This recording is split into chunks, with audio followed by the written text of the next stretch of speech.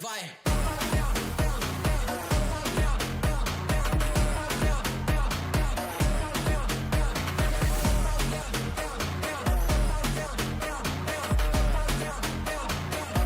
Dando fuga, vai. Não tenta bater de frente, sabe que lá tá fazendo macete. Desce até o chão, ela tá doida pra colar com a gente. Fazendo macete, ela tá doida pra colar com a gente.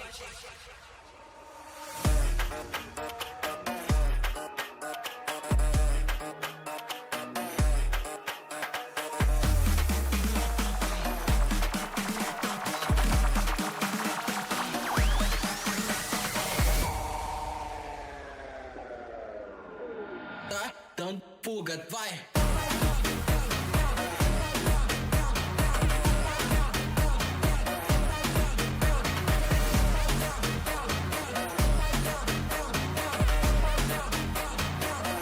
Dando fuga, vai. Não tenta bater de frente, sabe que lá tá fazendo macete. Desce até o chão, ela tá doida pra colar com a gente. Fazendo macete, ela tá doida pra colar com a gente.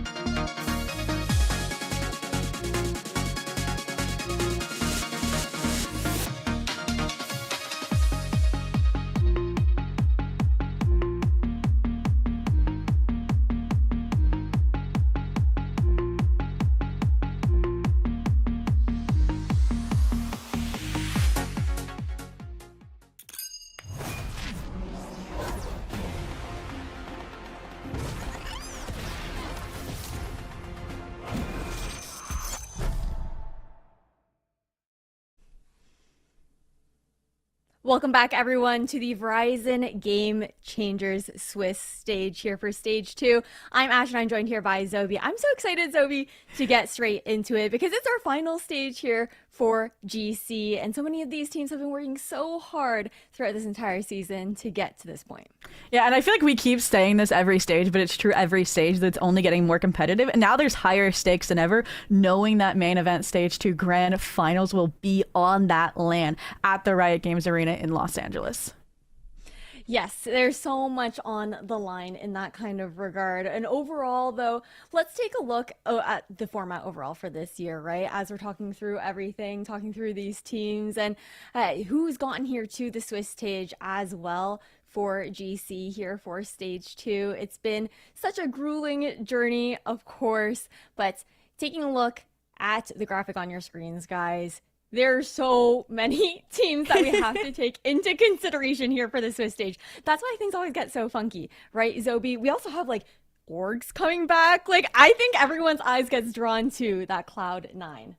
Oh, 100%. Them coming back in, welcoming a brand new roster, which is previously the Ghost Core, so they got to keep that main event top 8 finish slot, basically, in that automatic qualification to stage 2 Swiss. And that's where most of these teams come from, right? It's normally 8 from main event, 8 from the qualifiers, but with Wadded unfortunately retiring their spot, that means we could welcome 5 in from that open qualifier, number 3, and I'm doing math, and 4 from this open qualifier, number 4. So yeah, a lot of new faces and some obviously familiar ones that have, I think they have the biggest roster mania in some of the top echelons of teams, Ash, and then like the newer teams have stuck together, which I love to see that dichotomy. Absolutely. Moving pieces that you don't get to see really too often, but we're not going to dive into the nitty-gritty of that quite yet. Let's take a look at our schedule for today for the Swiss stage to kick things off here on day 1, so you guys know what matches are not just happening on our stream here on the main stream, but all the amazing matches that we'll have on our side streams as well. There's so much Valorant. I think something else that we also gotta chat about here, Zobi, is the fact that it's kind of crazy that we are gonna have we do have like the old map pool as well going into these matches, but let's get straight into this first matchup. Overall, taking a look at who's going to be playing for the top of the day here between C9 Game Changers and Rosso GC. I love that we get to kick off this Swiss stage, Zobi, with C9 getting a preview of this Ghost Core that's stuck together and also the new pieces that have come in. Yeah, it's kind of like what they did when Senators also got picked up. We like to show them early on the broadcast just to see what's happening when a major org steps back in. And it's also week 1, right? So it is going to be like those top seeds versus those bottom seeds. I'm so excited for Rosso because they, in particular, like so many of them were celebrating. This is their first time qualifying to the Swiss stage. And so going up like an organization as tenured in the Game Changers community as Cloud9 is going to be really cool for them. And I think they're also cool because they've stuck together for so long trying to make it into the Swiss stage, and I think they've reaped the rewards of such progression. And it says so much, I think, about other like some of our like mini leagues alongside Game Changers, right? Like Radiant Academy. The fact that these teams are able to make these kind of grinds, have those opportunities in events like this to have that growth. And I think that it's really cool also that we get to see a squad that has stuck together for so long, something that you don't usually see under that kind of tier break here within Game Changers. Oh, 100%. And I do want to touch upon all the matches that are happening, just since you guys didn't get to see that schedule graphic. We have Cloud9 versus Rosso GC. We have Shopify Rebellion Gold versus Revitalized GC. We have FlyQuest Red versus Aura Temper. We have Set Honors versus the Spiders, which I think is going to be super competitive, actually, for a first round matchup. And then for the second block of the day, it is Catface versus Sad GC. It is Swim Trek Blue versus Eternal Focus Amethyst. MVSK Secret versus Himmers. And Axolotl versus Los Chiles. I think their tricode's like Chuds, which I think is funny. You'll love it. You'll love it. I always love, I think, how creative some of these Game Changers teams do get with their names and the tricodes. But yeah, a lot of exciting stuff here on stream for you guys. I think overall, though, again, kind of just running back, we very briefly touched upon it. We'll talk about it a little bit more, but I think that it is kind of crazy to think that heading into this week and also week 2 of the Swiss stage, we're sticking with that old map pool. So there's a little bit of that comfort, but these teams also have to balance learning the new pool at the same time, knowing that Sunset and Summit will be coming back into the fray in week 3. Yeah, I think that's probably going to come into play when we get to like the vetoes, for example, right? They might try to avoid those maps that are leaving just so they don't have to worry about them as much as like that first round ban process. But it also could be just like comfort maps as well that they could lean into then. Yeah. For example, right, for the teams that just played the Open Qualifiers, they want to play those teams because that's the map pool that they had reps on during the qualifiers versus those teams that have skipped out that have already had their spot for main event probably were looking forward to the new pool. It'll be interesting to see what kind of strategies teams have going into it, if they will want to stick to those comforts and not have to give too much away for the maps that are going to be staying in the pool, or if people are just going to look to avoid if they haven't been trying to play it. Overall, though, I think that, again, I'm so excited for this matchup. I feel like this C9 roster as well, the fact that we haven't gotten to see them since the previous stage, we don't really know what to expect. I want to also mainly say, like, I know that we're going to get that roster graphic online for you guys shortly, I promise you, but I'm so excited about Lele FPS coming back. Dude, that took me back 2021, 2022 Game Changers when it all started. To see a name like Lele back on my screen right now is kind of wild. Like, she was a cracked initiator when she first blew up on the scene here for GC, previously playing for Gen G back then as well. It's cool to see not just new talent getting that step up here, but also having old talent that we've seen previously at that top level coming back. Yeah, no, 100%. And she didn't come in alone. Like, she's not exposed to like 4 new players. She has Marceline at her side, who towards the end of Lele's retirement arc, we'll put it, or semi-retirement arc, when she was with the Berserker's Knights, she played with for a while. So that should be really fun to see kind of them lean into each other as that kind of duo. And once again, the rest of them are that old Ghost core, so they're very familiar with their own systems they've built up. They brought their coaching staff over as well with Indra and Relic. So again, this isn't like building from the ground level up. It's adding firepower players, like you mentioned, like Marceline, like Lele. And I'm really excited to see if they gel and that chemistry is there. It's going to be fun to see the adaptations, fun to see what they've been working on behind the scenes here as well, and what we're going to see this roster bringing to the table. I think overall, I'm excited to see how Gia's leadership has also grown during like the Game Changers off season, what they've been working on in that kind of regard here as well. And I gotta say that this is still definitely, I feel like, the overdog in this matchup going up against Rosso, but they want to be making a splash here at the start of the Swiss stage, especially with the pressure of now repping the OG known org here within GC.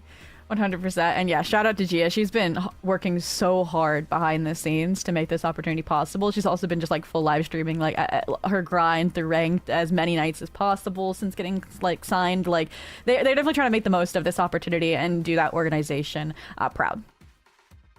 Absolutely. Let's take a look at who they're going to be playing up against, though, because this roster that you're talking about, Zobi, who has stuck together for such a long time, they had a bit more of a grueling journey to get here, right? Having to play through the qualifiers and get their way all the way into this Swiss stage. And overall for them, they've had solid performances. It's been a pretty comfortable run throughout stage 2. A bit of a slower start in that OQ to kick things off, but they ramped up and were able to bounce back. Yeah, and again, at least 3 of these players I know for the core for this squad, they did stay together, actually trying to qualify for Swiss stage number 1. And then when that didn't work, they brought in some extra firepower. I think it was Oppie and it was Pure that kind of helped them get through that final stint of qualifying through Open Qualifier 3 and 4. And now we get to see, hopefully, these players actually show what they're capable of now that they're in the Swiss stage. And I think we've definitely had like surprising rosters pop up here and there that make that kind of like unexpected run. And I'm curious to see if this is going to be one of those. Do you have anyone in particular, I guess, that you have your eyes on to maybe be that difference maker that could make that run possible here for Rosso? For Rosso, who is it? I think for me, I would have said Oppie, but I don't think she's playing today. Okay. So I think I'm gonna have to go towards silly girl Noli, who's also kind of a recon player, to see if she can have that firepower that matches, like you mentioned. Lily, who's gonna be stepping back into the saddle, because again, you're getting back on the competitive stage, right? So you may have a slower start, and that's something that Rosso could definitely take advantage of. Yeah, that is a really big opportunity there. Maybe they can have a chance to find some holes here in today's matchup. But overall, I think that it's going to be still a bit of an uphill battle for this Rosso roster, regardless, with just the experience on the side of C9GC. Regardless of, some players stepping away, it's still that core from Ghost that is going to be playing there as well. And we know how strong these squads are just in general. I feel like this is going to be such a fun matchup to get a bit of more of an introduction to this also new version of C9. But let's take a look at the maps that we're actually going to be going to, because we told you about how we're sticking with the old map pool. Let's actually see what they're going to be picking into and get an opportunity to see what that strategy is going to look like. And yeah, I mean, they just don't even want to touch the maps that we're not going to be seeing, aside from, of course, Pearl still being in there. A little bit of a surprise to me, Zoe. Yeah, it kind of leans into that agenda that we kind of set forth when we were talking the map pool pretty generally, right? C9 banning out a map that's leaving, and Rosa, who might have gotten experience more so on Pearl during the qualifiers, picking into it. I am surprised about the split ban a little bit from Rosa, since that's the map that punched their ticket to the Swiss stage, and it was pretty dominant of a 13-5. But all in all, I do think having Lotus and Ascent be that starting and then ending ground still will make sure that even if C9 drops the ball on Pearl, if they weren't ready for it necessarily, that they'll be okay to bounce back, or like you mentioned, that experience will just carry them through, right? It's a map that pretty much people know how to navigate. For sure, for sure. Yeah, I will give, I kind of understand the split ban in a way, though, because if you think about the success that Ghost Gaming had during stage 1 on that map, I also would not want to be playing against Marceline on split. So I think it's super valid. I think it's going to be really fun, though, to get into Lotus. When it comes down to what we might be seeing out from the side of C9, do you have anything on the tip of your tongue as far as like expectations? Because we haven't gotten to see this iteration of the roster play.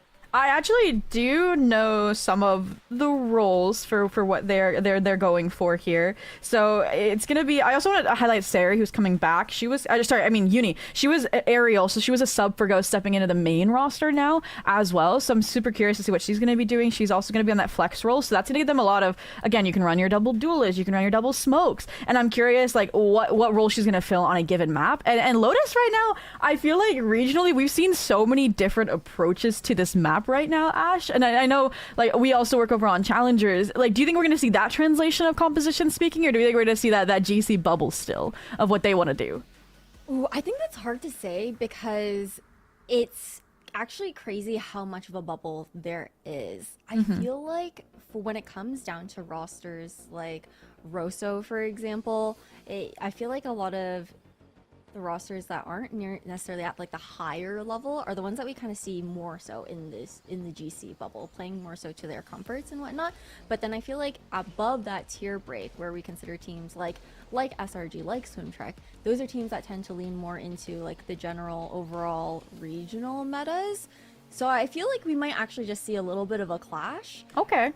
Because honestly, you never know. Swiss stage is also weird. Swiss stage gets funky at the same time too, especially like early on. So I feel like it's always hard to kind of really get a proper temp check on what to expect. But actually taking a look at this agent select now here for us, you had a reaction there. My eyes got drawn to the deadlock. I feel like it's not something that we see on Lotus very often these days. It's much more favored with that Vice. Yeah, I feel like when I think of deadlock and I think of GC, I think of like Australis and like Waterda, may they rest in peace. But I was interested to see if they were going to reprise the deadlock, because it actually was like Uppy, and it was, I believe, like Late Pure when they were stepping in playing that role. So they are just trying to keep compositionally what works. And to me, that screams that this deadlock is going to be integral to some of the set plays that they have around that net. And the fact that they're doubling up with the Fade C's as well means that Cloud9 have to be really, really careful. And that might also then benefit the Neon in that high pace, where I think she'll be able to get past it a little bit easier than if she were running the Raze. So I think they are in fact clashing out compositions where I think they're going to work against each other pretty well, just systematically. It's going to be interesting to see what they're actually going to want to do with that deadlock. I think that the utility placement is going to be so important when it comes down to trying to shut down Marceline in those moments. But you're so right with how aggressive Marceline is as a player as well. It's like, you're going to blink and she's going to be in your face. And what are you going to do at that point? I'm really excited to see, though, the head-to-head overall. It does change the game plan a little bit here for the side of C9. I feel like you are going to have to look to default on those pistol rounds. They want to see where Ashley is going to be playing with that deadlock, and also what the timings are going to be. I think with that barrier mesh is going to be really important. I feel like we see the most success when it is thrown out like mid-round. You never want to see, other than pistol, the deadlock wall thrown out too early, because you want to kind of disrupt while they're looking for those rotations around the map when it's a little bit more potent as far as it just getting shot down right away. And C9 is a team where you expect that kind of reaction to be coming out from them. Yeah, and I mean, I hate to keep talking about the deadlock, but I want to talk about the player behind it, Ashley, as well, and how that might frame the context. She's the IGL for this squad, right? So being on the deadlock where she's going to be expected to hold her own, maybe as a solo Senti holding a site, is going to be crazy. And again, I feel like Lotus, there's so many, again, avenues you can exploit in the rotation timings that I think the communication is going to have to be at peak efficiency so that she can have effective calling when you're maybe defaulting some fade util, when Shiny's on a lurk, right? And I think that's going to be a bit more difficult to manage here, since she's the one now stepping into that role compared to maybe some of the other alternatives in terms of how those roles could have been shuffled around with some of the subs stepping out and in. But hey, that'll make her performance, I think, that much more impressive if she does pop off Ash. Okay, let me cope check with you though. Okay. Because I want to say, I definitely do typically agree. Sentinel IGLs, that's such a hard role to have to deal with because you're usually separated from the pack. You're not playing with the team. Deadlock, I feel like, is an exception to that when it comes down to the Sentinels, because you are looking to usually play with that race, play with your duelist player, try to get that value from the grav nets, even aggressive sound sensors as well. So if that's like the approach that Rosso GC are going to go with, trying to pair those three players of Ashley, Silly Girl, and Gerald together, I see the vision. I definitely get where they're coming from when it comes down to that, and I feel like that does make it a little bit of a different dynamic where the IGLing does make sense because you're looking for some of those set trap plays with that deadlock or proactive plays. So that's my boon. That's my boon. I'm like, okay, Yeah. Sentinel calling is hard, but the deadlock at the very least, you're expected to stay with the pack. 100%, not a lurk Sentinel, and I agree for the attack side. I think it's going to be just fine. I am curious how defensively it's going to work, because I think back to like other deadlocks we've seen right on Lotus, and it's just like, how does she normally function there? And and that's where I'm just like, well, we'll have to wait and see, because Rosso are also starting out on that defensive half as well, so we're going to get the answer here pretty soon. And as well, quick reminder, this is actually Cloud9's pick, so Rosso chose to start out on that defensive side too. So maybe I personally like starting on my weaker half sometimes just to get it out of the way, you know? And also, while it's your warm-up half anyways, so you can just cope and then be confident going into the second half once you're firing. But how do you feel about Lotus and the perspective of C9 starting on the attack? As far as C9 starting on the attack, well, I'm sure they're happy about it because most teams do want to start on attack to be able to control the tempo on this map or even feel out how the enemy team wants to play their comp. But because it's Rosso picking into it, it gives me the idea that they must have some set plays, some set ideas on defense that they know that they can capitalize off of, like what we're seeing right now. Got a little trap going. It's a quick firefight here, and C9 come out on top, just tearing down these players outside of B main, looking for that aggression here for Rosso. And it's all up to Ashley in a 1v3 scenario. She does have to go for the retake, but unfortunately, not too much to work with here, Zoe. Yeah, it was a nice risk there, I think, to take that initial engagement. Would have given the 2v2, but Sari too quick on their heels. And now it's Ashley, the leader, left in a 1v3 with 38 HP because of the secondary follow-up, and she's like, I don't know if I'm going to be able to do this. Yeah, not much you can do in this situation. Maybe do a little bit of damage if possible, but all these players are low. There is not a world, though, when you consider the positioning here for C9. All three tucked into CT at the moment. This defuse, just about impossible. Would require a huge mistake to go down, and it's definitely not going to happen here. C9, they pick up the first round, and I'm going to be honest. A part of me keeps wanting to add the white after I say C9, and I'm biting my tongue on it. But an expected clean round here for C9. I think it was a great response considering the trap play that Rosso was throwing out there, and the aggression that was coming through. Because we saw the vision, but C9 they shot back and they were on top in the firefight. Yeah, no, 100%. And Sarah was at the core, I think, of that damage control as well. Now coming to the next, obviously, Rosso going to be going for a little bit of a gamble stack on the eco, and C9 playing that more defaulted look, handling aggression, posted up pillar, posted up a, just getting information on where the stack could be. So not going to be running into a site all willy-nilly, and I like that Rosso haven't really called bluff too early just yet either. Like, you'll sometimes see if they don't hear any noise, they'll immediately all pivot towards A. That's what Sarah's trying to force out, actually. Not gonna bite though. Look at how patiently Rosso are gonna hold that space here on C. Sarah's gotten so much space on A though, just continuing to walk up, clear these angles to ensure nobody is tucked in some sort of corner here. This timing could actually though be kind of crazy for Ashley, depending on how this fight goes. They're both gonna hold though, waiting for for each other essentially to over rotate. Should be a clean plant here for the side of C9. The way that Rosso are playing though, being able to stick together, kind of curious to see if they will attempt a retake situation or if it's going to be one of those moments where they just want to perish that spike. Yeah, they perfectly played the early round anti-eco, right? Nobody dying, getting a perfect spike plant, identifying where the weak and strong sites were, and at this point this could even just be a die to spike angle. I mean, look at the defenses on these chokes, right? Your player with just the Sheriff ready to play off the paranoia, so they're minimizing risk here too. Oh, but they're going for the set plays into this retake. Investment to go in, but a nice counter with the paranoia out from Gia. There was nothing Rosso could do. The time ticking away now.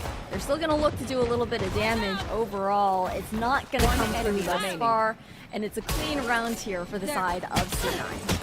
Oh, yeah, perfection there. A flawless for Cloud9. Game changers as Marceline gets full wind from that sniper rifle. And yeah, I mean, again, you could not have played that round more textbook if you were Cloud9. And I think the only thing that could have changed for Rosso would have been maybe a faster pivot. Maybe one of those C players goes B so that Ashley can get at least a jiggle line and early info on that Sari lurk A side. And I think the hardest part about that is they don't even know that Sari was the one that lurked up, right? Or if it was the entire team, because they never got wind of there until the spike had been planted.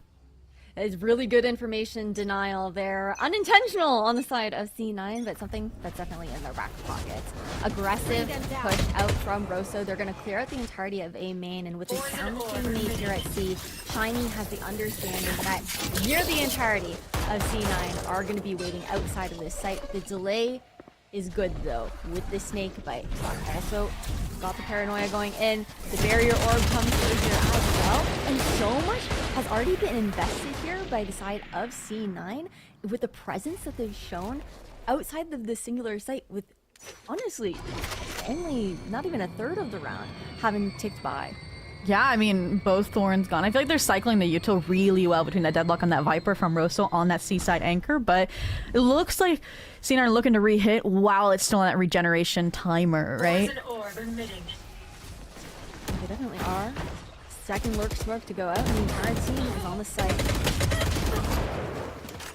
Ooh, and Marceline, again, a fierce entry finds two with that bot up Vandal actually into the air quotes bonus round. And honestly, this point, I was looking to see if they can find any cheeky little kills to find a way back into this round, or they might even have to start thinking about a save. This is a moment where if you don't get a kill in the next 5 seconds, it has to really be a save situation. Especially with the 3 rifles that they're carrying over. I'm surprised to see they're actually looking to drop that in. Uni's gonna shut down one. Somehow though, things are starting to turn. 2v2 now here, half on the spike defused, and we might just get to stick the entire thing. And is that a round win for Rosso? The cover was good. Sari not there in time. And that's crazy. That was a round that felt like should have gone the side of C9, but heroics from that retake, especially Gerald getting that 2K there from Rosso to open things back up. And we need to talk about Vex's frontside smoke as well, right? I feel like C9 had such a hard time navigating it, and that's what kind of set up some of these early reflood kills from Rosso. And Sarah, just seconds too late, like you mentioned, the perfect bodyguarding comes through from Gerald to sneak that defuse away. I mean, it's costly, right? Every single player falling, but it gets the job done. So curious to see how that's going to fare coming into the next round for Rosso and what their buy situation's going to look like. right? Like, I'm not seeing too many shield possibilities. I might even have Gerald buy for someone else and then Showstopper if you really, really want to try and equate here. But otherwise, again, C9, when they force up, they know they can buy next. They know it's mostly a bonus. And they might even just go for some default orb farming to get like a Nightfall in line for Lily. Yeah, it feels so bad not being able to actually comfortably buy up after that round win. Thank you for bearing with us through that little tech pause. We had a little mouse DC, but everyone's back and connected now. Rosso, though, they're postured for that aggression outside of A. Once again, just to seize control of Rubble. Pressure the side of C9 off, but it is just going to be Sari continuously lurking on that side of the map. C9 are more than happy to continue to run back that C side when things have largely been working out with their conditioning that we've seen here for that mountain control. And again, it's like C9 know what the economy is like. They know what the playstyle is going to be like subsequently. So they start slow. They get on the aggro off angles to see if there's any front mound scaling. And when G doesn't see anything, she says, green light, go. We're good to take that space. And coming into this round, we're not going to have that brunt of utility, right? I think for Rosso to stop a C-Exa, and they're already destroying some of those defenses just to pop up, to spread these players even thinner without that certainty in the back of their minds so that it's covered.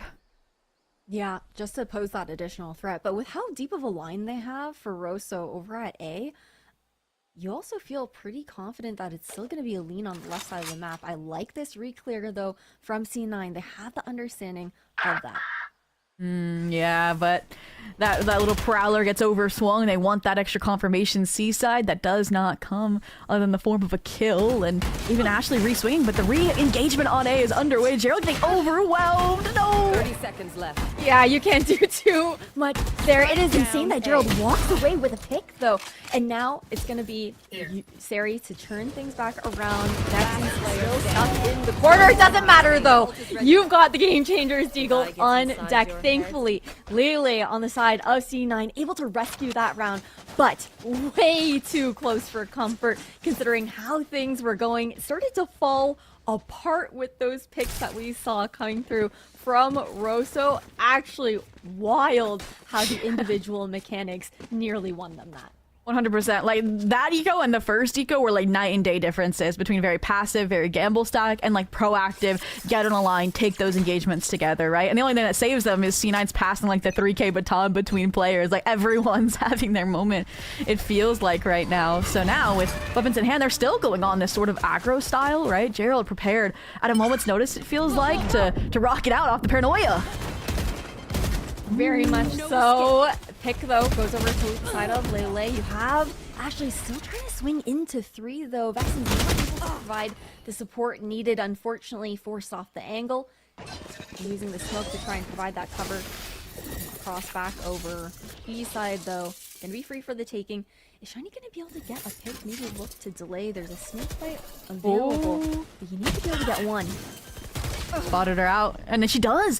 And now you can't Spike planted. safely hold, so GF pacifying smoke. Trying to get some of these corners off while regrouping, but Vex has been forced even deeper into C-Link, and this is going to take a lot of time to regroup. Yeah, it takes so long to walk back over there because you don't want to give that second over. It's at this point, you might as well look for a save situation considering the money on the side of Rosso. They don't even have that paranoia to get back into the site, right? Last player standing. We're taking some risks here. Shiny, please run. It's not gonna happen. Gia's gonna close that one off, and I feel like this is where we're seeing a little bit of the dichotomy and juxtaposition between the experience on both these rosters. Right? Like, yeah, rounds where you kind of expect that save to come through, and Rosso are still gonna go and look to attempt the round, when I feel like overall probably a better disciplined decision to call for the save economically.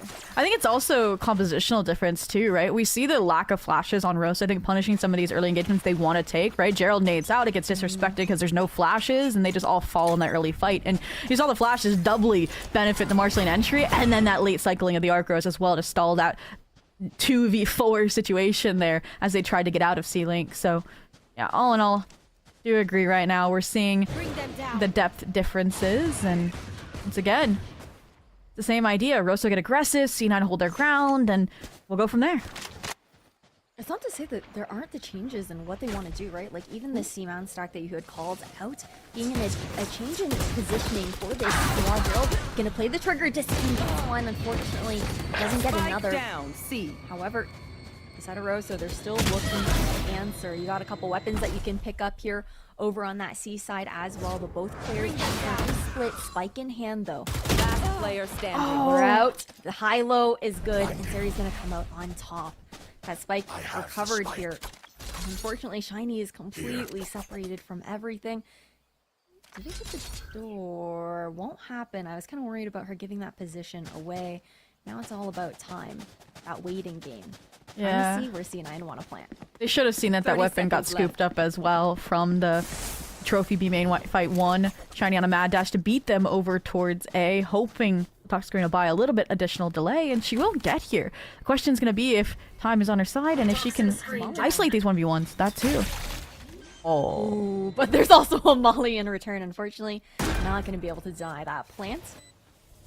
Try to try and divvy them up, but it's not going to work out that way. You've got Gia to close out that round, and C9, they've got a very solid lead here on Lotus. And there was some impressive, I think, early round kills found there by Rosso with the Sheriff. So it was a little bit more coordinated on that fight. Obviously, the trigger discipline as well, benefiting Gerald a little bit in that situation. I think it was more so the fight that gave way to the 2v2 was Silly Girl fighting C9 early, right? C9 wanted to regroup and fight that 2v1, and they kind of gifted it, right? Versus if they had tried to like hit the rebellion door, grouped up a bit earlier, it could have been a little bit different, and that's where you need that decisiveness, not just from your ideal, but from everybody in the team.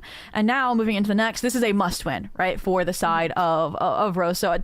Attack, defense, start, regardless, right? You have 5 ultimates, you have a buy. If you mess this up, C9 will have such an advantage before the side swap. And I think that's where C9 haven't even had to dip into their own ultimates. They've just been stockpiling and stockpiling. And now this is gonna be a crazy, crazy round, Ash. Like, we gotta like buckle in and get ready. You know, things are going to get really hectic.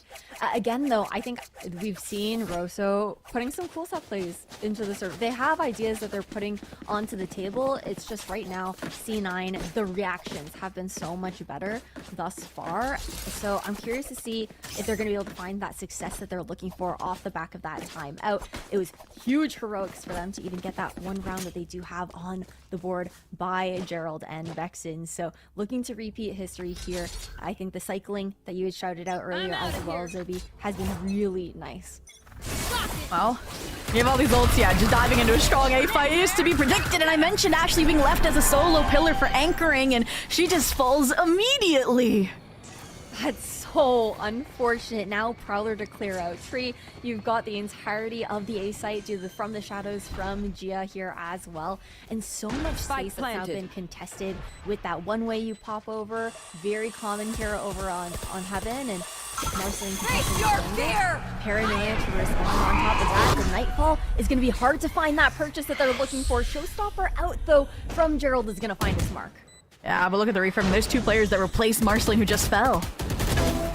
Okay, what can Lily do though? It's gonna be 1, and now just across the board, Uni is gonna be using 1 enemy remaining. what? To ensure they won't have the weaponry to look with, and now it's gonna be Sari to close the round out. Tough. I mean, you can't really do too much with you. Like, I can't really say too much more. It's honestly just tough.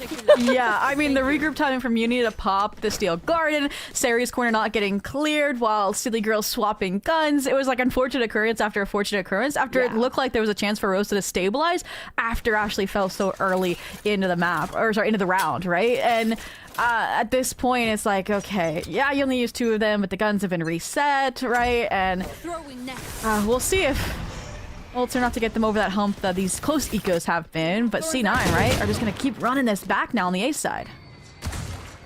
They are, and honestly, I think Rosso should have just 5 sheriffs for the rest of the game because they're actually insane with the shots that they keep hitting in these situations. Actually holding them right here on this A site, down to 2 players. Viper's hit up from Sari. They've got to get that spike initiated. Nade, though, to look to disrupt. Gia going aggro. The transfer is good. She's on for the ace clutch, but she's blocked up by the Mary Mesh. The Shrouded Step is the perfect counter. And with a minute left, The world is her oyster. She can go wherever she wants. Shiny, who's gonna get the W for Rosso? A thrifty round for this team right off the back of their timeout. The success that they were looking for. It gets a little bit scrappy, not the way that they were looking for, I think, when that gun round actually came through.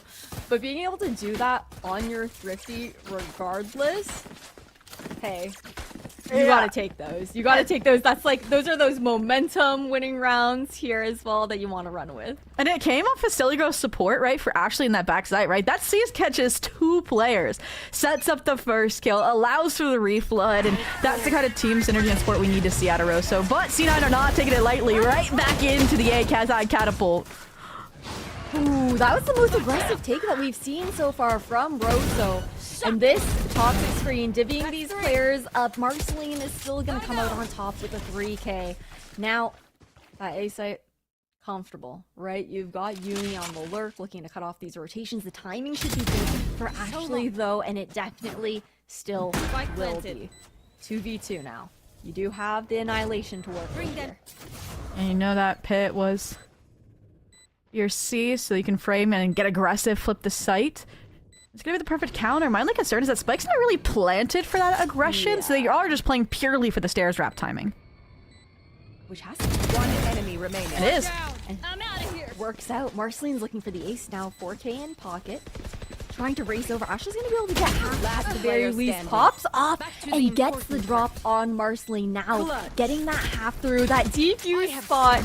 So good for the Red Bull clutch here for the side of Rosso. But unfortunately for Lele, not gonna be able to have the angle to deny that retake. That's actually just insane. You called it out.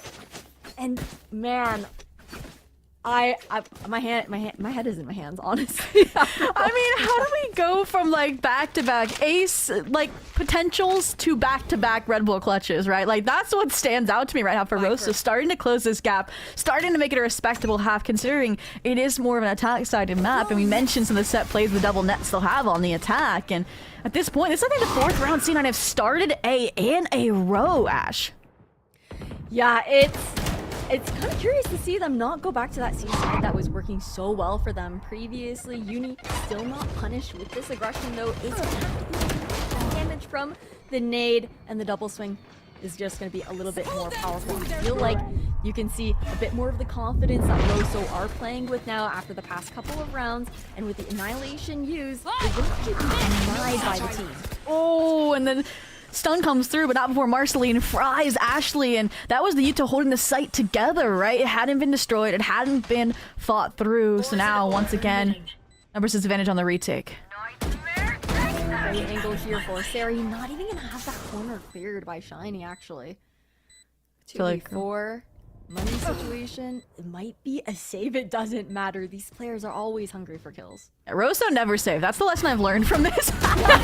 And this Today round, I learned. yeah, is no exception, right? But Sari, the late round just like cinch pin for Cloud9. Time and time again, another 3K on the board for her. She's just like the glue holding these post plants together. It is insane, honestly. It's like the post plant site is her playground, with how she's just walking around, getting those kicks so comfortably, and often uncontested at times as well. But we've seen a bit of the changes now from Rosso. I'm liking the change in aggression that's come out from them, and they're playing a little bit more together with the combinations that we wanted to see as well in utility. And we mentioned it, right? How C9 had gone 4 times A in a row. I think it seems like Rosso picked up on that with Gerald and Vex switching over for the eco, but unfortunately that happens to be the round C9 go back to this anti-eco default. They on these typically start C side, you know, have somebody holding for the pillar early engagement that Rosso did do for one of their ecos, and again, it just rewards their skill. Again, it allows them to get answers wherever they need. And I think we've yet to see like the lurk pillars taken down by these early aggressive style Rosso engagements. They've always been running to the team fight, it feels like. And then it's like a coin flip of if they win those or not. Yeah. Also, just seeing them playing very passively on A. Last time we saw on the eco, they had at least one person tucked over into rubble, but now C9, they feel very comfortable walking up on this site. But 2 are walking down, and that toxin screen is going to be such a saving grace from Sari. device wall there as well, gonna get that information if the lurk does come through. But Shiny taking out Marceline there is a huge first blood to get. And the plant though, Spike planted. Oh, Sari, second timing found to escape, and now she might even get a backstab late through the C post plant, and that's going to be kind of pinched now with also this net engagement into Waterfall. Not gonna work out though. Just gonna be a trade hunt still available for the information. They're going in with the showstopper though on Lele, and now the flood is starting to look good. Picking up some weapons here. It's all up to Sari once again and able to clutch it out. A Red Bull clutch here from Sari. You were talking about it, Zoe, how she has been the bodyguard in these post plants, and she does it again. I was worried the timing was going to be late, then they would have skipped up the weapons. Spike's not really planning for it, and nope, just the call was freaked out at the last second. Vex can't get the flick, and yeah, another 3K comes through. And I don't know, I feel like the C9 refight there into Waterfall when you already have a flank coming might be a bit overkill. Like, you can just jiggle it and make noise in that fashion, but all in all, that's a round robbed away, where Rosa were doing some really great things while investing ultimates on the eco, and that's after they finally got aggressive players to shut down these anti-eco lurks from C9, like we had just mentioned we wanted them to do.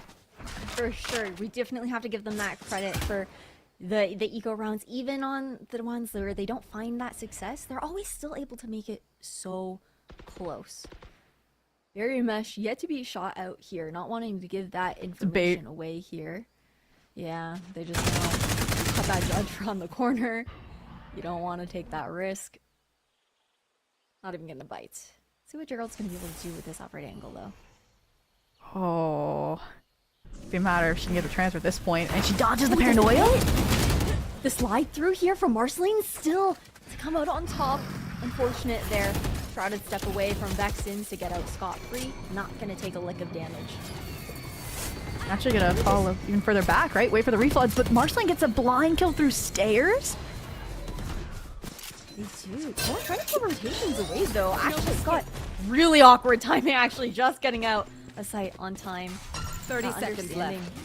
I think that it should be the end for speed, but again, look at Sari and how annoying her positioning is going to continue to be in these post-plant scenarios, especially when there's such a numbers advantage on the side of C9. I do like the reframing, right? They made a lot of noise A side, and they were holding for the Sari wrap this time around. They learned their lesson, but now it's gonna double down. Gia on the way. Marceline holding down Link. This feels like it should be shaping up fairly well as long as these main players can delay. Two smokes to work with. At the very least, Snakebite as well into Little Door time deny, but Uni's looking for a tiny enemy remaining out, and the defuse not gonna get got to half this time around. Flood back into sight. Unfortunately, that smoke did just miss. Switching sides for it to cover that defuse there. So we're gonna swap sides. C9. They walk away at a 9-3 half. Overall, I think just about what we expected, but I think we got to give a lot of credit thus far to the adaptations that we've seen come out from Rosso and some of the success, even though it hasn't necessarily always netted into a round one. Yeah, 100%. Like, I think it is that experience gap, right? They have the creative ideas, they have the firepower, it's just harnessing it, versus C9 have always had their plans, their decisiveness in place, even into the late round. And last round where they finally deal with Sari, right? You had Gia immediately peel off and just replace her. So, again, they pick up the slack immediately for each other too, and for it being a newer form roster, kind of like again with players like Lily stepping in, that is really promising to see the longevity of this team in this Swiss stage. So remember the next half though, we mentioned it, how this could go, but if you lose the pistol in 9-3, it might not matter, Ash. Ooh. It might not. These pistol rounds can get so scrappy as well. Gia gonna go for the swing and not gonna have any of that support nor a pick to answer for it. Okay. Barrier mesh over there as well. Kind of surprised that we're actually going for this plant considering all the space planted. Yep. Uni spotted out here on the flank. Should be done dusted. Group up. Little triangle of trust to close off the pistol or not. The solo re-engage is giving ones to Uni, but whew, you can let out the breath. The pistol's been won. The 9-3 curse is settled in, and we could have a game on our hands. We definitely could. It might be a world where, you know, you see a little bit more of that comfort here on the attacking side. We did wonder if it was going to be that story of comfort here for Rosso, wanting to close things off on maybe slightly stronger half for them. Over there. And this is funny. Overall- Do you see Marceline has double the deaths of like anybody on her team? Marceline. Yeah, because like, but even like on that pistol, right? She's the first one in, right? And I think that's showing. And then she's doing it again for the eco on the second. The bandit. I don't think it's necessarily been buffed on old map pool just yet, but she's getting ready for it. And the paranoia is perfect to set up this fight. The C's name though is damage control. Remaining. What an insane response with the season 8 timing. That is crazy. I think that's the fastest round that we've had in this game thus far. But I think it was a cool idea there from the side of Rosso with that nade seize. It was the expectation of some of that aggression that was going to be coming out, and it works out really nicely. Yeah, it's very funny. It's like C9 do it positionally, and Rosso does the anti-eco util-wise, right? In order to deny those sort of aggro plays. So, coming in the next, though, I kind of wanted C9, now that they have weapons, to tone it down pacing-wise a little bit. You know, just sit back on their sites, relax just a touch. Because, yeah, you can get punished. I mean, look at that early net just to try and get mound space, but because Aegea TP'd across, they know that it was a farce, and so now they have all that space. They can keep the double stack here to engage on this A-hit. That they can. It's going to be trades across the board, though, still even in numbers. They trigger the door over at A, just trying to bait that they are actually walking in. It's not going to be the case, though. And now it's just about cutting noise. Still a minute to work with here in this round. Oh, this reswings everything. One enemy remaining. And they're ready for it. The punish is so good. It's all up to Sari. And you know that if you want any player on the side of C9 in a clutch situation, though, it's going to be her. Oh, I don't want anything to do with even the toxic screen that exists on that A site, so really strong pivot called towards C. You get a free site for this, and Sari's gonna have a full rotate come back. We'll have, I think that's for orb for the retake at least. But look, this is the difficulty of the deadlock, right? The Selville sensor set up, they can play off, they can just bid their time together. And if things really go wrong, we have an annihilation. So this round should be unlosable. Just to set the tone. Unlosable here for the side of Rosso, and they want to see it be clean. Yeah, that'll be the bonus, right? Would be a huge win, would probably get them up to 7-9. We might even see like a C9 timeout first and foremost. Maybe. Time is so low though to kind of even get half. They know it's just gonna be a spray down and clean and easy. Paranoia, just for a bit of insurance there as well, and nicely done, Rosso. They're calling, like, winning out that bonus round is absolutely massive for them. Just 3 away from tying things up. Yeah. Now they push C9 on an eco. And you remember how I said that you might want to choose your weaker half just because you know you'll have a slow start, you just want to get warmed up and then be confident? I think Ashley's the perfect example of that right now. She started, I think, 0-7, Ash. And is already back up to 10 and 12, and she's the caller as well. We mentioned that fragging IGL. We mentioned how we think the attack sides that are catered towards this double net setup. And right now that seems to be the case. As long as they can win this next eco, yeah, we'll further close this gap to 2 rounds. The only thing that's standing in their way is the gamble stack on C. It's this high-low. It's like double committed on the box. There's a triple. I can't even tell. It's like the most. It's 4 people. Yeah. I don't know where everyone is necessarily, but it's the most diabolical high-low I've seen in a while. Annihilation's not gonna get anybody either. It's just bandits and sheriffs winning out that fight, baby. That's why you play that death ball. But Silly Girl is still gonna look to answer here for Rosso. Poison Orb popped. It's gonna give an opportunity for these 2 players to continue to play together, but also for C9 to group up. Oh, and Sarah goes for the unexpected. But it will cost her everything. One enemy remaining. Doesn't even matter. Still 2 players. Uni able to get 1, but Shiny shutting that down. What a recovery there from Rosso by Silly Girl. C9, they had a huge advantage with that high-low. The picks that they're able to get, they wanted more as well. And now we're seeing them pull a timeout. And you can look at that 2v2 and be like, what would have happened if Sari full talked and tried the trigger discipline or fell back and played the 2v2 with Lily? But all that matters now, because you haven't won around this half, is getting this next buy round 3, right? You even ripped at the very tail end, right? That Neon ultimate, that overdrive as well, without conversions. That's not going to be a tool coming into this next. So I'm not expecting an aggro fight. Might be just to get an orb for Lily to get that Nightfall for the retake. But then otherwise, again, I want them to chillax, hold back on the site, kind of like they just did on that eco. Like, the anchor in their side did pretty well, I'm not gonna lie. But yeah, this is where Interfighter gets to step in alongside Relic and just see what they can cook up, because honestly, right, it's been like hands off the steering wheel. It's been guiding itself, right, for this map so far for C9 without money issues, and this is the first hiccup.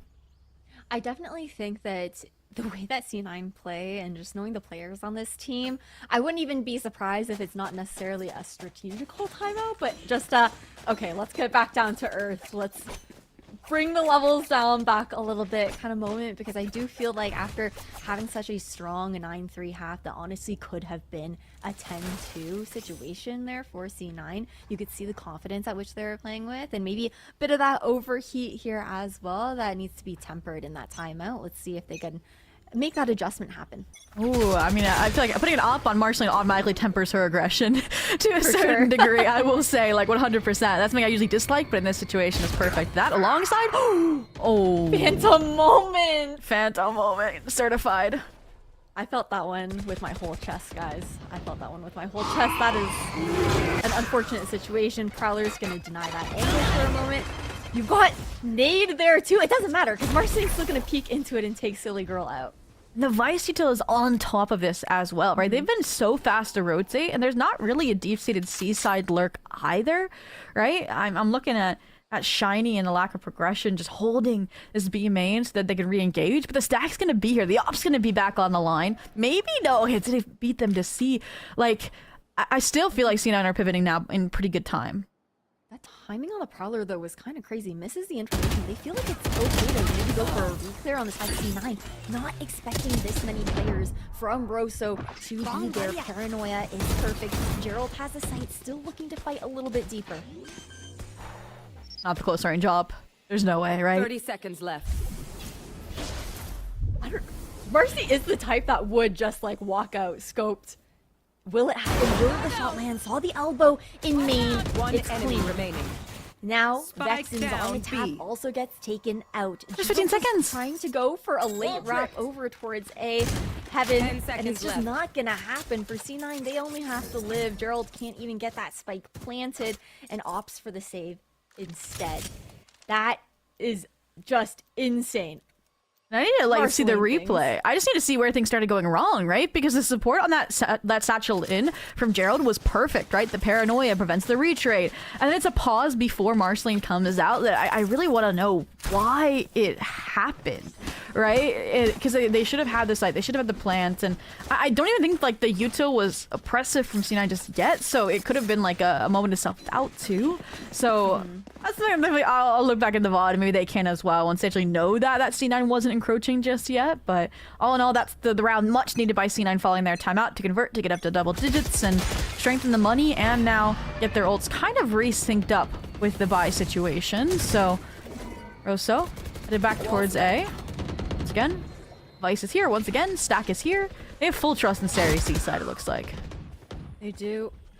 A bit more support here for Marceline this time. They have to chase off the Prowler herself, but the shot is gonna go wide. Sari with this walk-up position gonna deny the lurk there from Shiny, and that's the contingency plan out the window now for Rosso. I like the reaction though. The fact that they're going for the reclear after their lurk player goes down is huge. Yeah. And I think they're starting to realize as well that they're not playing a standard setup on the C9 side, right? Like, you're expecting the Vice to maybe be alone. You might expect like a double controller C side, but Sari has been alone round after round, and oof, let's see what she can do this time. I don't think they expect this. Oh, I don't. Oh, corner's gonna get cleared though. Still gonna be good for the shot. And now you've got Marceline, who's raced over with that operator. They open 30 the door, seconds left. and triggers actually the rotation from the rest of the team, largely on the side of C9. Everyone looking to group. They thought they were baiting B, but now Marcy's here with the operator. Oh, the Shot's paranoia's still late. good. It doesn't even Enemy matter. remaining. She's gonna go for another down, one. C. And what's one more? You can't even get that spike there as well. 10 Would require seconds a left. miracle here for Ashley. They're just playing with their food at this point on the side of C9. Hey, gotta give it to Ashley though. She's got the quick moves to actually get out and actually save this gun, which is big. Yeah, back-to-back round loss. This is probably going to be a roast time either this round or the next, depending on if they force up or if they full save around that hero rifle. The ults are there. I think they should just full invest and make sure they don't mess this round up, but doesn't look like we're going to get the timeout either, so you're just confident that if they all in towards a site with this showstopper that it could serve them well, and seems to be the approach A side. It looks like this similar setup to the last round, right? And no exception even with the shiny lurks, so we'll see what the A fight looks like this time around, I guess. And a different angle from Arson this time too. We didn't get seen by any of the utility, and it doesn't matter. First time we're actually getting her seeing her shut down like that. Yeah, Ashley's been good at that. Now they should be able to find their way in, but Gia's backside, holding even with the ults. Can't hear anything on the side of C9 at the moment. The team though of Rosso is not going to be committed with the walk-up that Shiny has. Timing is going to be insane, and she is going to get the drop on Lele. Now it's that pivot back to B. Yeah, the flick was crazy. Mentioned the open site they have Sari trying to get some numbers back with a quick timing. Quick little peek. Oh, sorry, Daryl. Everyone on Rosso is being so disciplined at the moment. You got that sensor as well for the drop. It doesn't matter when Ash is going to be wide on the angle. Now that deadlock utility in the post plant, all for naught. Poison's off. Oh, this repositioning from Shiny is so nice. Bit worried at how far Vex is as well on the tap scaling, but the paranoia comes. Last player standing. No, wait! Okay, I was like, nice paranoia, that's crazy. Almost the lineup there for Vexens and Uni. Still gonna come out on top. A round that has slipped out of the hands of Rosso. Match point here for C9 on their map pick. Yeah, I mean, it's like finally the lurk play from Shiny pays off, and then they're not able to actually convert on the late B round post plant. That is a difficult one, and I don't know, maybe individually just again overcooked just a little bit when there's not a central voice, when each player is doing their own thing. I liked the paranoia combo, but once again, when they're both tucked so far away, it's hard to get a strong follow-up off of it. You saw Shiny was just a few seconds too late, and I think there was also just some lucky timings while nearsighted as well from Cloud9, so again, a little bit unfortunate in that regard, but still 5 rounds now needed to get to OT, and the op is starting on the right side again, but it's been pinged out. Yeah, information given. They're not even looking to toy with it though, honestly. Because they leave the insert here for Vexens.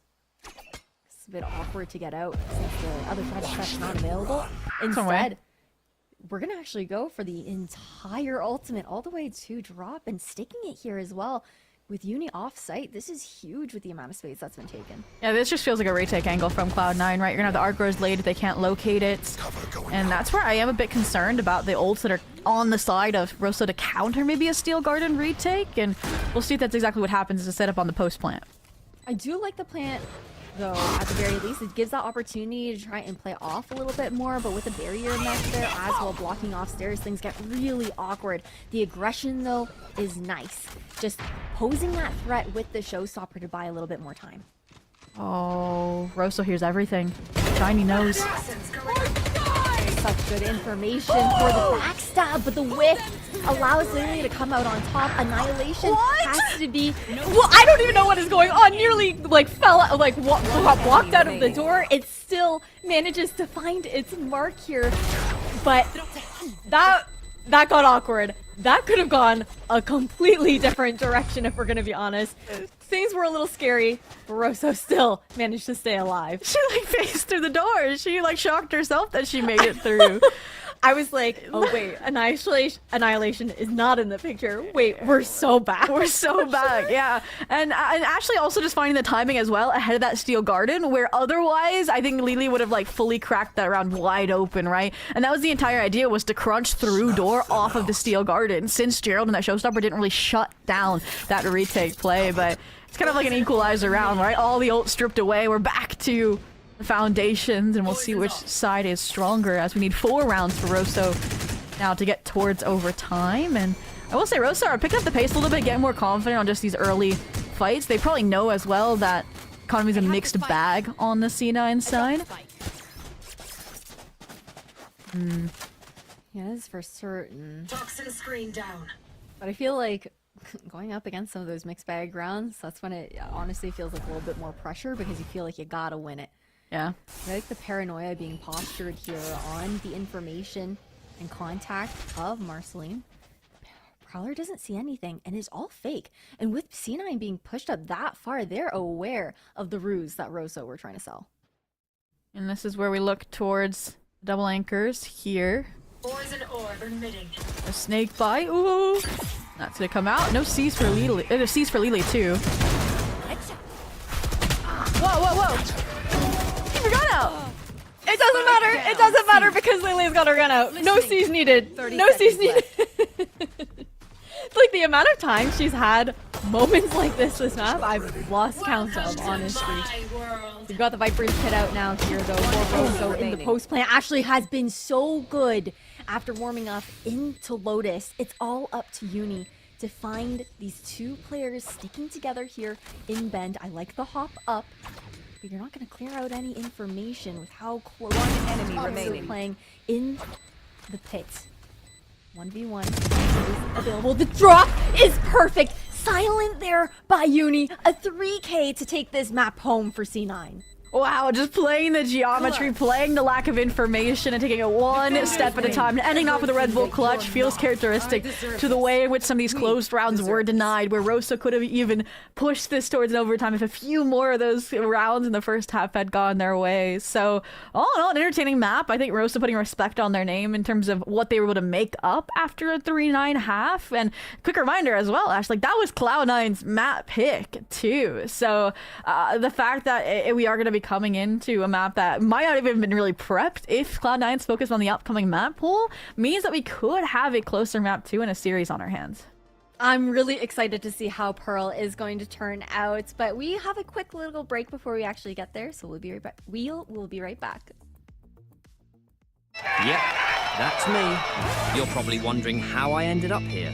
It all started when I got to the FIFA World Cup, and wow, thousands of Verizon customers. Oh, you got the free Verizon tickets too? No, I'm... With amazing seats. I'm sorry. Okay. And even pitch-side access. Are you? David Beckham. A Verizon customer. This used to be for players. Now it's for Verizon customers. No one gets you closer. Only on Verizon.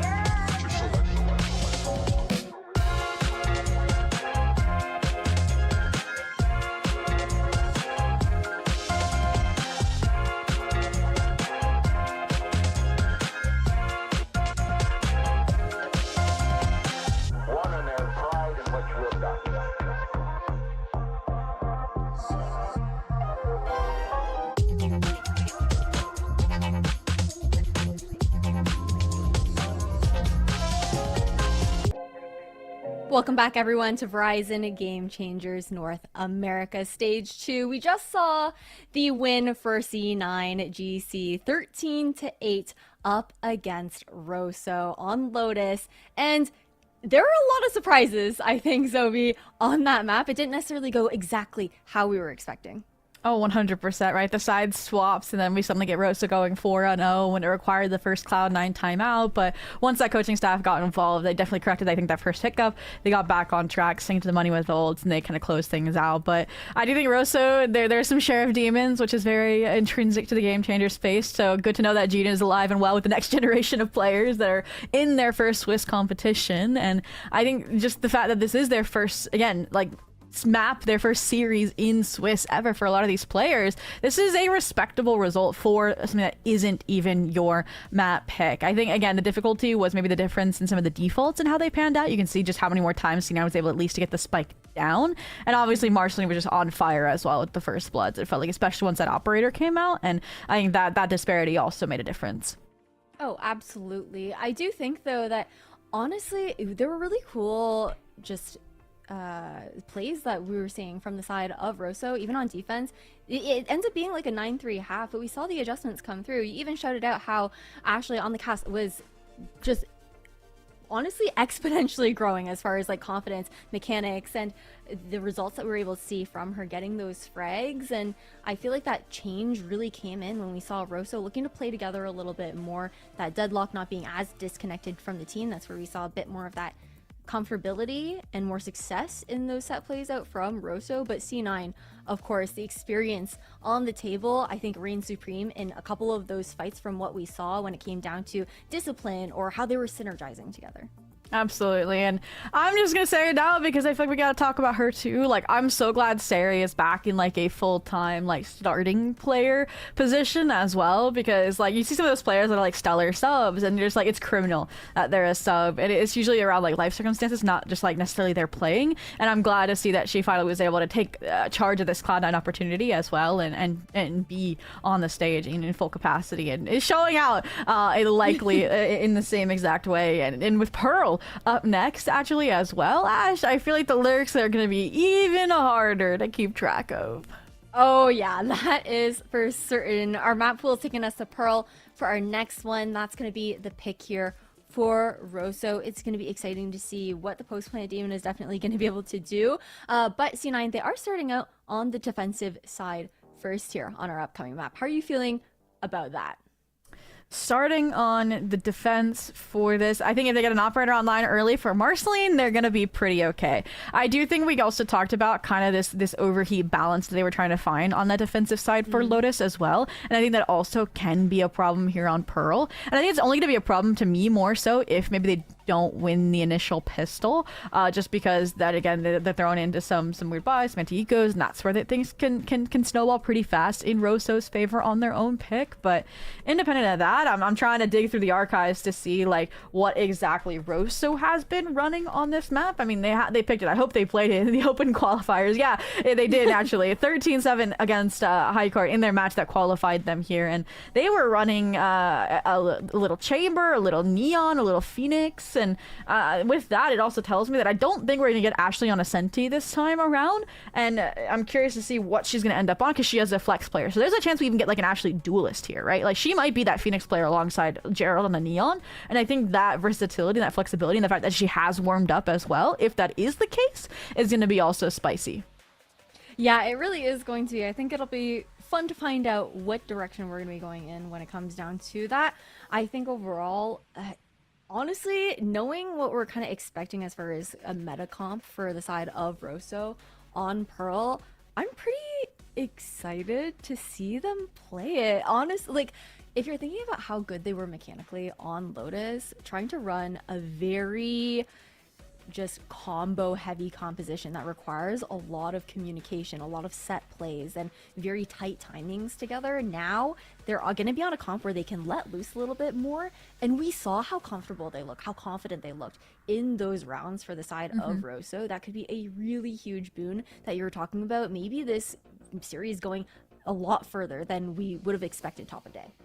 Yeah, and I'm looking towards the fact that they have an Astra and a Fade as well, and so I think there's still that ability to have combo plays if they want to, if they are prepared more so on this map than Cloud9's pick as well. So I think it's a good versatility of both possibilities, which is where I think this composition is going to be fun. And I do think I'm also going to be interested to see how Shiny does if she is on the chamber, right? Because we didn't really get to see too much opping. I feel like it's a bit different than the Viper because you're also worried about timings for your team on some of those smokes, and I think it's also going to unleash them. So again, I feel like there's so much that we could unearth for this team and what's possible. And for the side of Cloud9, again, when you're bringing more players in, it's like, okay, what are we getting from them? And oh, are we getting almost mirrors? Almost mirrors here, almost mirrors. Overall, though, I think the main difference is being Sari on that Vice and then Shiny on the chamber. I think for the side of Rosso GC, we saw Shiny on the Fade Shiny on the Viper just now, and it looked good. She was shooting shots. I think that she's feeling on fire. The chamber is definitely a very different role, though, with how you're going to get activated. But it's not like she was playing a crazy passive Viper either. She's taking a lot of risks. So I think it translates really nicely for the style that Shiny was going for. And the Vice Sari, I feel like makes sense. Zobi, right? You're going to enable her with a flash on top of that, too, and she's already frying.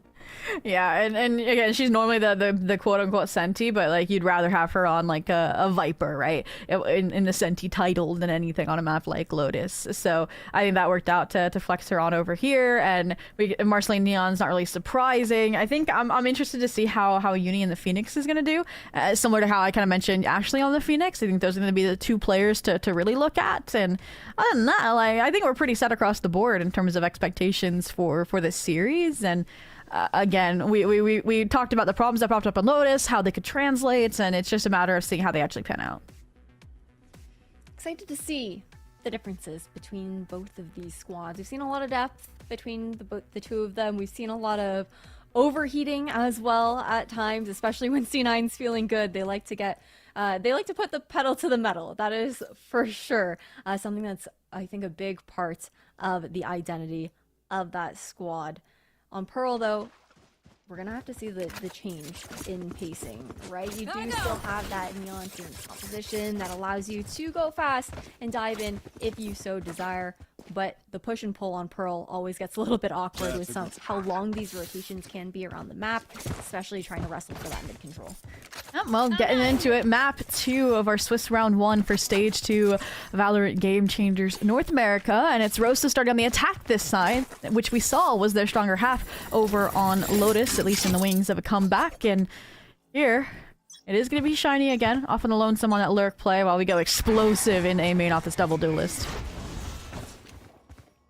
No one's going to be contesting on the side of C9, though. They have a passive setup. You've got the Thorns there as well for additional delay on the side of C9 and Rosso right now. They're just trying to see what information and what utility they can try to pull out of C9 and do a bit of exploring on the positionings across the map. I was curious if the duels were going to backstab through Art, but it's just Lily playing around with the C's, the pre-fire, the Thorns, even getting a kill on a Gerald is crazy. It definitely is, and the flood to come in from Art is now here. They divvied up them from the A main players, but C9 are also very quick to respond. Advantage, though, for Rosso on site for now. One enemy remaining. All of a sudden, we're in a 1v3. Shiny grouping over towards A main. Taps that orb as well. Should have given the information away, but everyone's a bit too far to actually hear it. Oh. Unfortunately, not too much you can do in that situation. C9, great response to delay that timing there from Rosso. I think good discipline as well with the fact that it's not like the Thorns were popped early or anything like that either. Cool, calm, and collected. 100%. And coming into the next to get the standard buy up out of Cloud9. I did like the Art reclear timing there as well. I thought it was going to be a bit late from Marceline, but because Shiny didn't reroute through mid, but instead through spawn, it just ended up working out. And I think those late fights were a bit more isolated than Rosso was hoping to achieve with that ace split initially. And that came from, again, I think, good space control around the fade from Lily. So now, just seem to see the full B-long engagement on the eco, and you mentioned it, seeing Sari tested with an Arc Rose in her back pocket. She's primed up for it pretty well. Any opportunity to lost area to go for a peek, I'm for it, honestly. Baroso, they're kind of pigeonholed into B main at the moment with no information across the rest of the map. See, they can buy that time. Marceline takes a miss. Actually, not even able to fully break out. So in that situation now, it's getting kind of crazy here on site. You just got Rosso flooding into their deaths, trying to make a bit of a difference, and they'll just get completely mowed down. Yeah. It's an eco round. Yeah, We go next. You can't say Rosso didn't try, right? I mean, the C's hits Marceline, like they're trying to get her shut down early on, and just I think the ping ponging there with Lily Backstreet as well was just really well executed to keep each other protected on that Cloud9 side. And now, does Rosso expect the round 3 operator, which we said was going to be expected from us at least, like analytically, for the defensive core of Cloud9, how it's going to function on Pearl, and I feel like then at this point Lotus was just a sneak peek of what's possible with the operator. And all in all, though, Rosso lucky to be heading towards the site that the aggro fight isn't, that the op isn't, and the only idea here for Cloud9 is to get on the deep line and then fully rotate, pivot off. Yeah, they use that haunt to clear out that angle as well, expecting what you would shout it out. And look how much respect they're giving over, knowing that they didn't contest this space early over A. Don't contact this. Wait for the Prowler. You have to. We're holding our breath right now, hoping it's gonna come through. And it does! But the tuck is so good for Marceline. Post on the angle to get one, and a quick slide out. No. Okay. I thought she was going back for more, because she would. Like, I had to hold my breath for a second, because Marceline absolutely would go back for a second bite. And I will say, I think Rosso's default here looks a bit more structured, like they're having contingency upon contingency. The re-clear there after that A fight was really strong, and I think called back by, I want to say it was actually Vex that did. And now if Shiny gets the kill, the idea here is to go back towards B, and in the meantime, it's literally just seeing if 30 seconds left. her or Vex can find a kill. And I think that's where Cena, we mentioned that balance of aggression and falling back, and I think they just found it. We watched Marceline even find it in real time in that round too. Oh, man. Walking up here. Hard. The time is so bad and it's running so low though. C9. Last player. Any opportunity from the side of Rosso to break back onto these sites. It's a flawless round. And I do agree, the structure looks good. I think for Rosso, it felt like they weren't 100% certain if C9 were going to get really aggressive on defense. We're expecting maybe a bit of a different look on that bonus, despite that operator being put up, and we're in trouble, like, figuring out what to do afterwards in the mid-round. Mm-hmm. So now it's like, if you're not finding kills in the defaults that are giving those opportunities, we do have to see them lean into just kind of a heavier dive style, and I think that's so difficult without knowing where Marceline is playing. So have your pressure to locate that from Silly Girl, or you can just, for the eco at least, you can just run it down and see what exactly happens, right? Prowler tries to set up Ashley, but again, there's the op, and again, there's Uni. Down mid. Was that just straight through the wall? I'm assuming it was, which is really unfortunate. Now, though, we do have 2 players on Rosso trying to find some sort of timing in B main, but again, Sari's been such a consistent anchor for this team. There's no opportunity to find any of those holes here in C9's defense thus far. And Sarah's just how confident, I think, to try and take these engagements as well. Words dissipate. Shiny's still trying to poke and prod with this classic, and chip by chip, the block will break. Mars slinging it back for the space to ensure that you can't get on a deeper line, can't cross over perhaps even to get the operator, but we're starting to get the upgrade because of the operator, and okay, don't need it. What a shot from Vexens. Hot hands though, denies the angle, the recovery of the weapon. Callback start. Taken out as well, but the high 30 low seconds is left. absolutely Last deadly. player There's standing. no way you're breaking that one up. Might have a Vandal in hand, but this is a very tall task here for Vexens, a 3K for Lele, and C9 are up 4-0. That round hurts because we saw all the eco work and we're just like, oh, Spike is still sitting down in mid plaza, right? It's like if they have Spike, that round goes so differently. And I think that's where the timeout's coming in. It's like there wasn't enough thought put into that eco round in terms of like the player distribution and where Spike was heading, and maybe they weren't all on the same page as to where that end goal was. So that small mistake cost them what could have been their first round. And yeah, also when you're down 0-4 coming back into a bye, you do really, I think, need the timeout just to get kind of centered here just a little bit. I do think though, we were questioning like Shiny and how the operator chamber was going to do. I think Sari's giving decent opportunities to at least get a shot off on her. So if she hits those, I think that could help them with these B late rotates just a little bit. So we'll see if they just go for that same kind of classic default approach, and also what C9's read into this adjustment is going to be. It's so hard to go for a default though when you're not running the double initiator here up against a player that you know is going to be opping, right? Like you really want to just go for some of those like quicker hits after maybe trying to pull some of the utility out from like Lily and Sari, but it does get tough when it's especially the op versus the Vice and like the dichotomy in that kind of interaction as well, when you don't really have an agent that can take out those thorns there either. And for C9, it's all about them trying to funnel them into whichever setup they want. Change their mind. No operator. A bit too pricey of a bill to foot, it seems, this time. And I will also say, with the run it back online for Ashley, who's having another unfortunate slow start to the map, but we know she can heat up. That could be a way for them to get the deposit for Shiny a lot deeper down B-long right off the rip, but I'm worried. Marceline's here yet again. Ooh, not able to get it though. Good relay to find a little bit of delay, and that run it back is going to go through here for Ashley. She's going to make it through, but not able to have the impact she was looking for. They do know that there's that minimum 3 players on B though. And Sari. We'll recontact there, and we mentioned her being good for hers and getting back. This was a beautiful movement of the Vice back towards A, following the timeout, and she's just ping-pong and looking for kills, and fortunately Vex finds the window where Marcy can't trade it. Now Marcy gets back on the A line, and yeah, you need the util to be clean here, or just respect it. Oh. Spike down and they're using so much utility to force Marceline off of these angles, but still able to find her one before getting out. That spike also has to be recovered now all the way back into lane, and it gets awkward because of it. You get the smoke out here as well. Marceline wants to go for a push through or just wait and try to play that operator like it's a shorty around the corner. Scopes back in. 30 seconds left. Make up our minds, please. And Silly Girl is going to go down. The bait does come through here from Vexen's tapping that spike. In 1v2 situation with the Nightfall expended there isn't anything that she can do.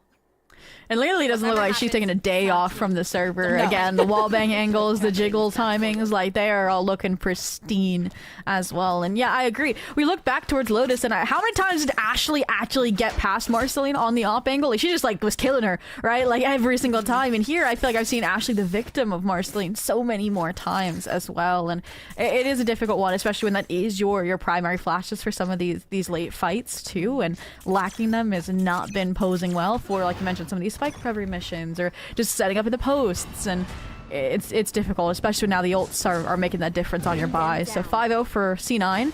Full money reset once again for Rosso, so they're just deathballing into Art. Why not? They're deathballing into Art, but trying to keep it hidden with how many players are actually there. Marceline grabs the knife out, walking on over, pops the overdrive, and gets that drop on Vexen.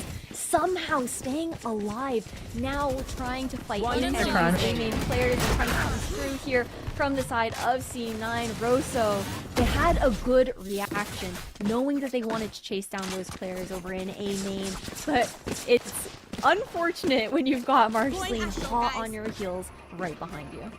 Yeah, I mean, she had her knife full out and still has time to get the overdrive to have that impact and speed up that savior of the players in A main. And like, I like how they converted an unfortunate circumstance and a timing that Rosso may have found on their eco into a late round just crunch play. Like, that's again how we mentioned how fast these C9 calls are coming, and it almost feels natural. Like they aren't even calling it; it's just like flowing that way. You want to play? Exactly. Let's play. I think again a repeat of what we saw on Lotus, right? With the ideas coming out from Rosso, but the replies being so much better from C9. Marceline not able to get that pick is actually something you don't see very often. You have the fake coming in here as well. Look at all the rotations that they're drawing over towards this B site. but you think about the fact that that wall is still up, has yet to be threatened there, and C9 have the information to go back. That was a fake out, and Gia called the bluff, has fought into a main and has taken every kill as a result. With blocking vision. Spike in hand, 31 HP to her name. Doesn't matter. She's gonna keep walking up. I honestly thought was gonna get the drop on Ashley there too. But huge there from Gia, being able to get those 3 players, getting the read. I love that she walked up as well after that call was made for that it was gonna be that fake. Just such good overall map control here from C9.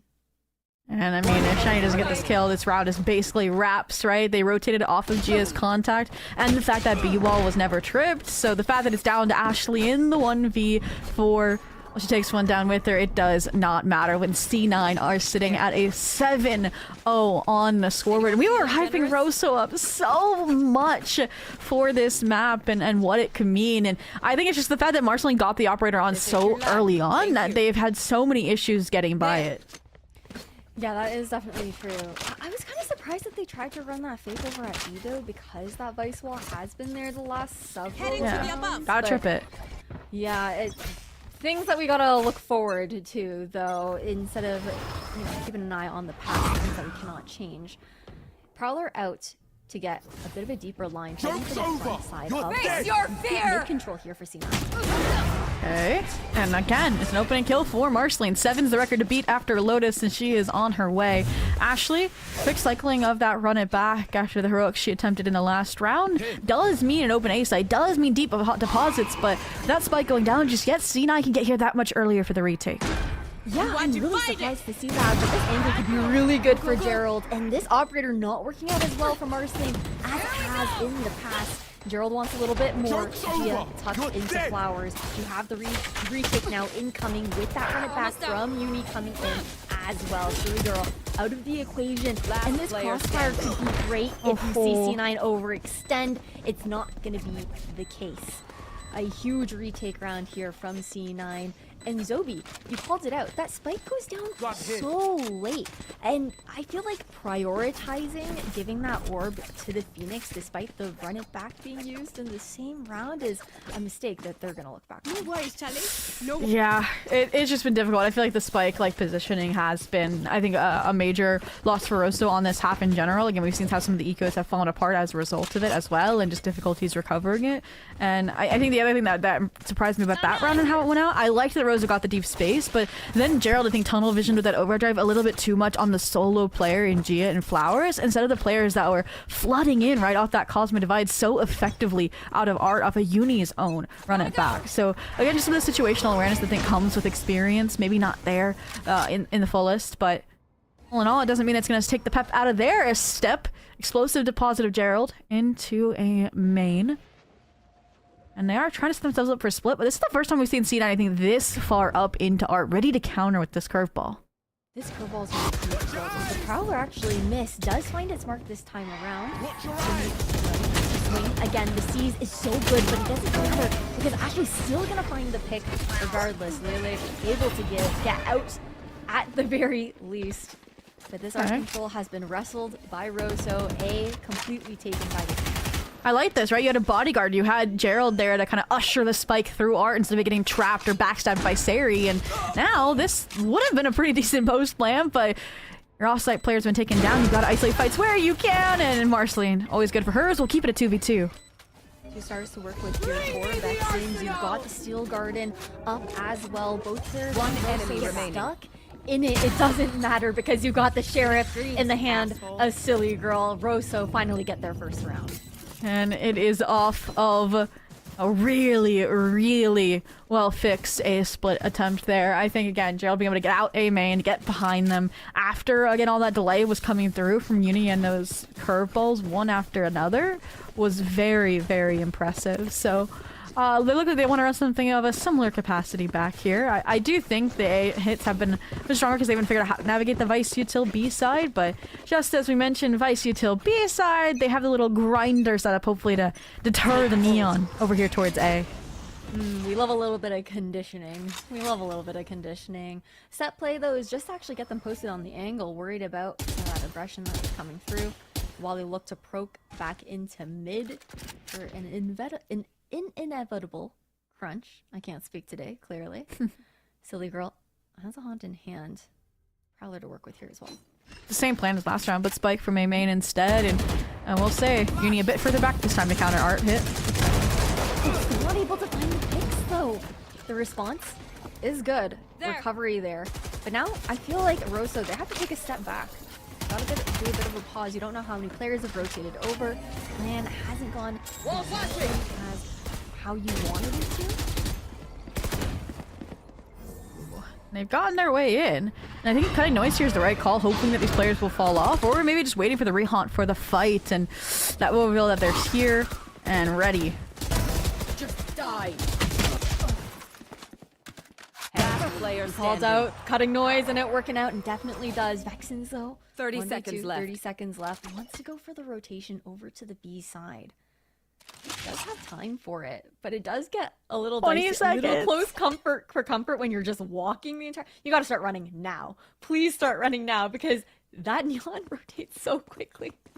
Okay, she'll make it. She's good for now. And she'll have double stars for the post, maybe one for a little smoke, one for a gravel to play around with some of the positional timings, or do neither and just take the gunfights, take the timing. Marceline is keyed in on it though. Is in the angle being held. Vexen's not going to be able to do anything about it. Marceline comes out on top. I understand why Vexens wants to go for that. Vexens wants to go for that angle though, right? Like 1v2, the last thing you want is for Marceline to get posted up on you while Gia's just tapping the spike away to get rid of all of your utility. It's tough in that situation here. Unfortunately, not able to chain together another round there for Rosso. Yeah, and that's after, I think the big difference was Uni playing a little bit further back meant that curveball found more distance. Even if she couldn't get the follow-up frags on it, it was immediately Lily to do so. And I think the previous one had been like dodged by both, and they were in a safe corner that you couldn't quite swing. So all in all, that's what stopped getting the initial push. I did like the pause and re-hit from Rosso as well. We kind of touched upon it just a little bit, but I think the re-haunt was the mistake instead of just like slow contacting back into it. So now, oh, not again. We're B-side, we're just getting off, right? It's hard when it's one of your duelists falling every single time.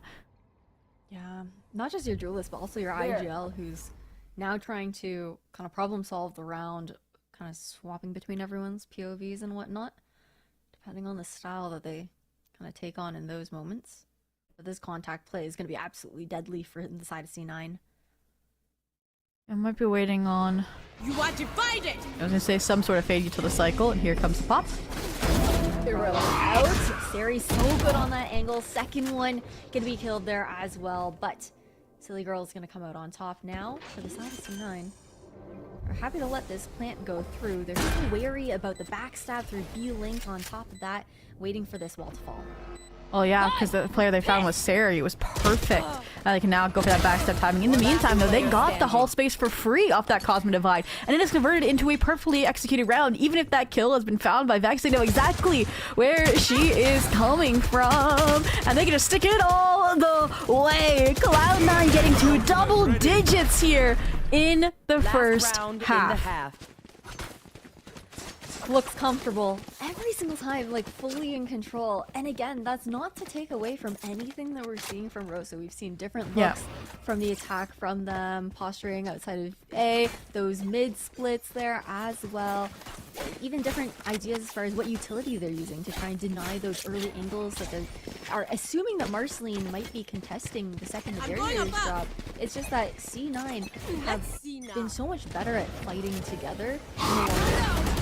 Oh, right place, right time again. Marceline has a bodyguard ready, so you can't slide up and punish her. And Uni launching their own counterattack off the run. It back is good for one, and not anymore. Not a second, but the ops posted up on the angle for now. Silly Girl has something to say about it, though. Backing up. Operator out of the equation. Surprised to see them actually shifting over towards this B side. Maybe just look to trigger the wall, re-clear another area of the map, but at the very least for the side of Rosso, there's opportunity here with every player on C9 playing by themselves at the moment. Yeah, the regroup here from Uni is nice. They haven't... Too much utility here because the Nightfall misses Sari's position. Oh, I should see the C's one. If the it depends on the Nebula timing that was there. There. It's on this one out. The crossfire is good. Sari is going to come out on top with the distraction that Uni is going to pose on the other side. Switching 11 sides. to 1 here for C9, and this is after a Lotus where we saw Rosso really try to push C9 in that map. We thought this one was going to be a bit of a different story, maybe even closer previously, considering the comfort that we've seen for Rosso on this map in OQs and CQ to get here. Yeah, and I want to pose a hypothetical for C9 and this map in particular in the future, because I do feel like it has been off of obviously Marceline and a lot of these early op kills. So what happens if Marceline isn't having a good day on this map, or you're up against better and better opponents that might hit some of those shots that we haven't unfortunately been able to see players on Rosso connect onto? Will this map still look as strong is the question, Ash. And it's crazy that it looks so strong, despite that, at the same time. Jump spots, though, here for Vexen to get the information. Stars will be placed, and she's on an island on the B site right now. Cavalry has got to start running over, and one of those players with Ashley is going to be taken down by Gia reclearing mid. Vex still holding her own here. At least gets one more with the last clip of that ghost, and oh, Uni. That's one off. Gerald just has to wait for the final player, the piece of the puzzle. Shiny to rotate all the way through Spawn so they can navigate this 2v4 together. It's gonna be so awkward to try and group up in this situation, find something. It's the timing that Gerald's gonna go for. Last player They're standing. super low, but the arc start so good with the rose there for Sari. Shiny though somehow it manages to find 2, but a match and series point for the side of C9 on Rosso's map pick. It's like if we're both blind and we look just as stupid and can't hit our shots, right? If in I that can't situation. see you and you can't see me, like, we're good. Exactly. That's what happens to Marceline to cap off that pistol, that map point, that series point for Cloud9. And yeah, I like the timing being taken, but we got to see the strength, I think, of Sari being that late round, again, threat consistently with now the support of that Arc Rose, which is something you mentioned as the switch from the Viper now to the Vice. And it looks pretty strong here on Pearl. And now with weapons in hand, I'm surprised that the force has been stronger from Rosso, right? Sheriff's and that singular stinger, but well, we know what these players are capable of with these Sheriffs. Maybe that is their best spot. Those are some of the best damn rounds that we saw on Lotus, if we're gonna be honest. And like, it's actually just insane how mechanically good these players are. We need a larger stinger sample size, all right? Then we can draw the conclusion. Hey, I myself am a stinger girl personally, so I'm always rooting for the stinger in that situation. But right now for C9, I think they're so tempered with the respect that they're getting because they just know how many players are here, and this is exactly why we shouted out those sheriffs, because Silly Girl is able to do things like that. Such a great contact play alongside Halls, but now the burst is going to come through, and the tempo is going to be too much for the guards of the site here for the side of Rosso. Oh, little hot hands kill though to prevent the spike plant. Suddenly numbers are back on a Rosso side. Full blind the whiffs though, and it doesn't matter. The collective power swing in one after another is enough to overwhelm, and Rosso survived to fight another day. Nicely done there. The 2K was insane with how we had Vexens and Silly Girl playing that contact crossfire, waiting for that B main push to come in. And again, the mechanics are able to take them over the line. It's such a tall mountain to climb though for Rosso. This is a team though where we saw them swap sides and they're able to pull off some insane momentum plays, so you never know what's gonna happen though.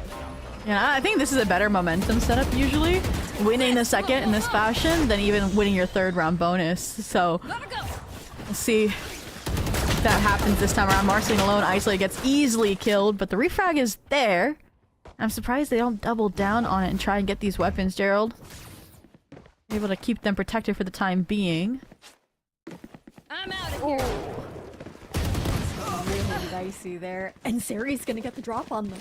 That's exactly what we were talking about when it came down to some of the timings, and again, the mechanics for any player in the server at the moment. They look to tap. Last player Get standing. a bit of information down here A. on the side of C9. Draw out these players out of Rosso. Spike planted. Vexens has 4 stars to work with. The flash is good. I'm gonna run it back as well off tap. You can do whatever they want with it. They're trying to close things out here and now, and Vex has plenty of stars to work with, but what are you gonna cook up with them? Taking that back. Timing here is so important. Time's ticking down as well for Vexens to actually get that first half stuck. That smoke's gonna start going down in a little bit here as well, and that run it back from such a safe position. Attackers The win. round for C9 to take it as well. 13-2 for their first matchup here of the Swiss stage. Wow, welcome back to Game Changers Cloud9. Again, I think a respectable map from Rosso in the first, but just dominance there on the second from C9. And again, we mentioned how this is a pre-existing core. They've brought in Lily back in for some additional firepower. And again, I think the calling is looking as thus. It's very, very smooth. It's very flowy, as we put it. And I think that is what's going to make this team really, really dangerous the longer that they are together, is they can figure out more set plays. They can figure out more things to call from. And again, this is them also. This was a map that's leaving the pool, right? And we saw how well rounded they were on this map and how concrete the calling was. And hey, I guess we don't have to worry about that question being answered later on about, oh, what if they get to better opponents and it's Marceline not having a good day with the op? This map won't be there to worry about it. It won't. We'll have to see how the seeding goes heading into Next week, yeah. But it won't be something that they have to be concerned about going forward, though. But I think that for the side of C9, it's a great reintroduction to the organization, especially picking up such a strong core here from the side of Ghost, and then leveling it up with some veterans as well within Lule. And I didn't even know that Ariel had actually swapped their name over to Uni there too, so such a strong roster overall. Zobi, there is so much more Valorant to come though, so we're gonna throw to a quick break before we come back with our breakdown and Verizon post-match interview.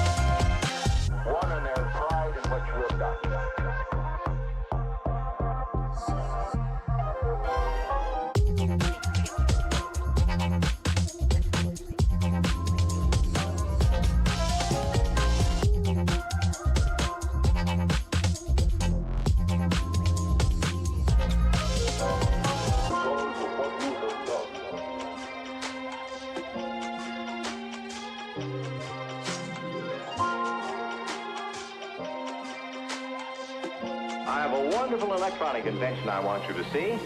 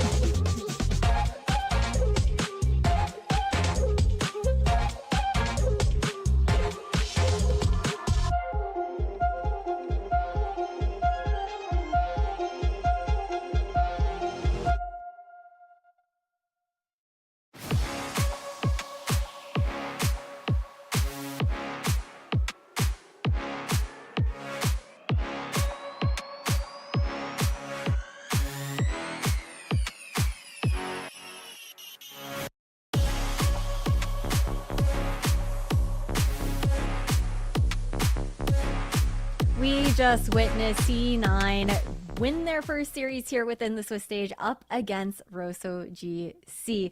Pearl was a quicker affair, I think, Zobi, than what we were expecting after we saw Lotus, but C9 were on an absolute tear, in control of the map the entire time. 100%. And we framed that as extra impressive, considering that Pearl will be leaving. It might not be your full focus in terms of preparation compared to some of the other maps that might be entering or might be new to you altogether, such as Summits. And I think we saw every player, I think, shine in their own way on this Cloud9 squad, which is exactly what you want out of an organizational debut.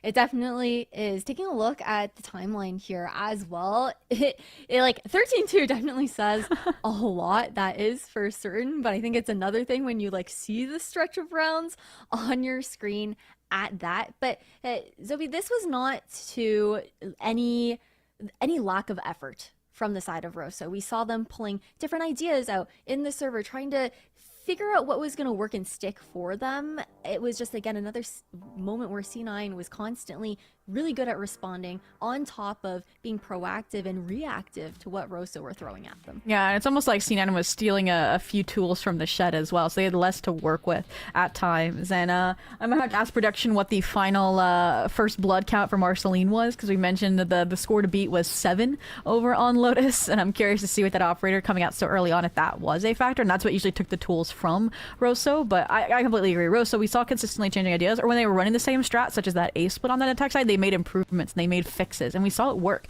actually to get like a few of those 2 rounds on the board so early on. But all in all, yeah, I mean, we talked about Uni as well, switching from the Vice over to the Phoenix. That's looking really, really strong, and was almost a bodyguard for Marceline in so many of these rounds. So if Marceline wasn't getting the first blood, like, Uni was definitely getting the second. Yeah, that is for sure. What are you gonna do also up against the Phoenix player that's 17-5?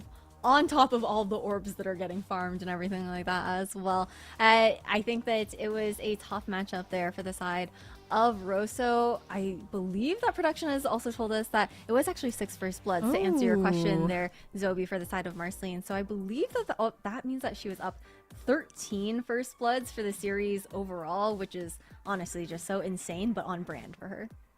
Yeah, definitely. And again, her coming in as the firepower fuel for this squad that Gia can then kind of mold and form around is what is going to make this team so deadly moving forward. And I think now that we saw Uni also on that double duelist role as well, it makes me a little bit more comfortable that if Marcy does have a bad day, they're going to have like some crazy players to fall back on. Yeah, that is for certain. But we got to chat with one of the players as well now here for our Verizon post-match interview. We do have Gia on the line, the IGL on the side of C9. Congratulations on your win today here for the first day of Swiss Stage, Gia. I wanted to actually ask you how it feels now to be repping an organization like C9, who was here at the beginning, like the birth of Game Changers. What does that mean to you? What does it mean to the team? Because I'm kind of curious to see if it feels a little bit different from your time on Ghost. It's definitely a lot different. A lot of us are very excited to rep an org like C9, especially due to their past in GC. So it's very, very exciting. Honestly, a lot of us were nervous, but we had the confidence today to come in strong and to show everyone what we have under this new org. So I'm happy that it showed. Yeah, you guys definitely looked amazing out there. And one thing that we brought up, obviously, is the fact that in week 3, the map pool is going to be changing, and you did end up playing one of those maps, Pearl, that's going to be leaving. So we were kind of curious, how has it been navigating a map pool that's changing, and how have you kind of dictated your prep accordingly between the old and the new maps? Honestly, we kind of came into today like possibly guessing that we might play Pearl, so we actually pugged it today. So that was kind of the goal for Pearl, since it's not in the map pool anymore. So we just came in like, we're going to do our thing. We're just going to play strong fundamentals and just call it that. Amazing.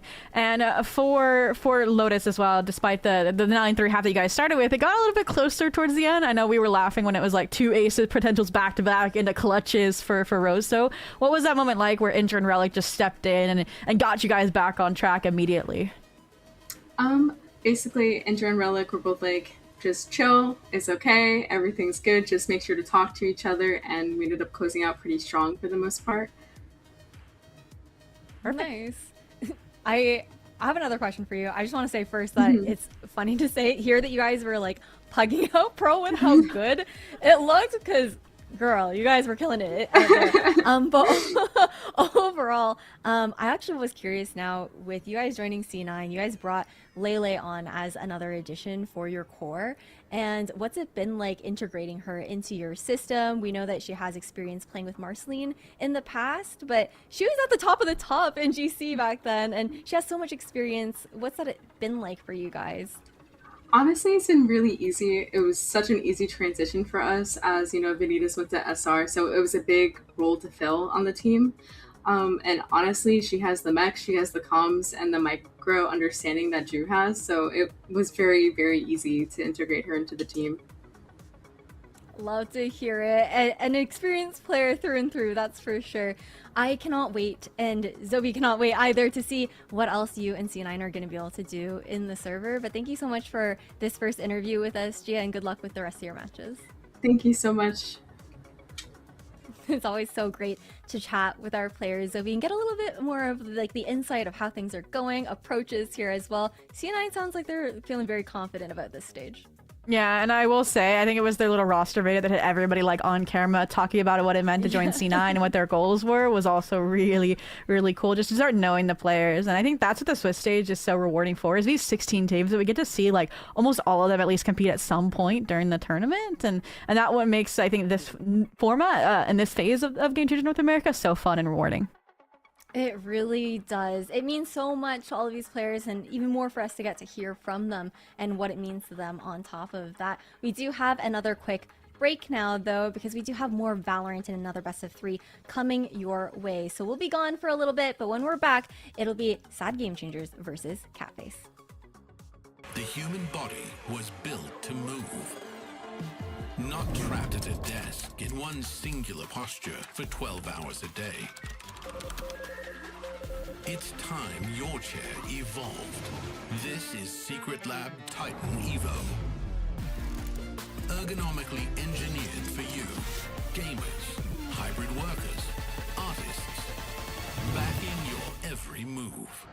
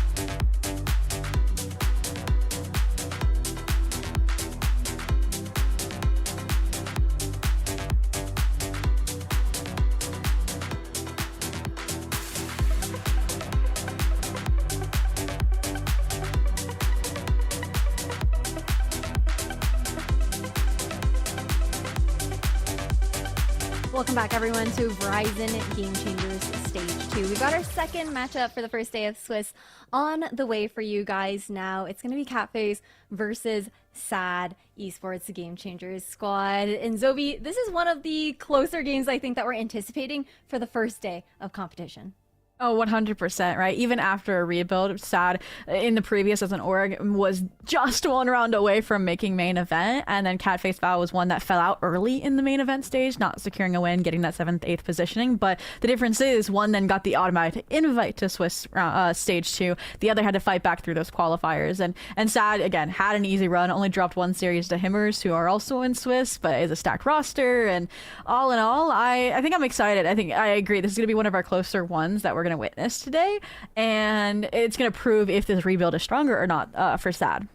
Yeah, let's talk a little bit more about that team that did look to rebuild, though, within SAD Esports GC and the new roster iteration that we're seeing for this organization. Overall, I think that we do have, of course, the core there that's from the side of TV between Harper and Irene, and just honestly, generally a lot of insane fraggers. You were telling me a little bit about how goated Rotten is as well, like ahead of this matchup, Zobi. I'm so excited. Yeah, 100%. Rotten I actually got acquainted with because they impressed me in like a Puggy creator style event actually in the Game Changers community, and then I learned more about them. I kept seeing their name pop up, and they even coached a collegiate Game Changers team actually last season. So they've been working on those analysis skills, and I think it's going to translate really well to IGLing this experienced squad. And I believe Fangs is actually one of their subs that's stepping back in, but they are such a firepower player that I don't think it's going to weaken them at all today.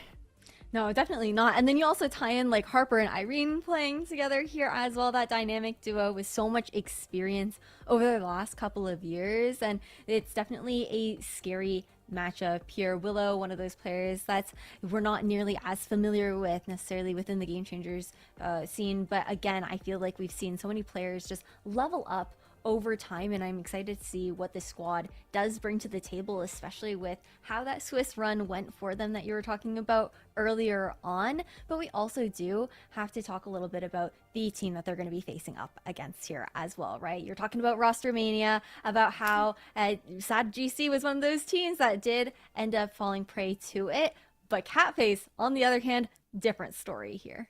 Yeah, they have kept a strong core 4 to 5 players. The only exception here is that Raven was a sub for them in the last stage and is stepping back into the primary roster. And I love Raven as a player, just so consistent. They are one of those super subs that I mentioned, much like Ariel, who just rejoined the C9 starting lineup after a stint with Ghost Gaming. And this is also another team where I think they took a risk on a newer talent in Blue Owl. And again, I think that the trend we've seen this year more than any other year is new talent stepping in alongside Valorant talent and getting leveled up. And I'm so glad to see that veteran talent, instead of sticking with the same players over and over, taking those risks and bringing these new people in. It is awesome to see, those fresh looks for GC, right? Especially just like how it's grown over the years, new faces coming into the fray. It's just awesome to see all of the growth. And for the side of Catface, I think having a player like Luna Fox, who's been around since the very beginning of Game Changers, has so much experience, and in the IGL role here as well, leading this squad is absolutely huge to help round out those previous new additions that you talked about and leveling them up as players. It's going to be so important, I think, too, Zobi, for either of these teams to win out this match. Like, even though it's just day one of Swiss, I feel like you never know who you're going to be facing up against, so you want to get the dubs when you can and also get that qualification into playoffs in the main event as early as possible. Yeah, and despite SAD being different, I think it was round 2, it's just that these two teams met and Catface won last time around. So it's like they know the importance, I think, of getting those wins early on against teams that you might think are a little bit easier to face off against. And to round out talking about that Catface roster, I need to shout out my goat Kestrel. Even though they're on the duelist now, they have one of the strongest brains for the game I know. They were an analyst over with Waterdog for a while, as well as a sub alongside Stay, and I think they are really, really strong. And I'm curious to see how that firepower for the duelist role is going to translate. Well, we don't have to wait too much longer. We've got our maps here for this series ready for you guys. So let's find out where we're actually going to be going to in the server. Any surprises when it comes down to what we're seeing picked up here? I don't think so. Not too much actually. Catface actually played in the Fun Havers, and they got kind of rolled a little bit on Lotus by Swim Truck, ironically, in the group stage. So them banning it out here is maybe just a comfort to make sure they get kick-started here. Aside from that, Haven's a safe pick for no matter what, and I think I'm excited to. I want to see a split today. Like we didn't get to because it was banned out, and now it's a map 3. So I don't care which team it is, but can we get it to a map 3, please? Hey, that's valid. I'm a split enjoyer as well. Breeze is going to be super exciting though, because this is also something that I don't believe we've seen either of these teams on in recent history at the very least. So big question marks for both squads, because neither of them really have anything to prep up against or anti, and I wonder what the game plan is going to be, especially with how we've seen the Harbor coming into play here on Split. Do you feel like GC is going to be adopting a little bit more of that Harbor gameplay? We saw some of it last stage. I feel like it's going to be the higher echelon of GC teams, like we mentioned, that would pick up the Harbor, not like everybody else. I think we're going to see like some just like standard like double duelist, your Viper, maybe some double smokes, and that classic just like solo initiator. If it's double smokes, it would be like one wall like Viper and then one just like orb smoke player. That isn't Harbor. I keep forgetting they like changed him over. He's not technically both, but we'll see. I could be surprised. I'm trying to think about who would, because Willow is a flex for the side of Sad. Do you think I can see Irene on Harbor? I think that fits the big brain that she has behind the fragging power. And on the flip side, I think for Catface, I don't see them. I really don't see them running a Harbor, just because Raven's the flex there as well as a duelist alongside Kestrel, and I think they would just be like double duelist, elaborates Senti, Blue Owl smokes. Like if anybody, it would be Blue Owl as well. Okay, makes sense. I'm hearing what you're putting down. I feel like I agree with you overall on like that or general read. It'll be fun to see what these two teams decide to pull out here. When it comes down to Breeze, I think that it's been interesting to see how the pacing has also kind of changed on this map in some ways as well, especially with like looking at the meta within like challengers, within VCT, and just how high tempo you can play when you pull out some of those like insane like quadruple wall coverage compositions across the board. Like I feel like there's just so much dynamicism now on Breeze when it comes down to that. You never really know what to expect, because you see some really weird comps being pulled out sometimes. Yeah, and I think another thing that's been discussed, and I want to see where your head's at. What do you think about the Phoenix versus this guy? Because I feel like that's been a hot topic. Like one, like obviously like it's an initiator, like you get a little bit more from that dog, versus the Phoenix is also like that flash substitute, where if you're cycling the orbs fast enough, it's almost as good with the run it back. What do you think of those and like what they bring to the table, if we get either, as we go into Agent Select? I'm a Phoenix enjoyer because I also think the Blaze, the wall in its current form, is so good because it lasts so long. You can get that defuse through and just stick it.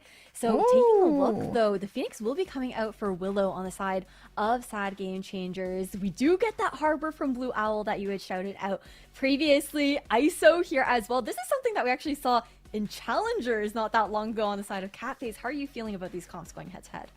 I'm interested to see, I think, how the ISO and the Harbor are going to work together. When you saw it in Challengers, were those together or were they separate? I think it was...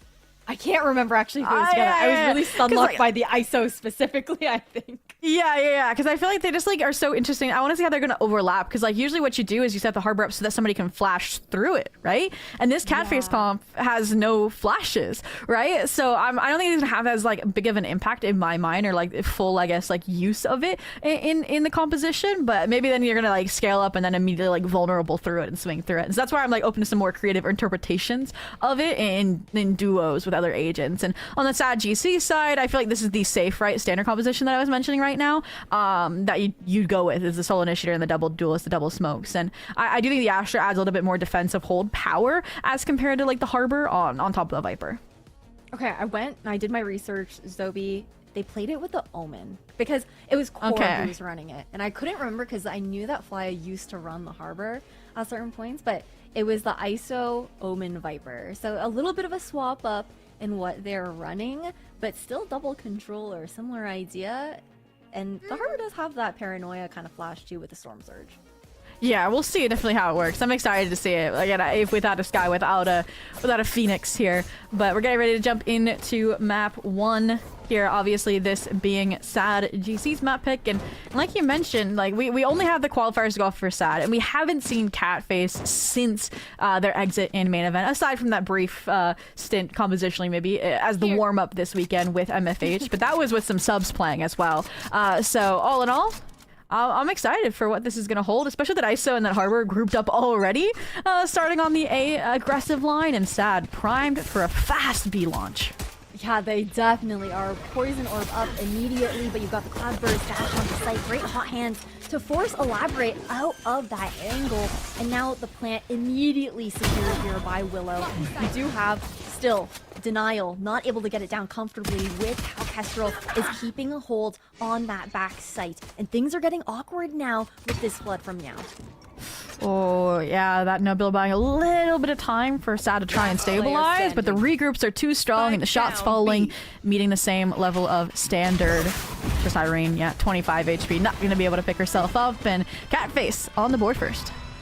Nice hold when it came down to that backside control here for the side of Catface. Very high tempo play here from the side of SAD Esports. Curious to see if that's going to be what we continue to expect from SAD on their attack, since we haven't been able to see it thus far in this stage of GC. But death ball approach here on the eco, of course. Yeah, just going for it again. They definitely got out of here on the front side. It was just the speed and the fact that Harper also couldn't get that kill on the backside. But if she gets that kill, that round becomes very different, because then you have a multi approach to challenging that backside space. But just elaborate with a Bulldog we're talking about. If they can get into the side, that would also be a plus. That it would be, but Elaborate's gonna hold that down. Force off of it, because you don't want to give that weapon away to anybody. On the front side. Gonna allow that scan to go through, and it is perfect there for Elaborate, looking for the ace. Harper's gonna deny it. 1v3, spike down front site. Both players though playing together. Bulldog has been picked up. Only 5 bullets though, and they're playing hand in hand on the Catface side, and the timing is fouled by Luna Fox to secure the second round. And they'll be able to pick up those weapons, so it's not too costly either. And yeah, I mean, it's like your first game of the Swiss, like round 2 and you're on for the ace, you're gonna go hunting for it. So like, nothing to discredit Elaborate for. A lot of these GC teams, like, they get on the same page mentally, but like, okay, are we having fun, or are we here to like lock in and win-win? And like, there's a happy medium between the two, and I think Catface is definitely one of those that likes to have fun. No, for sure. They're a squad where I feel like you also want to see them having fun, because that's how they really heat up into a matchup. They need to have that kind of faster start for themselves and be on that high note to kick things off. Slowing things down here though for the side of SAD, looking for a default into their anti-eco round. Okay, and Nebula was worried when the drone missed the Luna Fox, but won't miss the shot. Decent concrete damage found, and that's also a reason for the Sky is there's no heals now for Fangs to be that entry on this round, and that would be an easy weapon pickup. And Kestrel, I didn't even realize the third round up. Oh, it's a miss though. The flash was good. Luna for the re-peek with the Outlaw manages to find prize, but the good call. Rotation over from SAD Esports from the lurk that we saw from Irene. Look at the position from Raven though. Yeah, they heard, or they knew they were going to pivot off that kill immediately. Everyone from Catface went over. Is it going to matter in the end, though? Spike down B. Yes and no. We get a pick. But unfortunately, Irene is just too good with the flicks in that moment. You look at the backstab from SAD also, just late wrapping into mid here as well. This post plan's looking solid. Yeah, I think you just need to send Blue Allen alone so that Kestrel can escape if she doesn't get a kill. And it's not really going to work out too much like that. Irene, though, also ace hunting gets denied. And suddenly Kestrel in the 1v2 with Fang's low HP. They're just waiting on the timing from Harper. Oh, Randall picked up. Kestrel wants to go for this. Not going to save the operator. Harper on the cross. Kestrel was aware of it as well. Solidly put to bed here from SAD Esports, and that was a costly investment now taken away and picked up by the attackers. Yeah, I'm trying to figure out who it's going to cost. I want to say Luna Fox running the bill for that operator, looking at the wallet. And so just opting for the sheriff. Maybe if Kestrel pops off, get Blades pass the guns off. But all in all, we'll see if the next round is won with still that Guardians and that operator translated over, if it really will have a long-standing impact for Catface or not. And I do think with the slower start we saw from Sad the Ops, a good compliment to it. And it would be, especially if Catface fully invests into this mid-fight. The timing on this wall getting back here as well. The drone getting the information that's necessary, and Fangs goes to tuck a little bit closer to the wall due to it reposting on the angle now. Thing is, one of those players right around the corner is Raven, so opportunity to pop that ISO shield for the peak if they want to contest. Oh, I don't think Barrel spotted just yet. Fangs doesn't get the pre-fire either. It's just blind shots not connecting. Oh, and Fangs is gonna go down! I'm gonna try to get the op away. Dude, what is going on now? Refray comes in at the very least.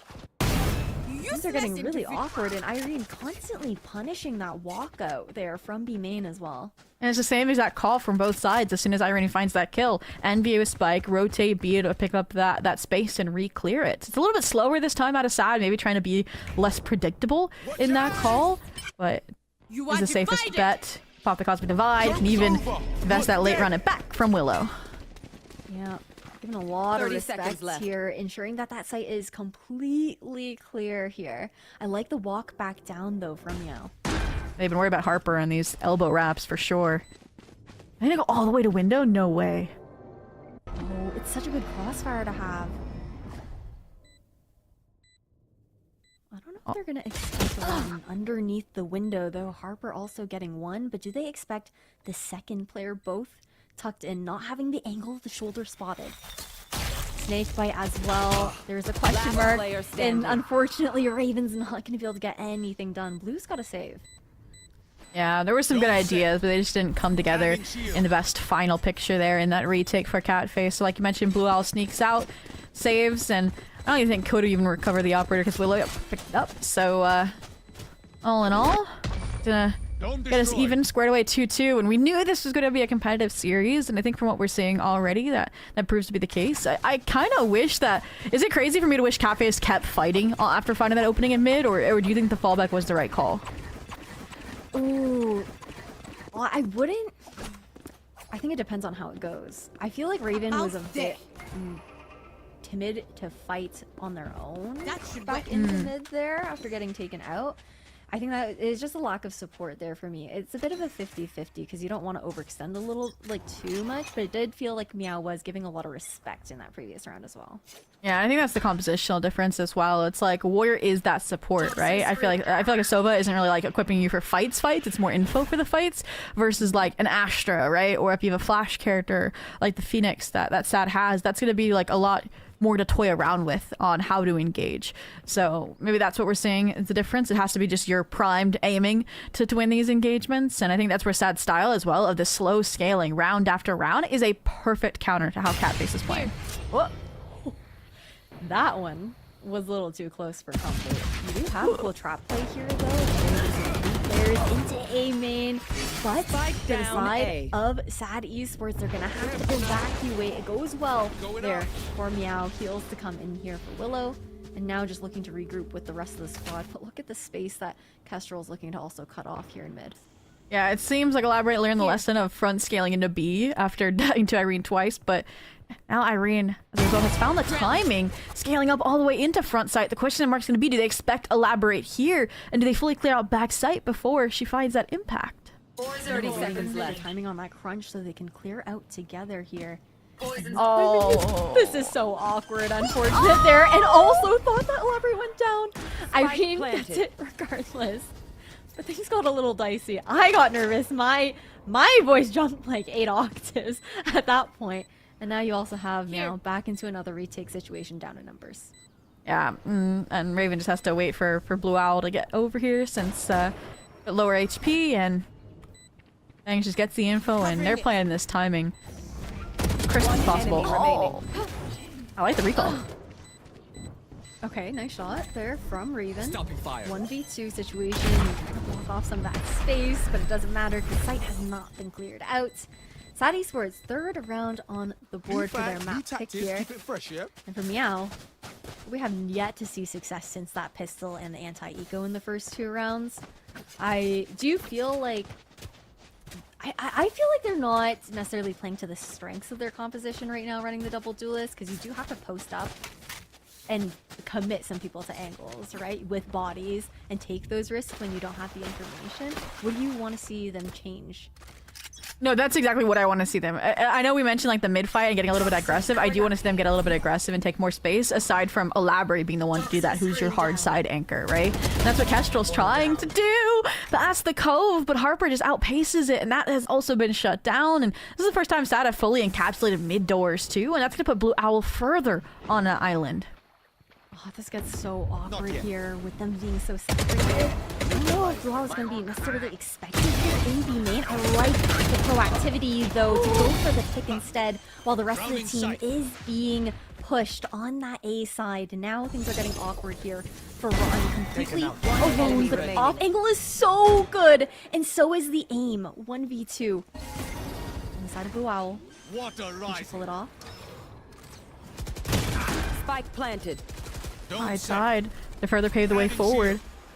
She hasn't found a player just yet in the 1v1, and now the regroup's complete. But what are they doing? Was it? Oh, they tunnel visioned it on the Hunter's Fury. There's no way Ash. Blue Owl in the 1v1 with 50 HP. 6 bullets in their pocket. You do have a star to work with here for Irene. Can pull that grab well, but it's short of the mark. It doesn't matter when Blue Owl is going to go down regardless. Irene with the swing, having that understanding, and nicely done there by SAD. Around that almost got taken away by a clutch. But MEOW, they're on the back foot here once again, still unable to find success despite the adjustments. Yeah, in that round, I kept going like in my mind between like, okay, SAD should win this. No, Catfish should win this. Like, who deserves to win that round? And I think to me, it leaned in the end. To me, I think Catfish should have won that round. And it's just, I think Luna Fox took that refight on site too fast before Blue Owl could also re-engage with her for that crunch in front sight after crossing over Pyramid. And obviously there was gonna be some time pressure from SAD regardless, but I still think she could have held on a little bit longer, and they would have had more like just ping pong trades instead of the numbers finally shifting back into SAD's favor. But coming to the next, you gotta let bygones be bygones. Eco round in the making with Blades and a Bulldog, and Luna Fox has already invested her ultimate early for some chip damage. And we talked about aggression, and Catface have taken that in stride. Look at the mid presence. Look at the early kill they found in A main. It was stacking up. Yeah, it was a completely different approach compared to what we had seen previously. I don't know if it's maybe the fact that it's an eco that gets some of these teams feeling a bit more confident and comfortable taking those risks. We want to see it replicated going forward. Unfortunately, the timing is bad. Harper's going to get the drop on 1. Now we're 2v2. Things are getting weird. Hunter's Fury here still for Ron. And look at how we're flipping this site now. I love this from MEOW. I think they should have just stayed B main though. I don't think they should go for the mid timing wrap. I think they're gonna miss out, and there's gonna be a standard retake, but depends on how much CAD expects this timing. And they're playing open 4 tunnel. I take it all back. No regrets. One enemy remaining. It doesn't matter. Okay, shots get a little bit awkward, but Ron is in an unpredictable position right now. They expect her maybe deeper into CT, maybe even playing into main for that Hunter's Fury. She takes the timing opportunity, but it doesn't matter. Raven, so clean with the shot, gets the defuse. And finally, a round on the board since the first 2 with a thrifty here for Catface. Yeah, Shield not even disrupted there. The thrifty secured is impressive way to bounce back to keep it just within reach. And we'll even bolster the money just a little bit since Kestrel had popped the blades. And I was so nervous when Kestrel fell. I think she just got nervous about that recon coming through, and if Luna was going to destroy it, or if she could cloud burst it, and neither really worked out. But huge stabilization, and honestly more so a mistake for SAD and not planning it back sight. I think they wanted it open, so you had that unpredictability factor that you mentioned about where Rotten was playing with that Hunter's Fury, but just not even aware of the timing positions. Not aggressive look here, completely denies that, run it back out of Willow to kick things off. And now this high octane game plan here for SAD Esports over at B has been completely halted in its tracks. And they're lucky that no one is gonna fall from the engagements, and they have decent info about what exactly is going on beyond the veil. And ooh, Oh, Irene's on the lurk as well. Surprised that Luda full commits to that fight after getting the info, and that's sad. Are still pausing and reevaluating and instead of speeding up off that kill. There's a minute left, Ash, and they're still walking through spawn. I mean, it's just a lot of that hesitancy, right? Because they have that pit over on the A side. Maybe a heftier stack on B, all things considered. You're gonna fight into the pit with 40 seconds? Like, I have what? questions. I have a lot of questions. But what do we have to work with here? I guess there's a world where you could try and zone it out with the Hunter's Fury if you really want to, but it might just be a contact play. 30 seconds left. No, it'll be a pit back.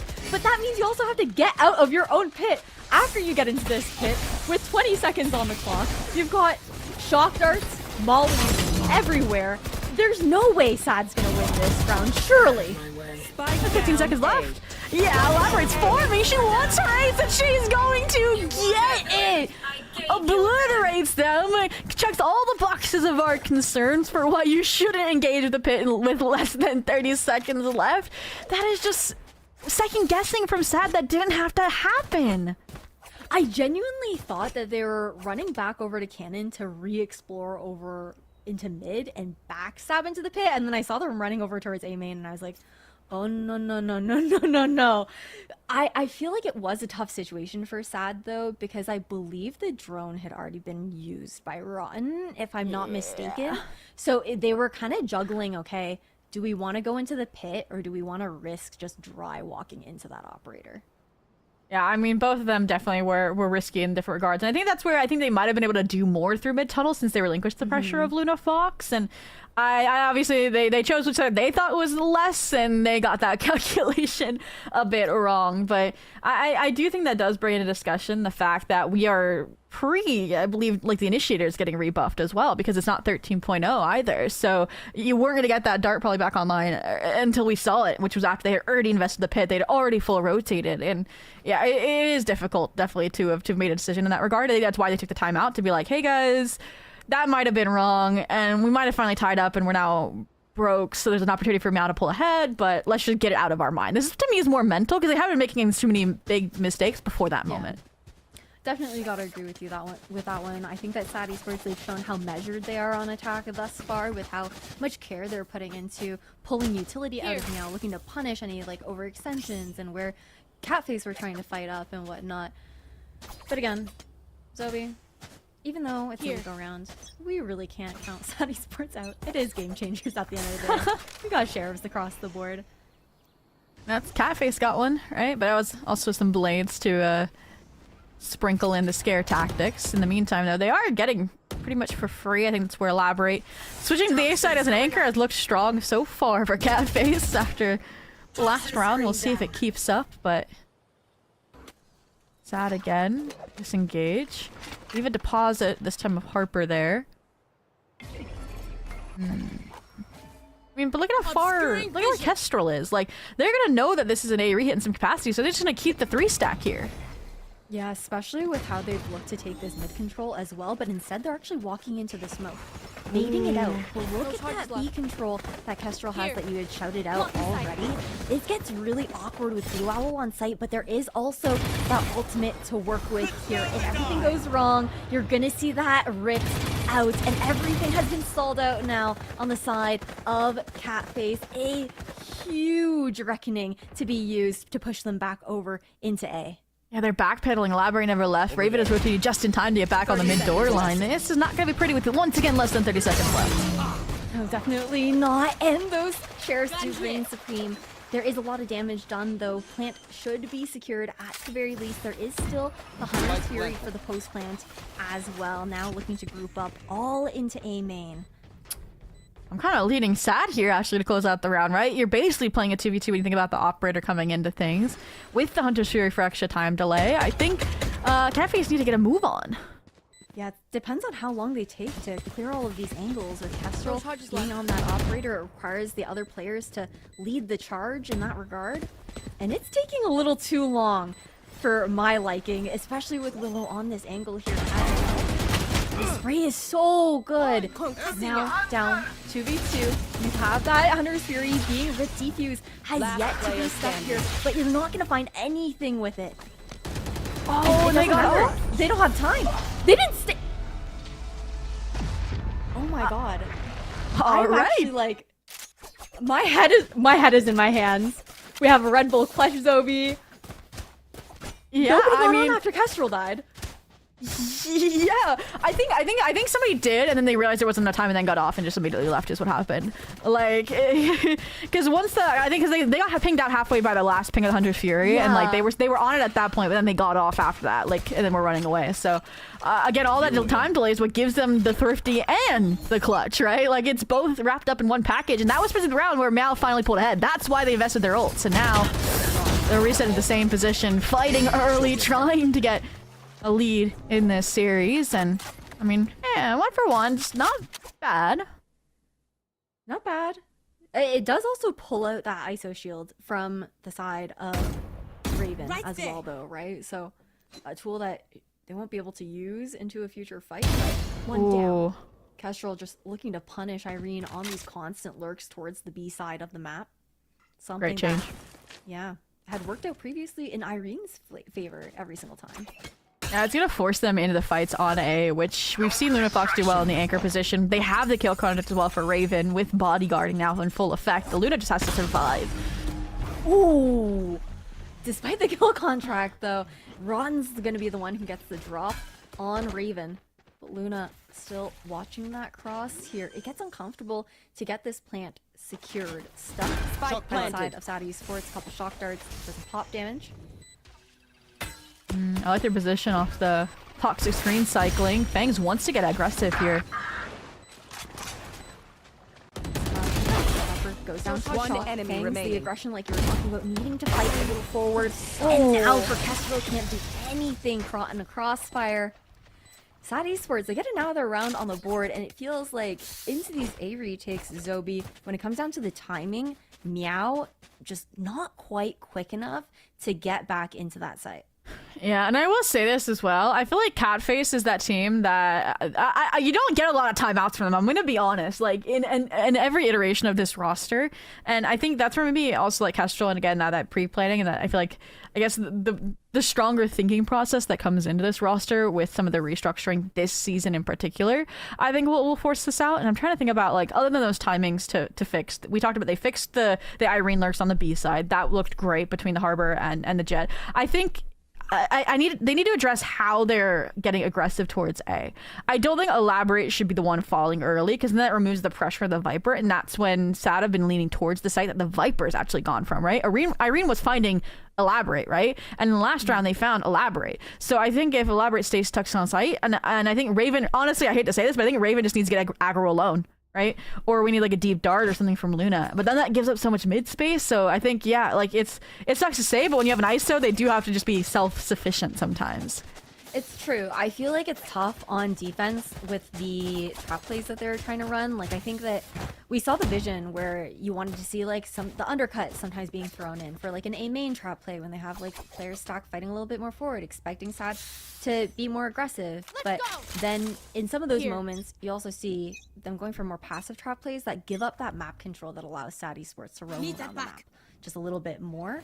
So it's about trying to strike that balance there inside cat base for certain.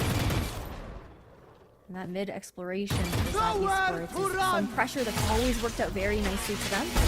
And now Hunter's Fury for this one, just taking Rotten out thanks to the Hunter's Fury knowing that that drone was coming through. This was a nice reshuffling. Luna's been great on these early round Hunter's Fury, and Rotten's been that closer as well for SAD with the consistent shot pressure, with the timings from mains. So that is a huge loss, but that's not over yet. Irene has been that calling card, clutch out a round, and I feel like they want to end B right now, but they need to get this kill on a Kestrel.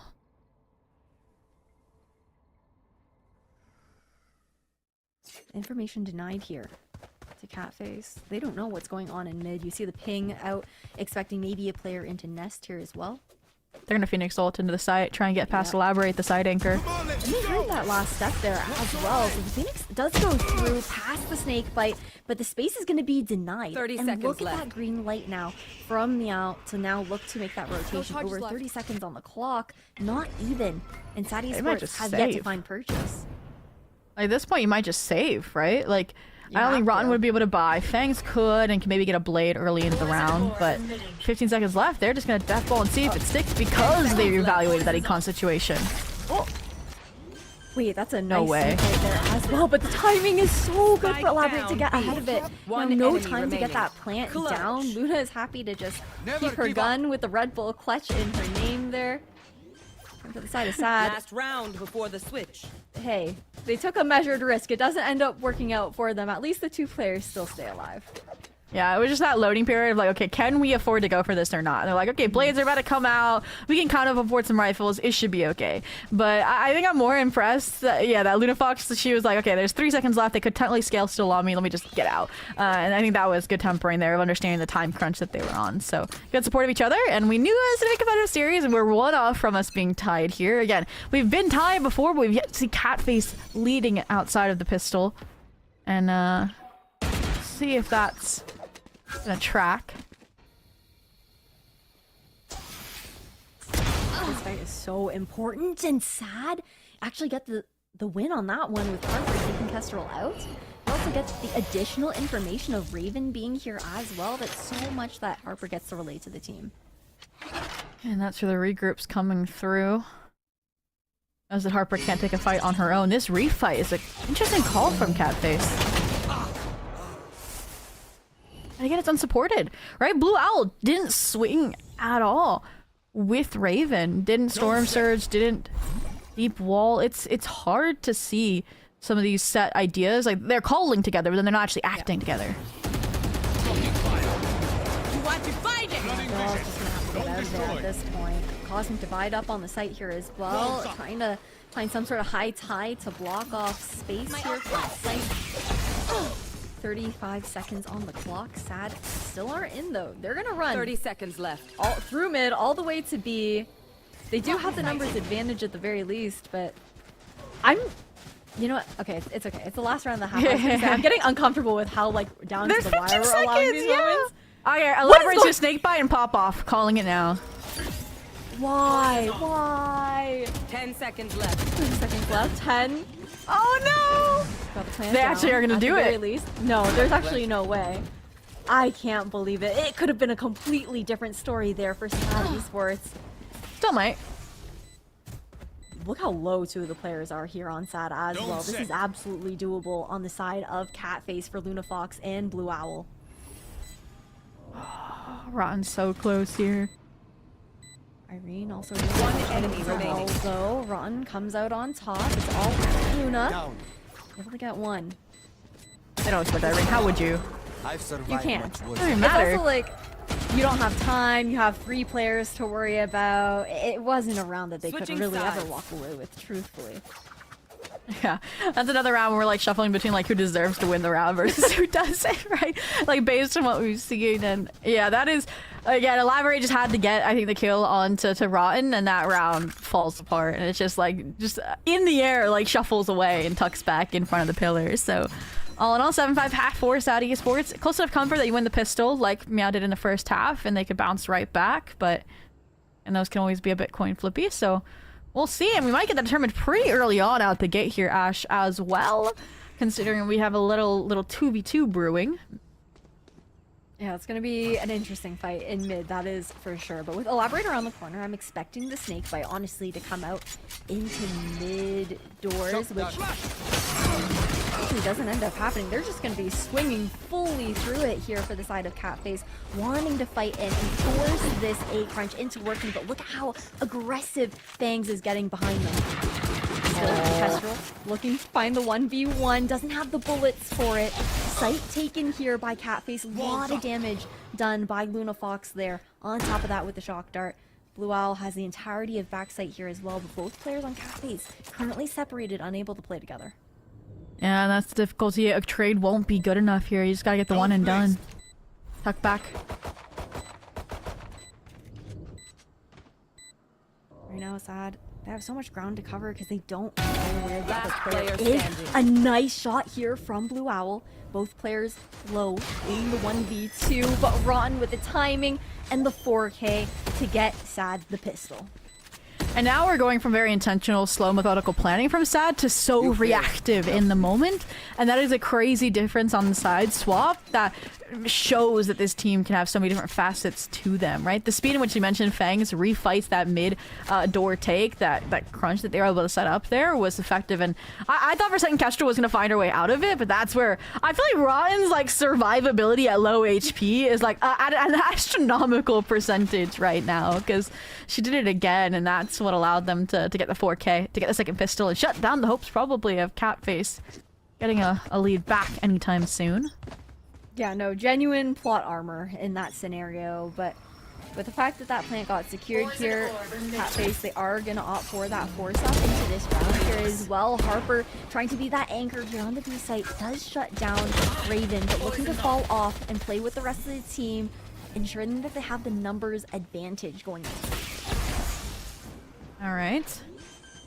Harper is respecting it, waiting for the team to rotate back, waiting for the info off that drone. Well, have to wait even longer unless they want to brave the toxic screen. There they go. And this is kind of like a stalemate, right? The Stinger Force really scaring them for these close proximity fights, and it finally gives from Fangs on the flank. Don't sit. This gets kind of awkward here. You have a crossfire of sorts, but then now Sad Sports is looking to flood onto the site. Elaborate, not able to do enough, unfortunately. Too many players on the side of Sad, and they get that defuse in. And I feel like you're kind of talking about the layers that we've seen from Sad, right? On both halves, Zobi, thus far. I want to talk a bit more about kind of in comparison from the side of Catface with the composition that they're running. We expected a little bit more, I think, when it came down to maybe plays that we're going to see because of the intricacies of how all of that utility kind of weaves together to find their win conditions. Yeah. I feel like that was lacking on defense. My cope right now that I'm trying to sell to you is I feel like it's an anti-op composition. And that's where I'm kind of holding on to. Okay, once weaponry properly comes out, that's maybe where we're going to see this comp shine trying to Hopefully, but for now, I mean, they're literally getting cooked on the second round. Elaborate turns down the heat just a touch by finding this kill, finding this upgrade. That's where Harper's just going to backfill the space. And now you're rotating into a site that has not been secured, right? The Viper Anchor is still there. They have the Orb Snake Bite combo to cycle, and at least they have more time to navigate this B problem now. And we'll see if this is where they end with reaching the minute mark. They do and they don't, because we just saw Sadie look to re-clear into A main, so there's such a good understanding right now that this team is walking back towards the formation. And you've just got Harbor holding the angle, players up here as well. And it's just one player left. Really, Kestrel cannot do too much here. Not out of the count quite yet, though. Did pick the Outlaw up, but only 26 HP. Waiting for a player on side to make a mistake. The recon goes out. Nicely tucked away. The location will 30 seconds. Somehow, still not dead. And Irene will finally put Kestrel to bed there. Double digits for Sad Esports, up 10-5.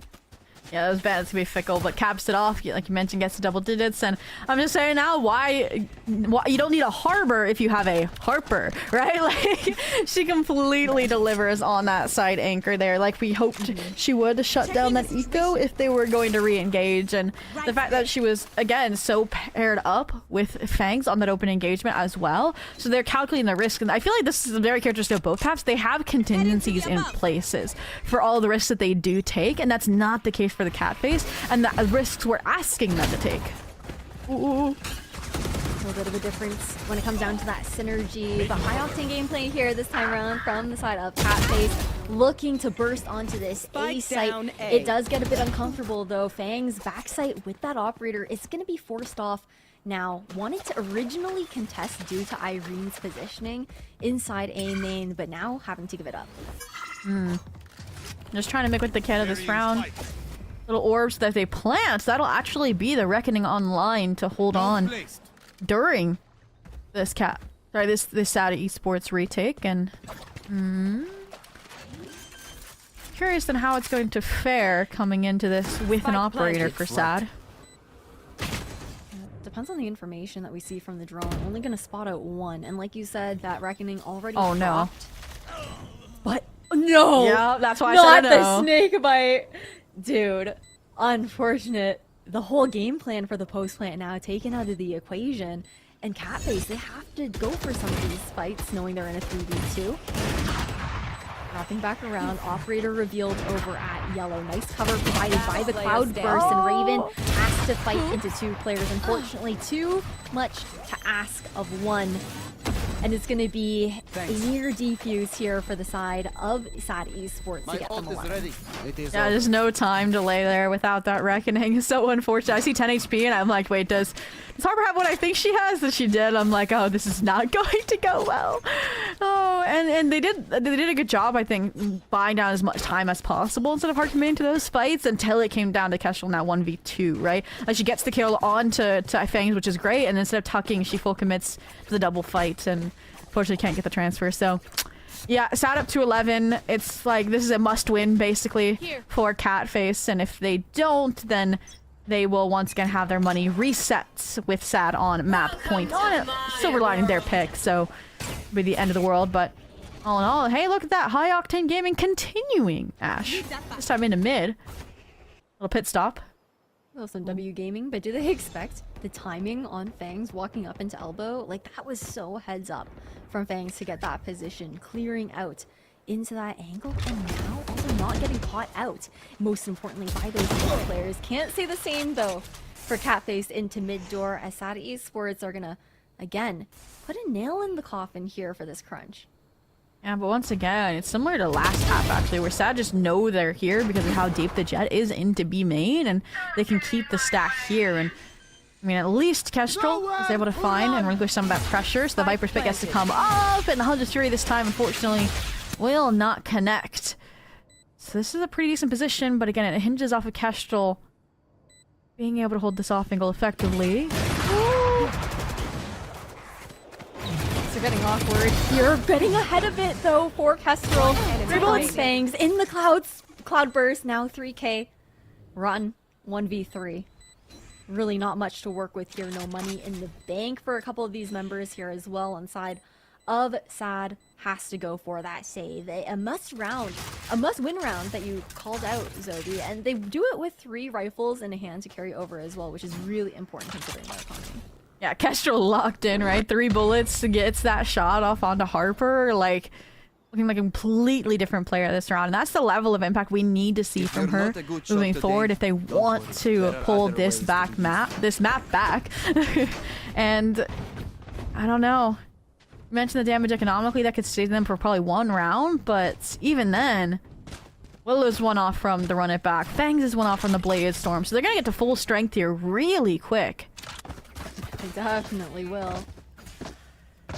It's just about how this initial fight goes, right? Especially with how SAD Esports has been looking for that elbow control, those walk-ups that we've seen from Fangs. Poison ore emitting. Harper and Anchor getting tested, but has to play a little further back because of all the ults, right? Reckoning, Kill Contract, Hunter's Fury. Elaborate that this timing is going to be everything. But the shots are better here from Fangs. That's a Guardian dropped as well for them. Blade Storm popped on top of that. You have the Hunter's Fury coming out, trying to deny this push from Tunnel. Unfortunately, Willow is going to fall to it. Fangs into sight, Reckoning out, not caught out by it quite yet, but it's every single piece of utility that now hits into a kill contract. That was only a classic to work with. Not much Fangs can do in that situation, unfortunately. And a great crossfire to be held into the post plant now, right into front sight. But look at the wraparound that we're seeing from Rotten down to a 1v1. And Raven's gonna come out on top, hopping up on those boxes into back sight, right down to the wire. Meow, get the win. Whew, a little close for comfort after how strong some of those util combos looked, but again, when you're using ultimates like that, I would hope the round would convert. And the fact that was a half buy kind of, and I guess it was a forced buy out of Saudi Sports. It's going to make this next round kind of sustainable now for Catface to get back in control, and that's where I'm looking towards Sad. We mentioned how they've been able to switch things up when they need to. I'm liking the little 3-stack B that's probably going to push all the way through as soon as contact is made elsewhere. Look at how quickly, again, they are running over towards this A site, though, just taking that control of mid doors. But you also know that the plan isn't to end A when it comes down to where that spike is being positioned. They get the information of the push out here get out from Sad. Outside of B, though, elaborates, trying to hold things down. Things are getting a little uncomfortable. Sad Esports, they are under pressure. They back up on that B side, but that means also Catface are still aware of it. That keeps one player of Elaborate alone on the other side of the map waiting. Oh, this timing from Harper is going to be everything it is. Unfortunately not worked out. Irene not surviving long enough means Harper has to do it all herself. Double tap active, going for these lower HP players. Raven, good for the transfer onto 2. They know now where the last player Willow is, but there'll be a run it back and a weapon upgrade to be had to navigate this 1v2 retake. Did you not pick up? Okay. Wasn't there one right to the right? Okay. No, there wasn't. Wait, the red one? Yeah, because those were eco players inside mid doors, unfortunately. I think the other one got tossed away. Hot hands to deny the right swing, though, and sees the left peek from Kestrel. And that run it back isn't going to be utilized like you called out. And Willow's enemy aware of one player. The lineup nearly there, though. That got scary. Elaborate finds it for the side of Catface, but man, I genuinely thought they lined up there. Yeah, and the win bonus is definitely taking the wheel right now for Catface Valve because these rounds they have won have been one player surviving after one player surviving. So otherwise it would not have been sustainable. But back to a full buy, Sad Esports. I'm surprised that this isn't like a timeout round. Like, yeah, you want to save it maybe for OT, but like if you lose this, like Catface will be probably tied. Like you have to run it back. I feel like this is the round to get to 12 in my opinion. But all in all, Sad. And changing up the tempo, double duelist scaling in a main. Playing again for the retake game, it feels like B-side.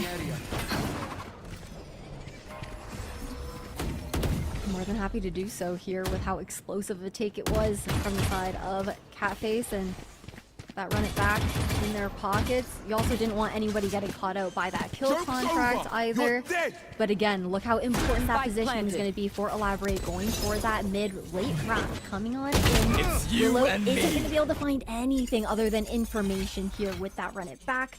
Kill contract wants to take out Harper, and Raven has yet to actually be able to win that one out. Unfortunate to see the rifles fall to... Okay,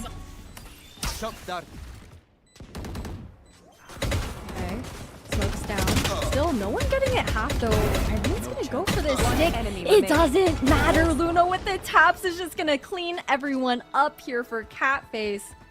And that was a round that really felt like Sad should have won. Yeah, that's just crosshair placement burr moments. And now the timeout comes through when it's going to be a broken buy for Sad. It's like, I'm curious to see how it's going to go. Because, yeah, I mean, 4 in a row for Catface Valve definitely sees momentum back. They're starting to aim. They're warmed up, right? Like, I think that's a big difference as well. It's like Raven and Kestrel both have stepped up a lot on some of the individual moments that they've been demanded upon. Even there, right? Yeah, in that late round, right? Raven, yes, didn't win out the kill contract, but Kestrel got 2 behind it off of that from what I was seeing in the kill feed. So like all in all, that's super impressive how they're now kind of planning around each other and layering some of this util that was lacking when they were on the defensive half. And it feels like it works so much more nicely, I think, on the attacking side because Catface feel a bit more control of where they want to go on the map, not having to really worry as much about, okay, what holes are we leaving on our defense with some of that proactivity that we might see. And you can definitely see the difference in just general comfort, I feel like, between both sides for this team, for sure. Sad Esports, though, in this conversation for the timeout that they're looking to call, they found so much success in those retake scenarios in the first couple of rounds, and now it feels almost impossible for them because they have to consistently worry about Elaborate on those late lurks. But Zobi, with how far back Elaborate is also lurking sometimes, you can't be wasting your time to go and take that time to clear them out. Yeah. Definitely a hard position to be in, and again, the full save, aside from that stinger coming through. Surprised to see them in such kind of split reactive positions instead of going for an early gamble, but they're trying to trap, I think, some of these duos, and unfortunately Fangs just have been caught out in the open. This B split primed and ready to go. Pulling that obscuring vision. Irene staying alive here by the half wall, trying to crunch alongside Harper, but they're not able to find the connections together. Not expecting the wrap back around, though. Raven didn't have the angle. Why'd you find it? They haven't been able to recover that weapon, but that is a huge pick to get. Oh, they're alone swinging through the harbor wall, and so it is just open season for Catface with these better weapons. Willow left to navigate a 1v3, and it is just not going to work out. Too many targets, not enough bullets in that Sheriff, and Catface now, once again, 1 round trailing, have gotten up to double digits, and you know, I'm not going to be convinced, I think, Ash, until I see 12-11 on the screen with Catface in the lead, because they haven't gotten the lead back the entire map, right? We came up to 4-4 before, and then they just couldn't pull it ahead. Hey, I think that's completely understandable. The side of sad GC right now, though. We've seen some of the aggression coming out, right? We've seen a lot of that, like, elbow control coming through.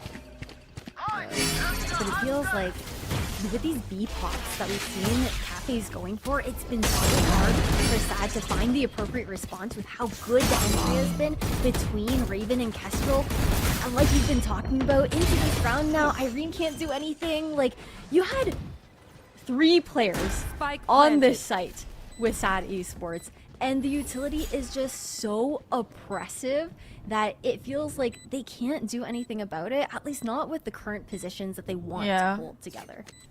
I mean, we're literally having both Irene and Harper together try anchor sites. We mentioned that the Astra was going to help them on the defensive anchors, and they're just both getting steamrolled. So I completely agree. And I mean, now it's just like Catface are giving them site space control for free because they have the Reckoning to play off of if they want, or they just have Elaborate on the flank. Unfortunately, it's not really planted for her, so Rod's going to get half off the Blaze wall, but there's the Yuta we mentioned. It's just layer upon layer, Ash, and there we are, 11-11.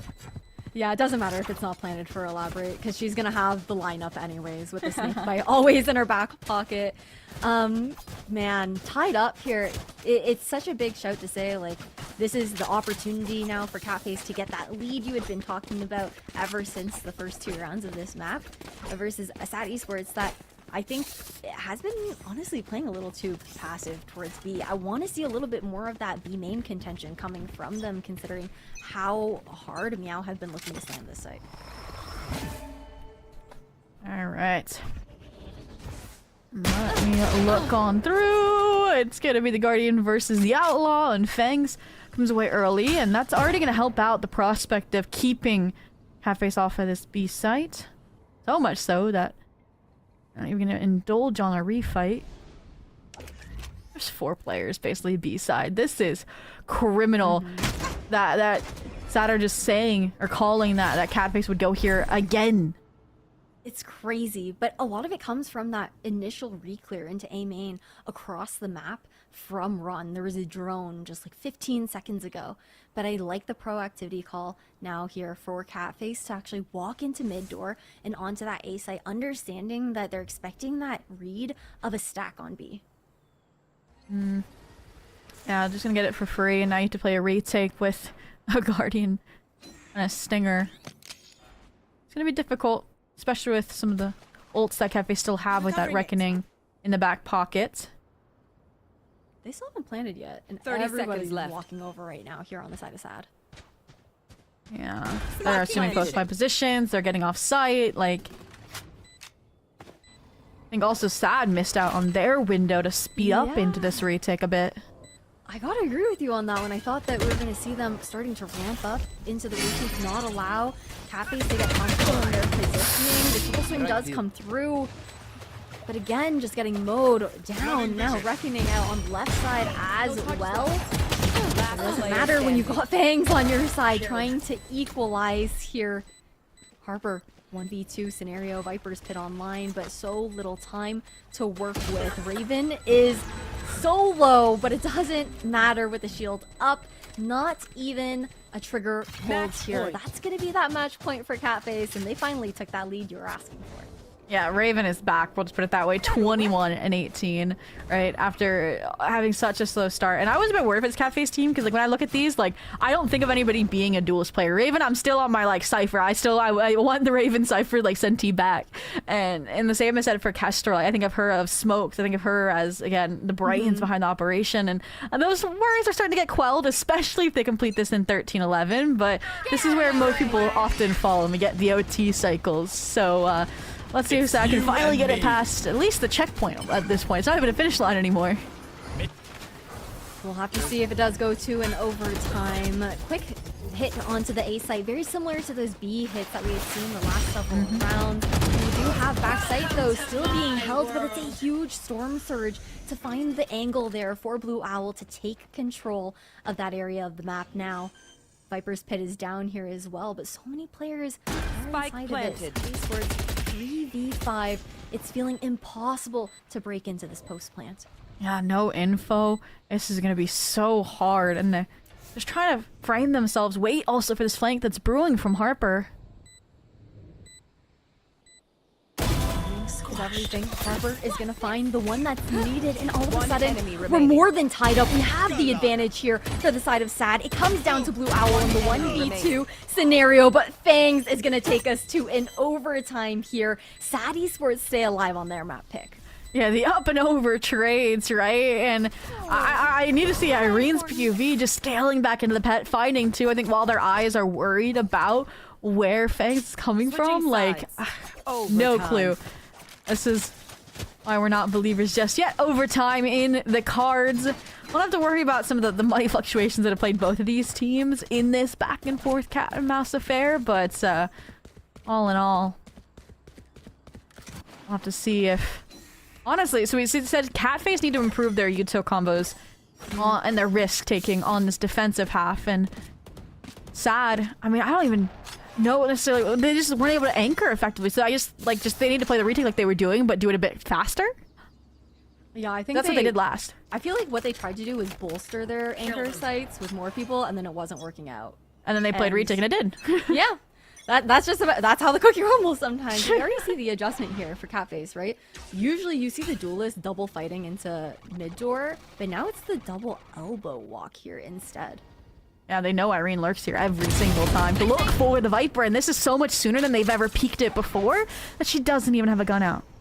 Great timing here for Catface. Great protocol adjustments as well on this round. I like the peek back through the smoke. I was expecting Willow to actually throw a flash alongside of it, though. I think she did. It didn't get through. Oh my god, is that like the little spark that I saw? It like didn't yeah, it went around the other corner, side like, of the but it just didn't hit them. That's crazy. That's so unfortunate. 2v4 now. Rotten gets a timing, very least, and they're just gonna keep walking into them. All right, 2v2. Rotten in this Hunter's Fury we know is a menace from off-site. That's why they're scaling so fast. This is what we mentioned about needing pacey retakes. Catface have it down. Last player standing. They definitely do a good adjustment from them, that is for certain. You still have Harper with a snake bite, though, which is going to be able to find one. Spike is half, and Elaborate's going to go for the swing. Viper versus Viper in the 1v1. Poison Orb up. Sounds being made here, but now Harper knows that Elaborate's not on it. Solo as well! And it's a Red Bull clutch here for Sad Esports to get this attacking round in OT. Really nicely played by Harper. Match point. Can't be jumping with those shotguns anymore. No, I'm joking. It was just not enough HP chipped off of Harper to really finish that job. And Harper is the one that had the decay advantage there with that orb. So really quick thinking, just navigating positions and times in that 1v1 for Sad to get that Red Bull clutch through. So they're sees the momentum back from getting that round needed to push them to overtime, now claiming it in the first. But this is the half where Catface thrived, where they made their stand known, and we'll see if they can keep that up. They're going for that proactivity that we had called out previously. This is a lot more like those mid crunches that we had seen earlier on into the last half, but right now Catface is winning out when it comes down to this. Fangs was just a little too late, unfortunately. player standing. Get that timing to spray through though for Kestrel. She's gonna get that 4K online, looking for the ace against Harper. Blades too. If bullets get low. And Harper clutch again. Kind of giving her the opportunity to try, but it's the Kestrel ace to keep the run alive, to send us to another cycle of overtime. And yeah, what's the trend today with players like having a rough first map and then just like zooming later? Hey, it's warm up. It's warm up. Everyone's got the first day Swiss stage jitters. We're getting into it. That's for sure. Sometimes that's just how the day goes. But man, these attacking rounds have looked so good for both of these squads. But again, it's that defense where we've been looking for a little bit of that adjustment from both of these teams to be able to find that success overall. We've seen a bit more of that aggression from both squads. Blocking fire. Whoa. MEOW was front and center. She can't get out of this. I can't believe she was alive for that long, just in general, regardless, honestly. With now A being taken here by the side of SAD Esports, it's Kestrel alone. You cannot be taking that. Yeah, you're going to back up. Spike planted. Good call. Now it'll be at least a 3v4. Can Kestrel get the flick of fangs? Like peeks this. Oh, nope. Reposition here from Fangs. One enemy remaining. She's a bit of that damage here from the side of Luna. And she's been such a hero for her team. Looking to get that advantage once again. Find that match point for the side of Catface. And trying to get the timing on this wrap. But Harper in the middle of pyramids. Regardless, to get that peak if Irene isn't able to win it out. But she does. Switching sides. It's a question of who's going to win defense first. Yeah, yeah. 100% right now. And I will say, I think after how many rounds we saw B super close in that first half, I think SAD then are getting closer to that prospect. And just also even in that previous round, just having to require heroics, you know, from Kestrel, from Luna Fox, right? Like, it's hard to say, like, macro-wise that Catface are playing a stronger game right now on that defensive side. And for the time being, early fights have usually gone their way. We've seen this now. I think this is just the standard pathing for SAD, and they've been lucky when Catface go bottom mid. Now, instead, they've just kind of, like, again, fallen back to these two B-side anchors that we've usually seen not able to hold on to B. So now I'm curious about, what's the re-speed of this rotate? Oh, but they're giving it all away with all these steps and also going into the drone as well. It doesn't matter when Rotten is that good. Turning it into a 4v2 here for the side of SAD. Last player standing. You've got the spike alone into mid. It doesn't matter. SAD, they manage to close it out on their map pick of Breeze. I mean, they have Rotten caught in an owl drone, and she still somehow gets two. Like, that should not have happened. And it's, again, small mistakes like that where I was like, okay, well, it's like Catface have been winning by little hairs. Like, it's been so close, and it's sad just we're the more sustainable team at the end of the day to be able to get their map pick through. And I think that is what concerns me just a little bit, is that it was their map pick and it still required that overtime. And we did see that it was obviously a slow start for Catface and their double duelist setups. So if that's on par going into Haven, which is also another kind of double duelist central for some teams, then I think this could be a super competitive game still. I'm super excited to see how Haven's going to go, and if we're even going to get to that split that you really want to see, Zobi, as well. So you guys stay tuned. We're going to go through to a quick break, and we'll be back with more Game Changers action.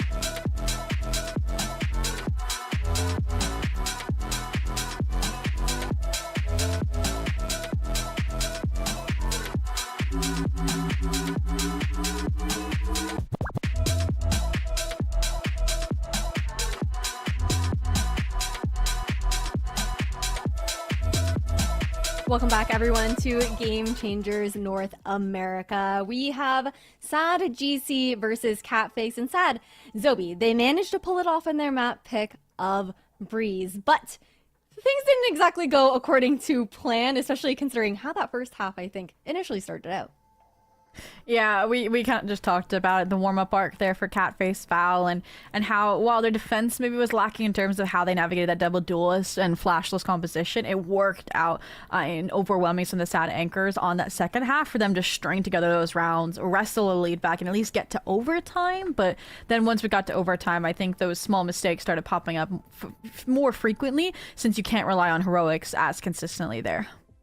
Yeah, and it's kind of crazy when we take a look at the timeline. You look at the post-plant situation for both of these teams having so much success and it being such a struggle for both to consistently in those retake scenarios. But I think that also kind of leans into something that the numbers don't tell you, right? Which is in a lot of those post-plants, the defensive team on both sides were constantly down in numbers when they wanted to go for those retakes because of how good both squads were at fighting in the early round. Yeah, and again, I mean, 12 versus, like, it's crazy to see that they were just getting the spike down so often as well. It wasn't like just like kills wins either, right? So it wasn't overfights necessarily either from the double duelist comp from Catface. Like, we maybe wanted them to fight a little bit more aggressively for it. I think that's proof of that as well, that they could have been a little bit more aggro. And maybe it's why they weren't finding as many of those kills early for their duelists. And all in all, 15-13 though. And yeah, I mean, it's like every single player I think had their moment, right? For the side of Sad, right? Irene was that early round that set that foundation with how she was able to find Elaborate so often, allow for those late B pivots. Ron, we don't even need to talk about, like, just like the clutch factor in the late round. Harper as well, and then Willow and Fang is just, I think, I feel like Willow's like impact was more muted and supportive versus like Fang's was always that backstab potential again against those strong pillars of Harper and Ron.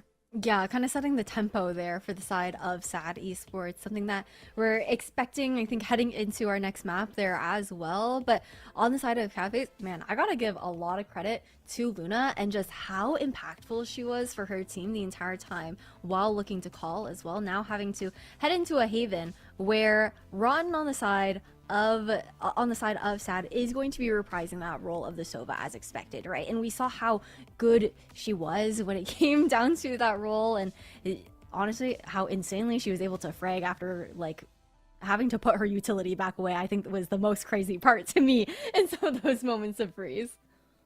Yeah, and I think the other things to look forward towards on Haven is going to probably be the Raven Neon as well. I feel like Raven was getting into the swing of things, but just wasn't winning out a lot of these unsupported fights. And I feel like, in my mind, like, yeah, the double tap gives you a little shield to win your fights, like, gun-wise, but if you're having a bad game day, I feel like the stun does so much more from that Neon. And on the flip side, I'm trying to figure out what exactly... obviously, you mentioned Rotten and reprising the Sova role. I mean, it's gonna be just, again, another kind of like Phoenix Jet and Harper on the Cypher. So we're gonna see both of those Viper players, I think, swapping over to Senti as well. So that's gonna be entertaining too. I'm kind of curious. I want to get your thoughts on Irene being on the Astra on Haven as well. Are we liking it? Are we overcooking? I think because you're running the Phoenix, I don't think you necessarily need the paranoia. And we talked about how consistently Willow was that support player on Breeze in particular too. But outside of that, I didn't really see the benefits of it defensively speaking. So I am worried a little bit more so about some of those retakes and how not having the Omen's going to function. I think that's going to be their hardest aspect. So they've got to fix some of the side anchors on that defensive side. And that's where I think Harper and the Cypher could do that. Yeah, we'll have to see. It's definitely a different approach that you're going to have heading into Haven there as well. For the side of Catface, of course, we were talking a little bit about the Sad Esports composition, guys, and that's because we know what to expect. For Catface, we generally know what to expect because of these players, but we're not necessarily 100% about what they're going to be putting into the server today. And I think that Haven is always a fun map to go to because, again, of how fun some of the compositions get on some of these maps sometimes. Like, things have been, we're in such a weird spot in the meta right now, Zobi. Everyone's doing a little bit of that experimenting, still leaning into the double duelist, but then you sometimes have teams pulling things out of nowhere and you're like, this is not what I expected to see today on like what day is today, on a Monday evening. What would be your unexpected agent for them to pull out right now on Harbor or on Haven, not Harbor? I mean, Harbor maybe. A harbor would be an unexpected thing for them to pull Freudian out. slip, right? Like manifesting it, maybe even. Yeah, it really would be the harbor. I'm a little bit surprised, honestly, to see the Killjoy coming out there for Elaborate. They played it over the weekend in that third-party tournament, so I think I'm excited to see it. I'm a Killjoy lover, so like I'll talk about Killjoy all day, and if they're having issues with their retakes, that's your fix. Hey, that's valid. It's not that I'm not a Killjoy enjoyer. I definitely enjoy the Killjoy, but with how Elaborate also likes to lurk around the map there as well, the Killjoy also gives your position away a little bit more depending on where you're throwing that utility and looking to pace, especially if you're working around mid there. So that's like an extra piece of information, I feel like, that does give over to Sad. Yeah, and I feel like Breeze is such a weird map that like functions on its own. We can't really like take a lot of the tendencies over. Like you're talking about like, okay, the Killjoy utility, then like it's in predictable positions usually. They can get information if they find out where it is. I just don't know yet, like personally, if Sad is going to be that team that looks for those opportunities early. Are fighting out of garage, are fighting out of front B, etc. And the fact that they are starting the defense means we'll hopefully get those answers sooner rather than later. But all in all, like I could see them being that team, right? We saw how Fangs was playing early round in mid on Breeze, but I just don't know, because they also played some really, really slow rounds on their attack side. That makes me think they'll be more on the reserved end. We'll have to see maybe a bit of a temp check from both of these teams as well to get a feel on what kind of tempo they want to be taking Haven at, or identity they both have into this map here, as well as they get adjusted and acquainted to the play styles from each squad. Overall, though, I think that there's definitely obviously pressure on MEOW to win out on their map pick, but I think that there's also a lot of pressure on SAD Esports in a way, coming out from an overtime map of Breeze that I feel like they think that they should have probably gotten a little bit more comfortably. I just want to say, Raven just liked one of my tweets and she needs to get back into the game because map 2 is underway. And we're going to get an early short fight here as well. And all in all, it's Rotten actually the one looking pretty locked in here for the engagement. I feel like every single time we are on Rotten's POV, you get to at least see a two-piece come through. And Raven is just around the corner. It doesn't matter, though, when you do have Elaborate, again, cutting off those rotations, sitting inside of windows. Somehow Catface are bringing this round back. It's down to Harper in the 2v1, running out of bullets. Elaborate with the 4K to get pistol round here for Catface. Oh, both a little whiffy, but it gets the job done. Catface again. These opening pistols have been a strong suit for them. And yeah, I was a bit nervous. Like, Rotten was looking in form. I feel like on this map, if we're talking about issues with site, anchoring a site, like stronger than some of your senties do sometimes. Like, I am consistently just always surprised and I'm like, how are they able to do this? Like, so fluidly with their util, and I think Rotten's not going to be an exception to that, but Catface for now. Full weapons in hand, your Marshall nowhere near this A side. It should be pretty smooth sailing on this exec. Yeah, they're just going to play around that site smoke here for the side of SAD Esports, try and get as much information as possible, maybe some picks as well, and pushes into this smoke. One, again, still good for that one, and still staying alive here for Harper as well. You do have Elaborate, though, going for the late read here into short. Unfortunately, Harper's not able to do too much more. Willow, Marshall in hand. That plant is going to get secured, but they just want to do a little bit of that chip damage here on the side of Catface. Yeah. Well, they're just gonna go one angle at a time. That's where the jiggle from Blue Owl is safe. Watch your eyes! Got info on 2 players. Still one unrevealed, tucked into graffiti though. Raven. Want to do a little bit of damage at the very least. And force a little bit more of that utility out here as well. Round goes in the favor of Catface, which is just about what we initially expected, but the back and forth there got a little bit dicey on site, especially with the fact that Run and Harper survived for so long waiting for that rotation to come back over.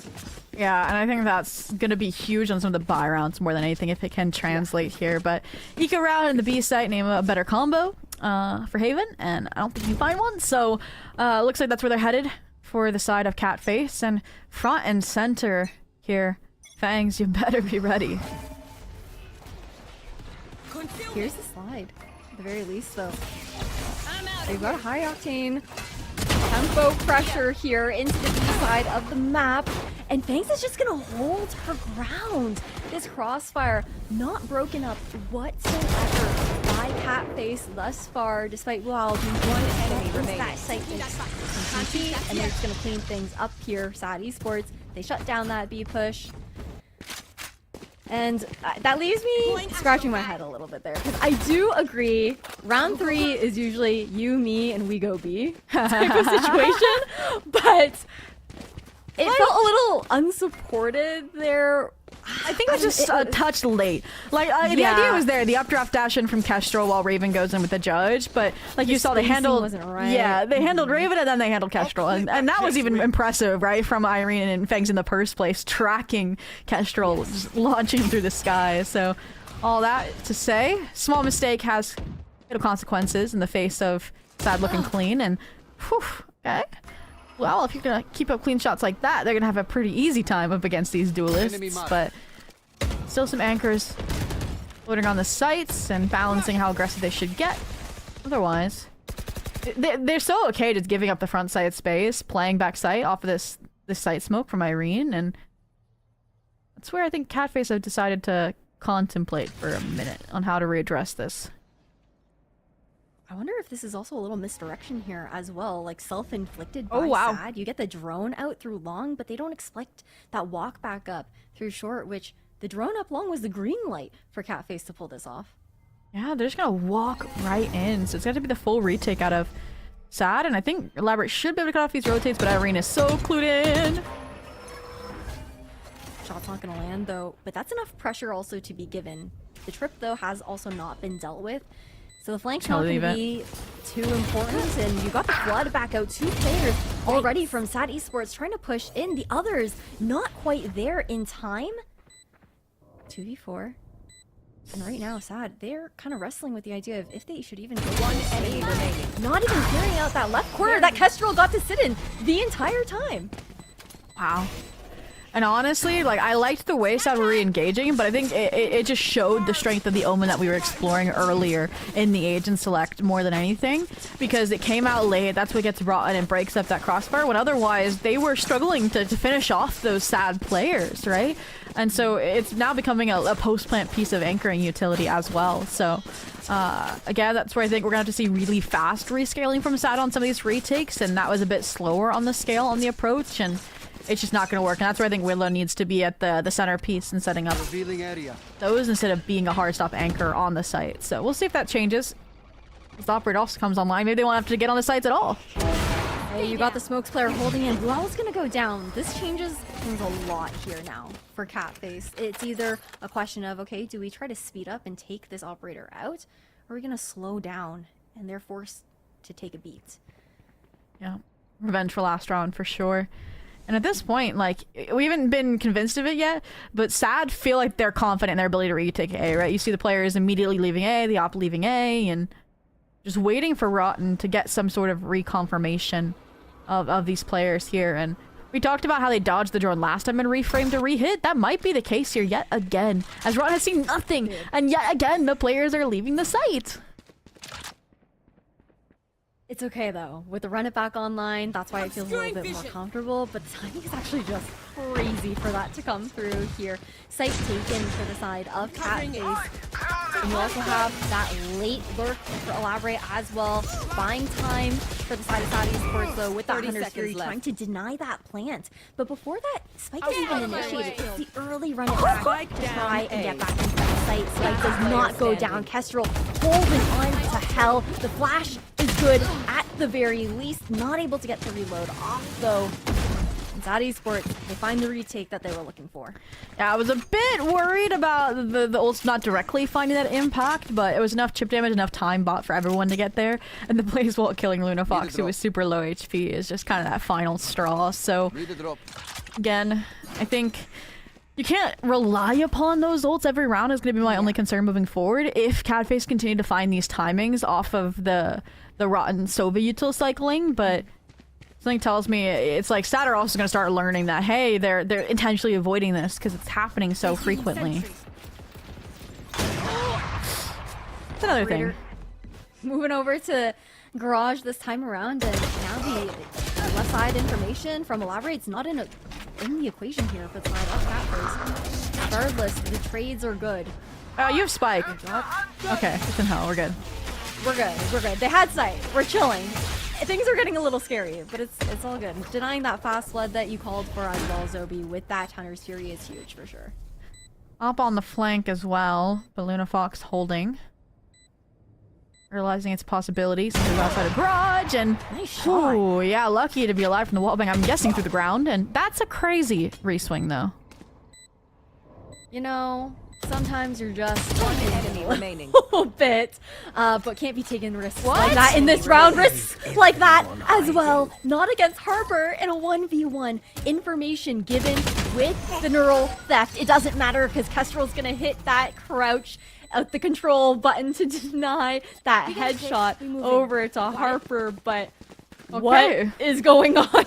That round's philosophy is just like you said, Ash. Sometimes you just gotta swing. And that's what Catface did in each one of those 1v1s, and then just ended up winning the ones that kept numbers in their favor or closes out the round. So, yeah, why not? But this round, okay, it's an eco. Money's reset. Sad have had enough of these slow executions. I think they're taking the stack down short, down long to see what they can do.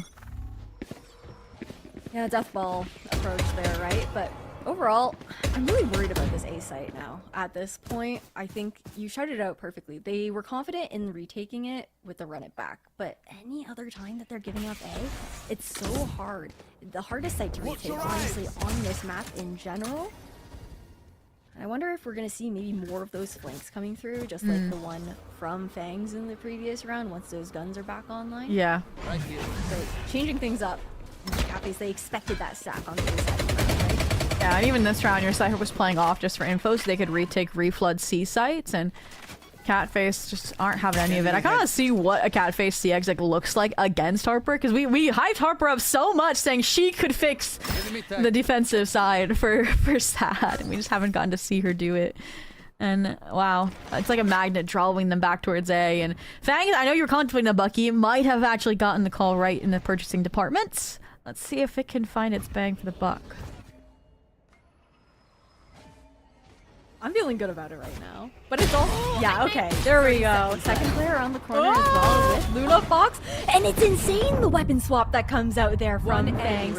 Still alive with the paranoia as well.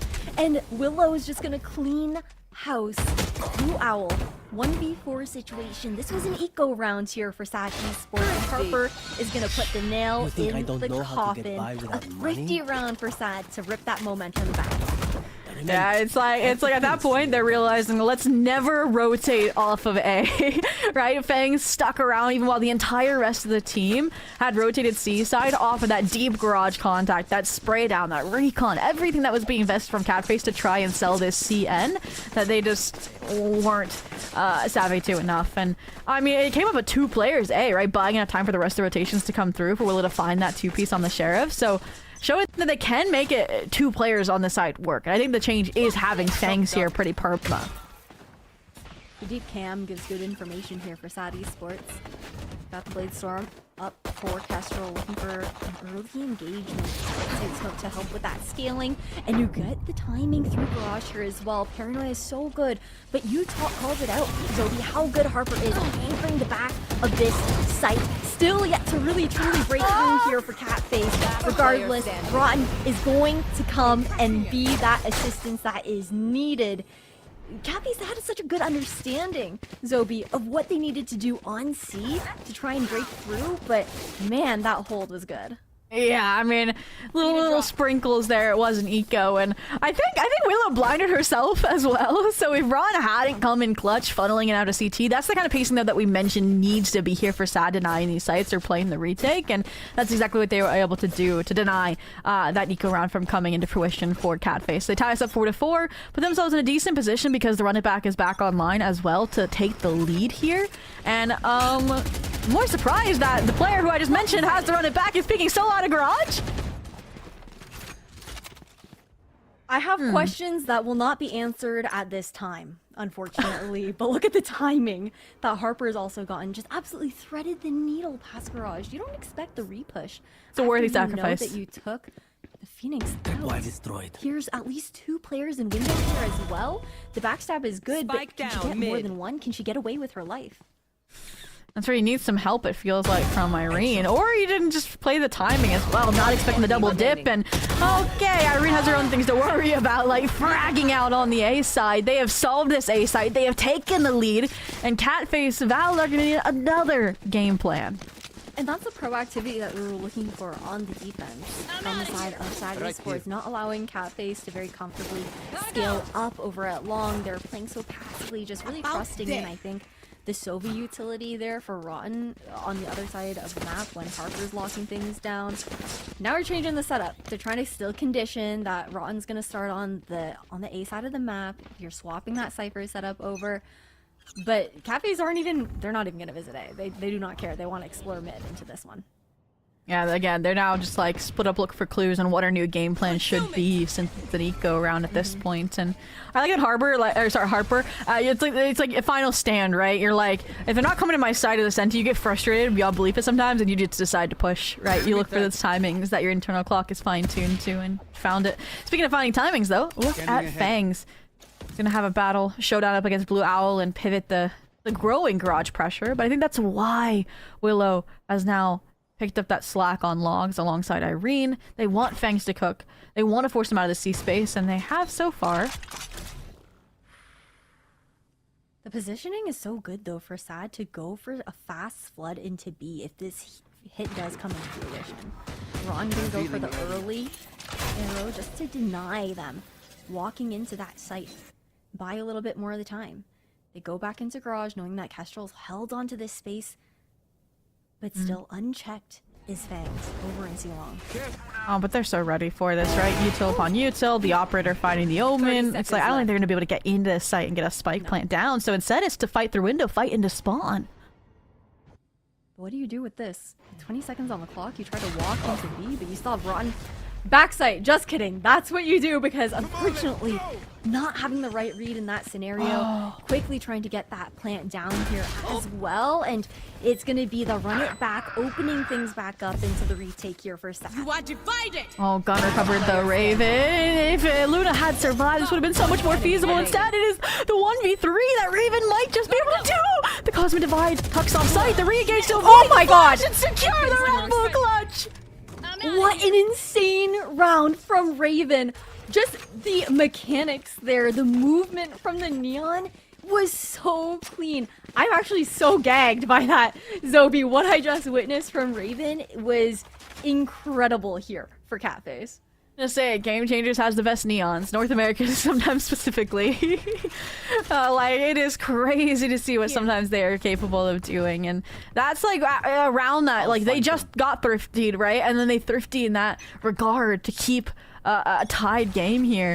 And now they have 4 ultimates as well to launch themselves back in alongside now their own attack side operator to counter Fangs. And how does Fangs here so asked is now follow-up question. They're definitely playing again for that retake or like that spike plant denial again off the Rotten Hunter's Fury, but the question mark again is now no run it back. They use that to try and deny the eco that Catface still achieved. So I mean, I would say if anything, Sad's lucky that Catface aren't ending it. I feel like they are they're I have the spike. walking back and trying to, I don't know if they're gonna look for the fake over it. No. It's not even gonna be like a fake lockdown situation. They're just fully walking back, and the read is the opposite on the side of Sad. They're replaying that A space. Harper alone on site, going fully for the retake. Staying alive! Was that 2 off no strokes going up against each other? Yes, it was. Yes, Crazy stuff happening in the server, guys, right now. Blue Owl in the midst of it, though, gonna get that plant down. And the neural theft comes out here for Sad Esports. GC as well. Kestrel's gonna get caught with her pants down, trying to get into that garage window. And the fast flood is so clean here from Sad. Yeah, just wasn't thorough enough in setting those foundations, right? Trip never destroyed in mid means Harper can just re-clear it by contacting up. I like the idea there around trying to avoid Rotten's Hunter's Fury to take a garage space, but they just couldn't do anything with that fast enough. And it did hinge also, I think, on Elaborate keeping that mid space. They didn't have to worry about who was behind them, so missing out on that no-scope battle did have its impacts, as Sad will secure at least a tied half, and I feel like we've been here before, actually. A 7-5 or a 6-6. Oh yeah, it was map 1. Yeah, and we went the distance there as well. 15-13 for the side of Sad. Man, Cafes, though, into this round, they have the better tools to work with. That lockdown has yet to be expended. You have the overdrive for a fast tempo hit towards the A site, something we haven't seen for a while now. The conditioning to pivot into something a bit slower, still not able to get the picks, though. The paranoia does find its mark to assist, but Ron, again, every single time we see her, it's 2K to come through. A late paranoia does come out, but there's still space for Rotten to stay alive on this site. Even though the drone does find that tag, still gonna look for the spray down. It doesn't matter. She can't find the ace, and it's all up to Elaborate. And Fang's on the other side to finish what Rotten started. I got the spike. Armbot is huge. The reposition from Fangs is huge. Too long, so just missed the ponytail. They both saw each other, but Fangs has the better angle here, and Sad, they get the 7th round of this half for themselves. Man, what? I don't even know what happened that round in some moments, because it was so many firefights that were going on. It got really scrappy with the ultimate usage and the timing of some of those ults too. All I know is that Run is the GOAT that he shouted out at the beginning of today's matchup. Like, that's one of the players to me that, like, you know how they're stuck in, like, the free agent bubble for a while and you want them to get signed and just see what they would do with the best of the best? That's probably one of those players that fits into that category for me, 100%, because she's been quiet, she's just been keeping her head down grinding, and I think, yeah, right now definitely holding her own very, very well in the server, and definitely was set them apart and gotten the 7-5 half for Sad yet again. And if history repeats itself, last time actually, surprisingly, Sad was the one to win the pistol. So they kind of perpetuated their lead, and then Catface came back dominantly. It wasn't like, oh, a 7-5 to a 7-7, and then suddenly it's back and forth. Nope. So I'm curious of what's gonna exactly happen here, especially now that it is... I don't even want to compare these compositionally as attack or defense, because it's just kind of difficult to see, because they haven't really expended in that full capabilities in that way anyways, aside from Fangs and being a jet and opping, right? Like, didn't really get to see too many hard stop Harper anchors, right? It was more Rotten anchoring, and one thing I maybe would look forward to is Elaborate could be a nice anchor too. Yeah, that is definitely true here. It's gonna be this fight for the garage control. Kestrel forced to use that tailwind out, but the turret does give the information that nobody has actually pushed in from the side of Sad. Instead, they want to group outside of A, look for the re-clear back with the insert into mid here for Harper. And it's only Luna who's been jiggling this angle thus far. Seeing Irene, though, will actually opt for a reposition into short instead of falling off of that site. You see the rotation coming in, and it's all fake. This is really nicely called here by Sad. Oh, the re-clear, though, from Luna down short is perfect, and now forces them with less than 30 seconds left to, again, be a late stand rotate. Turret will further confirm it. The rotations are already on their way from Catface, and this is the perpetual problem we pointed out for Sad on Breeze, is they are always so late to the site. And even this time, we'll at least look at the plan down, but again, Catface can play around with the timing all they want, and they still have Elaborate's util to handle this flank from Harper. Oh. The mid-side smoke also is so nice for Catface to try and flood back in. I like the reposition here to try and get that wrap back around. You do have the gravity well that you can use as well. It comes out a little bit body though, so it got half at the very least. Now 2v3 situation. Still not able to stick that spike though, and it's all up to Irene. Doesn't know, well, does know that it's half, but can't quite get the angle. Luna's gonna put that to bed here with a 3K cycling nicely into that Hunter's Fury. Yeah, I think it just, like you mentioned, the space area was take so fast in that backside space off the close log smoke so that they could then combat the garage rewrap attempt. I'm more impressed that Irene was able to find that time and to get back long, but it just wasn't enough. So yeah, just HP too far advantage for Catface. They get up to 6 here, are on the fast track towards the 7th, towards the tie game once again. But we mentioned it, right? Catface until the end of the second half on Breeze had a hard time taking that lead back, and I think it's going to be a similar occurrence here. Such a tough situation to be in, like always playing that tug of war here, right? Yeah. But Whoa! this is also a tough situation to be in because you're getting absolutely roasted from all angles with the molly, with the wall going down there Spike as well. planted. At the very least, the spike does get initiated here for Sad. Oh That no! is also a very awkward situation there for the the walls to go out there for the fast lane. It's kind of a comedic series of events with this B push, but regardless, Catface are still itching for that One defuse. The enemy hold remaining. from Sad is about Eco? so good, though. How are they pulling this off? They don't have the weapons in this post plant. I feel like Catface got a little too aggressive, but still getting that stick thanks to the cloud burst, getting it half earlier on there. Catface with the Red Bull clutch. Kestrel coming in absolutely clutch. That round should not have been won, right? Like it went from comedic to a tragedy for Catface for a while there, and somehow found its fairy tale end. Like honestly, it all started with that fast lane not being deep enough. Because even though it just seems like it's a small thing, that's supposed to apply additional pressure, so Sad feels the pressure to just rescale a little bit closer because they could be sticking early. But without that, they just pop the one way. They play from off site, and the Omen dies so fast gong that you can't resmoke that either, so they were out of options other than to fight. And speaking of fighting, this time it's not they were forced into the fight, they elected for it. Luna Fox, huge opener. That's your pesky lurk gone on the Sad Esports side. And all right, Luna's been so good with that as well previously, on top of these Hunter Furies that have been so great outside of A. Now being able to find that pick as well.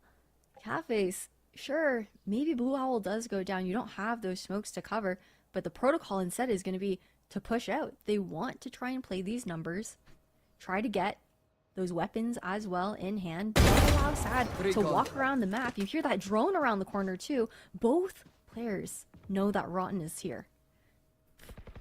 don't think they know about Kestrel's position though, but timing has been missed out on, and she'll just tuck away and try and survive here. So I do like the call when you're down at a 2v4 to regroup and try and punish Kestrel, but Jet got in the win. Gonna regroup, play the numbers where they can, and 30 probably just seconds let left. Sad plant. Yeah, she's not taking any risks Blocking sight. with that. That's for sure. I don't even know if they're gonna... I guess the plant will go down inadvertently, but Cafes are poised for a quick retake. Just depending on that player in Last player the box. And it doesn't even matter, because the burst execution into the retake scenario is going to be what reigns supreme here for Catface. Unfortunately, Sad Esports, they didn't have quite enough that they could stall with, but that was just about expected with how this thrifted for them. Oh, wow. And that's what enables them to get back through. And it's crazy that is a thrifty, because it shows like how bad their second round buy ended up being converted, right? Yeah. They were taken down to having literally nothing and able to beat the full buy from Sad, and that's another way to, I would say, take the momentum back instead of the sudden spurt of energy that we saw over on Breeze. So all in all, yeah, the track will be, I would say, curbed for now. I do think this round could get a bit complicated with some of these hero rifles on the Sad Esports side. In the next round, you should have the blades and some other ults to work with. So we're far from being like, oh, Catface are going to pull ahead and be like 10, 11, 7 already. And that's where Sad cannot fumble the ball next few rounds. Yeah, I don't agree. I don't disagree with you. Like, I see Sheriff in Rotten's hands. I'm like, yeah, she's got two. I guarantee she's got two. It's just crazy, right? Overall, the mechanics have been insane to see from both of these teams.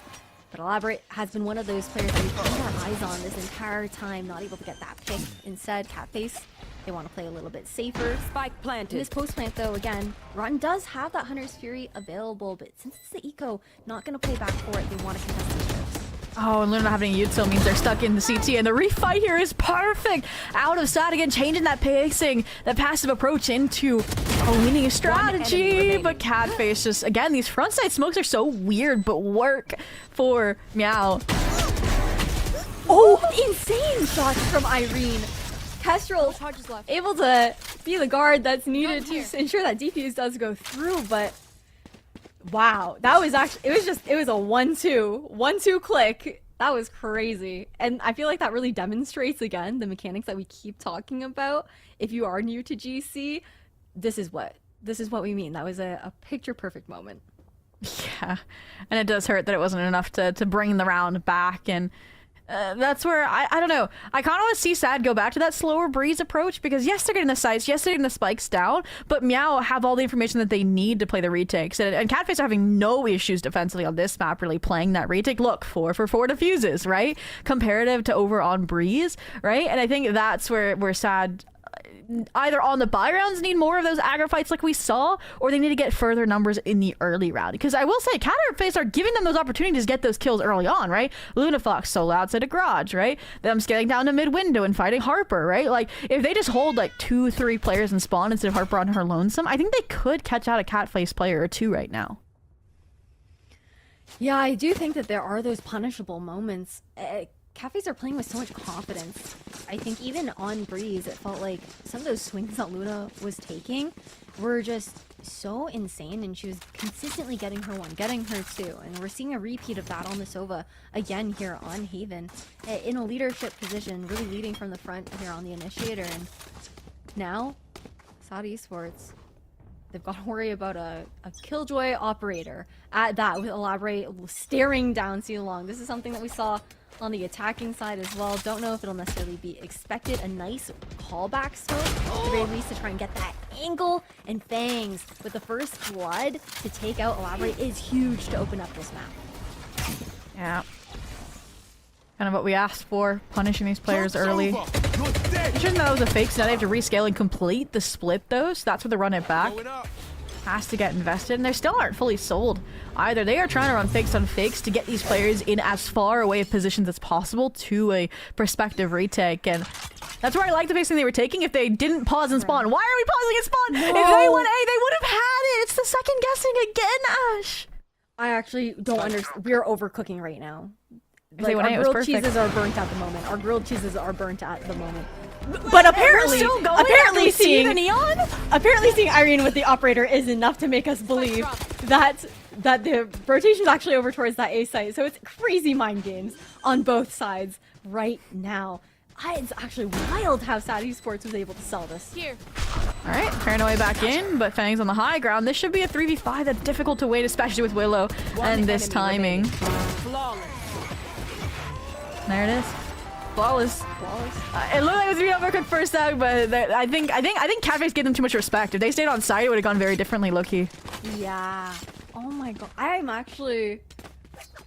in awe. I am in awe. It was a lot of like, it was so many mind. They were trying to like guess into each other's heads and then psyching each other out.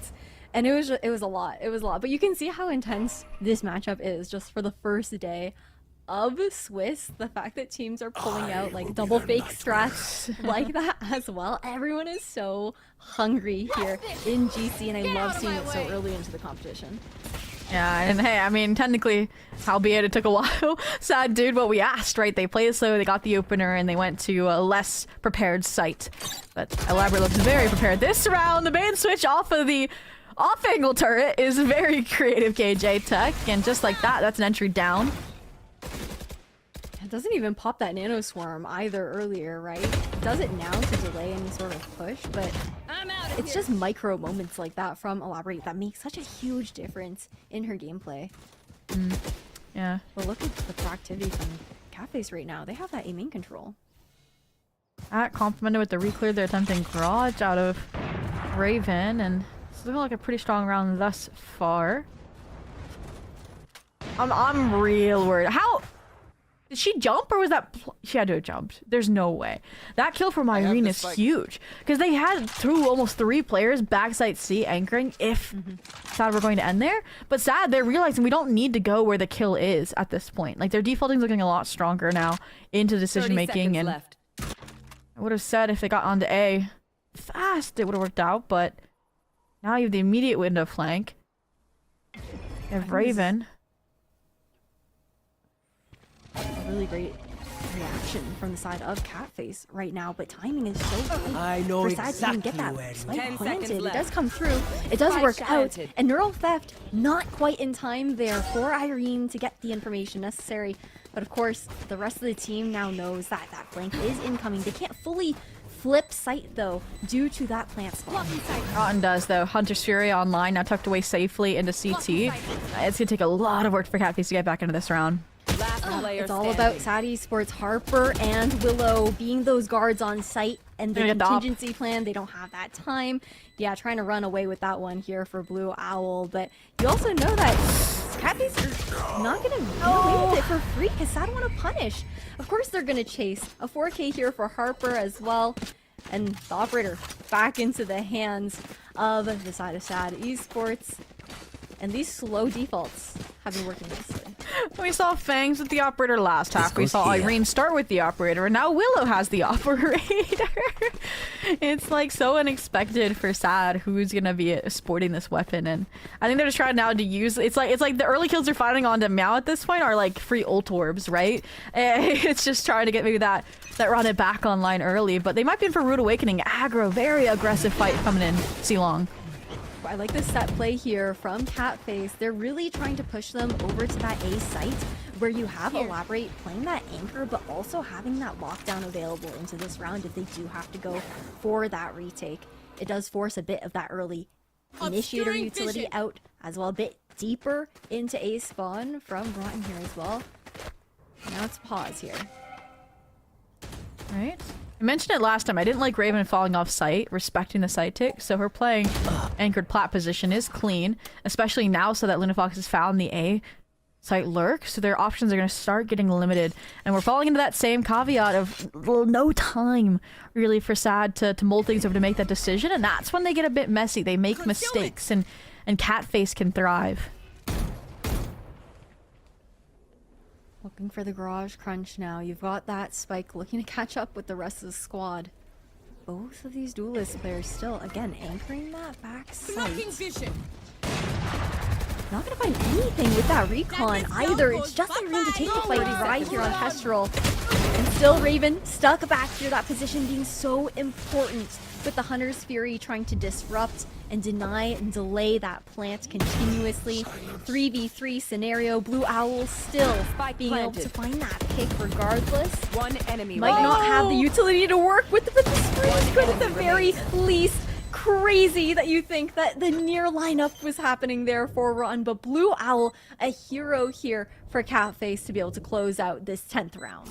And it just comes from how grouped up Catface are on these retakes, and that's why they've had such a high conversion percentage this half as well, right? Like, you have those players all the way scaled up to the CT choke, and then they get nervous and have to backtrack a little bit there, and that's exactly when Catface rescale in and are able to flip the script after what otherwise was a pretty well-tempered divide into that C site. I maybe wish they left somebody in garage to run disruption, but it was also the Hunter's Fury that just bought enough time, I think, for Raven to cook a little bit, and it kind of all came together very defensively. Like, they're uplifting each other, to say the least, that they weren't doing on that defensive half over on Breeze. So I think it's into double digits here, and money's not quite reset just yet for Sad. So the cat and mouse game continues. Here. I don't like what I'm seeing on the other corner side of this angle though. You got a Judge just facing the wall up against an Outlaw there for Fangs, and Fangs does not want to bite either. Scaling up over at Long, they also know that turret is here as well. If they want to crunch into that short player, you still have the anchor of Elaborate play as well. Somehow the Judge stays alive here within Raven. You've got the TP into sight from the rest of the team. That Spike is down. Perfect side smoke time, that's all we can say. Actually goated. Overdrive if things go really bad. I'm not gonna be a believer until I see one more kill, because with Raven this low, a 2v3 would be so winnable here, and that's exactly why I'm not a believer, because Irene can act in a moment's notice and rack up kills like Player this. standing. 2v1. 30 seconds left. Position here for Blue Owl as well. Nothing for Harper to work with, and it's gonna be the repeat here from Kestrel. 11-9. We were starting to hold our tongues a little bit there with the performance that Irene was pulling off with that 3K, but that's just absolutely insane that Raven was able to stay alive and get those 2 picks so that MEOW could even find that round in the first place. Yeah, it had to have been like some sort of bullet stray, because both bullets were shot towards her dashing away, and only one connects and 10 HP, right? You trusted in Fangs to get that job done, you're focused on the side take, and suddenly, yeah, through the side smoke comes a shotgun. So, yeah, this next round, it's a tough position for SAD to be in, because they have a buy, but they lose it, it'll be 12, and you're broke, and so again, must win, so must take the timeout kind of vibe. And looking at the ultimates on Catface's side doesn't make the picture any prettier for SAD. So all in all, we're looking towards maybe them looking for an early orb to get Willow in position with the run it back. And I mean, I think the thing that's also changed is, aside from Kestrel, who has the operator, they've stopped taking early fights like they were previously. So Catface this time very understanding and making those changes exactly when required, versus Breeze, they couldn't make those fixes. And so it makes sense, considering it's their map pick, that they're able to do that a lot more effectively. I think what I'm kind of worried about here for SAD Esports, Sobi, is the fact that we've seen the adjustments here on attack, right? With how they want to go for some of the approaches. We saw some of the more slower defaulty rounds. We've seen the quicker burst executions there as well. And they're trying to pull out utility from Catface in the early round, but then there's also so much available to them in the retake. And I feel like Catface is just currently a step ahead, and SAD haven't been able to find the necessary answer. Speaking of being a step ahead, they're a step ahead down C long. Just leaving Blue Owl deposited on that Catface side. On A too, like, look how much space they have. Yeah. It's gonna have to hinge on whether SAD are able to get these kills on the reclear or not. Irene up to bat first, it seems. A little bit worrisome though, when you do also have Luna on that angle. She's been punished there before. Blue Owl is going to get the drop on one. Still stuck though. The dash is going to force her to try and choose an opponent and target to shoot at. A nice reply at the very least from the C players to provide that necessary support. The recall smoke does allow Irene to go out. However, that spike was separated from her. She couldn't pick it up with the recall smoke due to the great nanoswarm that was thrown. Ooh, ping down from the Guardian though through the Radiant box is huge, and elaborate on deciding to play the off angle, wait for the rotate to come through for Kestrel. And you're still worried as well about where Harper is, because they haven't seen her. Yeah, but they also only have 20 seconds on the clock right now. On top of that, Harper needs to get another one right now. Okay, it's gonna work out. Not expecting it here. 10 this seconds is left. insane. And they choose where they get to plant as well, because Luna Fox was, I think, staying A side because they hadn't seen a Harper. So they find out where Harper is a bit too late. And it's, you mentioned Luna Fox, the impact she had on map 1 despite the loss. Could she clutch it out to basically secure this map for Catface? This is such a hard fire to break up though, and Harper isn't going to need the help of Irene regardless. SAD. Off the back of their timeout, they find the success that they were looking for. Yeah, and I think that was a really good balance this time of timing from the default to start looking for those aggro players to then re-clearing at least one portion of the map. Yes. And I think that's where, I don't know, I think because they're hard committing so much of the KJ util on C, Harper was able to slip the net, right? Versus previously they were playing Elaborate pretty split up, right? Alarm bot B, right? Turret and Garage. And I think that's difficult. And I think that's also why we're now seeing 3 scale down mid. Aside from the broken buy, they're like, let's just take care of these players early on or skedaddle our way to the next round. Camera's only gonna get info on one, but this is a really nice flash that's clocked and ready already by Willow. A good turn away though from the side of Catface, and Raven's gonna get the trade at the very least.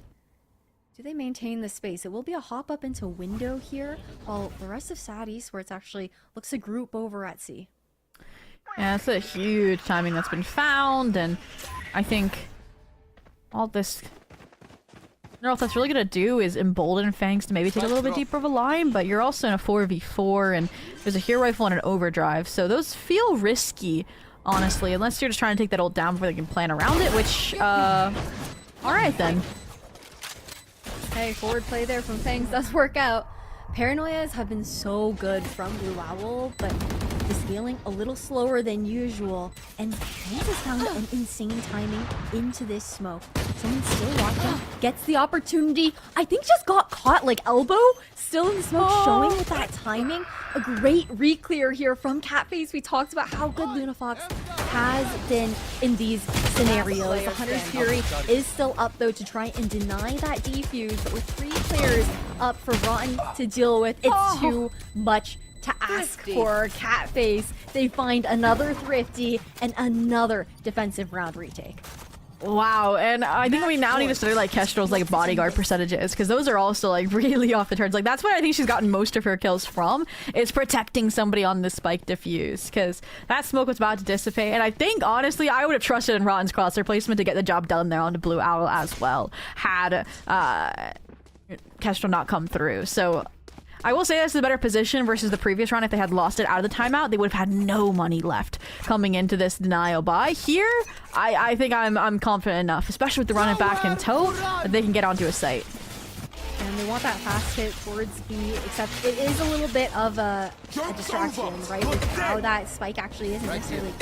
Actually, no, it is going to be scaling over towards that B side, but it gets shut down, denied immediately. They're trying to force out this push from Elaborate, who ends up getting the drop on Irene regardless, and great delay with that nano. Kestrel pushed up all the way over towards A Link. They're corralling Sad Esports into Garage, and it doesn't even matter because Willow's going to do that. Right, that entire swarm grenade is to get away, and then Elaborate reinserts herself while they had numbers. Like, they just almost toss this round. Lunafox says, okay, let's keep it within reach here. Now the difficulty is you have no idea where that from the shadows went. You have no idea where Kestrel is. They might have heard the footsteps, but it's close. And the timing is perfect. And this re-clear from Harper is even better, but how deep is she? One enemy remaining. It doesn't matter, because Kestrel's gonna run right into her. It's all up to Blue Owl now in a 1v2. Surprised they're this confident. Were there any indications that that the Blue Owl ultimate went C-long? 30 seconds left. I don't think there were. I don't know. Oh, they're lucky, I guess, in that regard. It's just gonna be a 1v2 retake through spawn. Going out. I'm trying to remember if the neural theft got me One enemy this remaining. round, but it doesn't matter. Blue Owl, shrouded step out, placement, and it's so good. Able to get Harper. It's not even a full drop smoke. It's just getting the timing on when right before it blooms to get that defuse to win out this map here with a Red Bull clutch. Blue Owl take Catface all the way to split. I think I'm just still in awe because it just ended so fast. Like I was fully expecting that to go to overtime, right? Like Blue Owl's playing a 1v2. You have some clutch players alive, and the fact that she wins that out and prevents the OT, gets the 13-10, and hey, we said we wanted to see split, and we're gonna get split.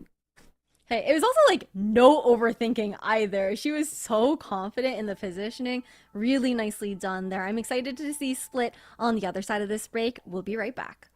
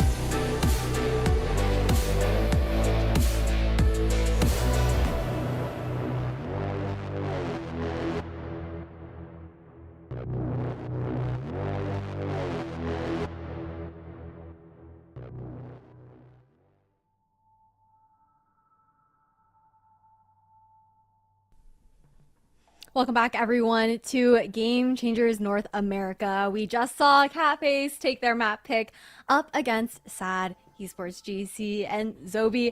It was an insane push and pull on Haven that we got to witness between these two teams. Oh, absolutely. And I think it was funny to see how different those teams looked compared to Breeze, and just like the comfortability, right, of it being a map that you've probably played, honestly, probably twice as much as you would play Breeze, I would argue. And I think Catface just looked really, really strong on so many of those retakes on that defensive half that it set themselves apart in no other way. I mean, look at that. Like, 7 out of 10 retakes and going their way. It is crazy, I think, how good it looked. And you highlighted it when we were going into Haven, right? The difference between having that Astra and the Omen. And I feel like in those retake scenarios, Zobi, Blue Owl was honestly one of the big MVPs with that utility.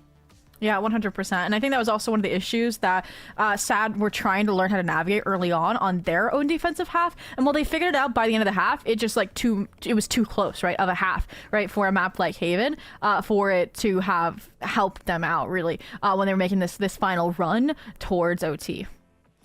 Yeah, it was honestly a really tough battle there with how good Catface were looking on those retakes. I think it also becomes just very suffocating to have to like go and like deal with that round after round after round and trying to problem solve. And we saw the adjustments from SAD, and Catface were just so good on defense, and a big part of that was Luna Fox. Like we gotta give her the credit where due, because even though it's like, oh, okay, she went like 17 and 20, sure, but the impact in those picks, the fact that she's getting those first kills, she's walking up a lobby by herself on Sova to get the information for the team, to relay how the rotations should be looking and whatnot, I think was so big. And I feel like, honestly, from Breeze to Haven, I'm kind of afraid of how Split's gonna look, because she was like the boss with shutting down any lurking player who was trying to enter her site. It's like crazy to see her confidence today in the server.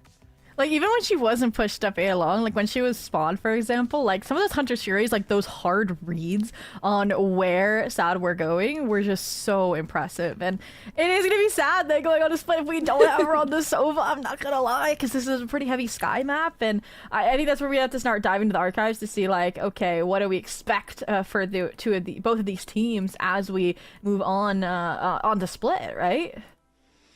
Yeah, I think Split is going to be really interesting overall when you're considering what we've seen in the past from the side of Catface. If you're kind of like calling back to even like stage 1, it was the double duelist, and we've seen like the jet raise previously from them, I definitely think that's something that we could maybe expect to be pulled out there as well, but definitely question marks overall. But you got to give so much credit, I think, to the IGLs in this series. The mind games have been insane. Zobi on Breeze, on Haven, them also each Rotten and Lunafox, these silver players being like absolute friars when it came down. Like every time we're on both of their POVs, it felt like we were seeing, okay, they get one, they get two, maybe a third, maybe a fourth. Yeah, I lucky forgot Rotten was IGLing with how much she's been fragging, right, consistently across the series. But I did get some information on what we could expect from SAD maybe on Split. Obviously, they played their Open Qualifiers, the slightly different roster, but I think since it's the core, a lot of it will translate. They were actually running a double controller and a Vice, and it was also an Omen there. So I'm curious to see if that's what actually crops up here. Also, Rotten 1 was on the Sky, so we'll see how she fares on a Flash instead of a hard recon agent as well. There's even more to discover in this series. Like, this has been the perfect map pool for like an introduction to these two teams at the beginning of a Swiss stage. It's so fun, and it's awesome to see because of, again, everyone at home, just how quickly the metas have been flipping the past like couple of months, the adaptations, the different takes that we've seen these teams make, and just taking also inspiration from other squads too, right? But overall, I think that looking at the Catface side, this is almost on par with what they were running previously. Like you said, the Sky has been favored, so that's why you see Lunafox back onto this. Raven was lights out on that Neon, also on Haven. Yeah, and obviously we get now the jet to raise for Kestrel as well, so I'm curious how that's going to go. I don't think we'll see that as much operator action, but we could be proven wrong in that regard as well. But yeah, I'm excited to see. I think it's gonna be fun. I don't know. I like a Raze. I like Raze more than Jet personally, just because I think the damage or the util force is a little bit more respect when you're on this double dive alongside the Neon, and I think that's gonna serve them well on these tighter corner maps like Split. But again, coming into this, Catface is also on the attack, and it is SAD starting out on that defense, and we saw that slower start to the defense for SAD over on Haven. So we'll see if that's the case here as well. Yeah, I think also generally the Raze is so nice when you're expecting a lot of ices on Split in general with how the meta has gone, just trying to take down those thorns before diving even onto those sites. But right now, for the side of SAD, they want to get a little bit of that information outside of A. It's just going to be the lurk though from Elaborate, something that we know they've constantly been able to find success with. And a little deeper committed fight here, just to get that boombot out into Garage will reveal the deposit of Catface players, and I'm surprised to see no one actually scaling behind the dog. It feels more like a fake out to allow for a silent progression of both Kestrel and Blue Owl in that Garage space, and that's why I'm kind of surprised to see SAD give up so much of B and instead be playing from Heaven here. Yeah, I think they're expecting just the one way to do the job enough, maybe a 1-3-1 situation, or would prefer to play a retake. We'll see what the approach ends up being here from this squad, but all players aside from Elaborate will be on this B side of the map. That needle has been threaded here as well with that ramps control, but the timing is so important. Yeah, that timing. Lunafox, lucky to be alive and can't heal herself. So Elaborate though on the backstab is going to keep this contained, trying to deter any sort of retake attempt from coming through. And it just puts such a halt on it, right? They have to go and re-clear her at this point. She's now alive. Just looking to run away. Like, you are the prime distraction maker right now for the side of Catface. The backstab, though, from Irene is going to one enemy kind of sully these plans a little bit here. Hold on. All of a sudden, SAD, they found that retake despite that whole distraction plan. Yeah, it happened so early that they're like, okay, let's stop tunnel visioning in, let's go for our own. And I wonder if Irene had any say in that as well, because she's in a really strong prime position, and she's like, hi, guys, I need you on site, right? So they don't look towards me, right? And I think that's something else that maybe hopefully aligned and righted the ship. And this is the first map now, Ash, where SAD are actually the one who won the first half pistol as well. So I'm curious how this is going to bode for that momentum, considering we had two vastly different maps, right? One where MEOW was trailing and one where SAD was trailing. And those pistol rounds have been such key pieces of finding that success a little earlier on, especially when that momentum can start to run away with you as well. I feel like eco rounds have been so strong from both of those teams, and Fangs is trying to get out of ramps unpunished. Barrel's still gonna show, so unfortunately Fangs is going to fall, and they speed up. Irene around the corner inside vents, though not Spike able to do down enough mid. with the numbers looking to fall down on her. Look to those reloads down, but it's still Harper. Harper in this site, so much utility to work with. Surprised Cappy still want to end here. I honestly thought they were going to be clear in the spot. Yeah. Instead, I mean, it's just a sweep through, right? Like, the better weapons finally get to regroup and take those engagements, and Cafe's lost any momentum they had from that explosive start to the round. Like, I thought we were fully on our way towards a thrifty Ash, and then that pause and that initial kill that was found from Harper destabilizes everything. I feel like it's a different round if they do want to re-hit that A site, but they cut noise in heaven. If they cut noise in heaven, they walk like CT. Or like CT to screens or something like that. I feel like it's a different situation, but it was completely broadcasted after all the work they did, like taking that vents control. Unfortunate there, but we got to look forward into this next round, right? 100%. And, I mean, for the time being, Catface, they're starting to realize that if they don't dog out, there's not much reclear or resilience from Sads. They get this space for free. Like, they didn't use any utility. So this dog is gonna get that much deeper into B Heaven, spot out the Thorn, spot out Irene, and should frame this really well for Raven and Kestrel. I like this smoke to be able to maintain control of this space here in B Heaven, but again, the Boombot, great to get the information that's necessary.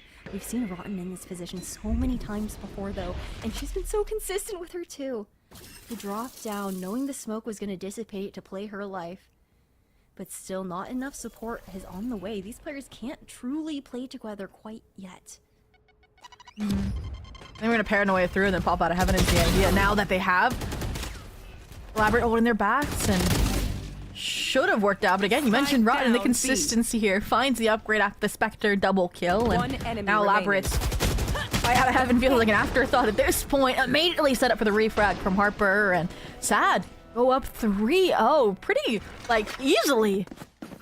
Yeah, it's wild. I honestly, at this point, I need to like search through the VODs and get the numbers on how many times we're on Rotten One's POV and how often we're on their POV and we get to see her get 2 kills. Because I feel like every time we're watching from her angle, she's getting 2 kills. And it's just actually crazy the impact that she's having for her squad to be that consistent. Yeah. Whether maybe it's the excitement of the first day of Swiss or just Rod, we'll have to see as more series unfold. I think it's the latter, but all in all, Willow now also under a lot of heat, and wow! Raven, little 180 between vent and stairs. Be able to secure both and the upgrade, and suddenly, yeah, you're forcing a player like Thanks to find impact on one of these extremities. And in the meantime, I mean, if your spike is all the way here, it's really dangerous actually for Blue Owl. Spike down B. It definitely is. No smoke now either to provide that cover. Not even the fast lane here for Raven staying at that angle, but it doesn't matter because she's got the high gear to work with instead. And I like how Sad have now grouped together all in main. I don't think cafes are expecting this. I wouldn't have thought so either, but now into Ali on their way towards A with plenty of time. I love how we've just completely 30 seconds flipped left. sides. And this is so nicely done as well. Like the call to just tap because they didn't know where any of these other players were, but Sad are so aware. They're already going to meet them here. Yeah, they might even get the spike plant down, right? If Rodden kept running, would have had the line of sight onto screens and still might. No, okay, 15 seconds left. They're gonna let it happen. 10 Look at the seconds round. left. More than the plan denial here, perhaps. Got a Steel Garden for the retake Spike if you really planted. want to as well, but with the 2 flashes here for Ron, it's not even going to be necessary. Taking Last one angle, player Kestrel standing. is good for it. 8 HP, and that Steel Garden we shouted out does get utilized. Respect being given to the Rays player. And not able to find anything. Harper's going to put that to bed. And a 4-0 start here for Sad. Now this is on track to be Harper's best map of the day as well, I think. And I'm trying to like think back to the compositions because I feel like she's doing really, really well. on this entire spread of agents we've seen her on so far, right, in this empty bubble. So jumping around drastically here, 8-2 right now. Just, I think, you remember how we were joking about, like, oh, we think if they're actually fighting into her, she's a great anchor, and they were just never fighting into her, so she didn't get to anchor. This is what happens when she gets to anchor. We're seeing the proof in the pudding now. Yeah, it might be a classic, like, avoid CNED, avoid Harper strat, avoid Harper. But so they're saying the timeout. Yeah, they gotta have a bit of a talk at the moment here for the side of Catface. I think that there's some cool ideas that we're seeing, really good reactions to what they're bringing out to the table, but it does feel like when it comes down to like utility or just heroics, Sad Esports have been on top of it. Yeah, like, they're having such strong openings to the rounds, just the utility investing to get space pretty easily across the map and set them up for these actual execs. But then, yeah, again, the players on site themselves are just anchoring too effectively. So they need something. I think they already are doing a good job not investing util too early into the round, but they need to then figure out what these util and these set plays look like on the sites themselves, right? So we look at how Rotten was able to find 2 out of Heaven with the Spectre, right? We look at them pausing in Heaven and not being able to address Harper on site. It's like, it's difficult to see how these rounds are falling apart so fast. It really is tough. I think the delay and how Sad are playing it works really nicely, and just trying to force them into some of those lines there, and just some of that utility as well to force it out of there earlier on, so they can't fight as well as those post plans. But focusing back into this round here, Harper has completely changed position for herself, right? She's going to play off of sight, look to play that retake with the rest of the team instead of that hard anchor that she's been conditioning here into back elbow.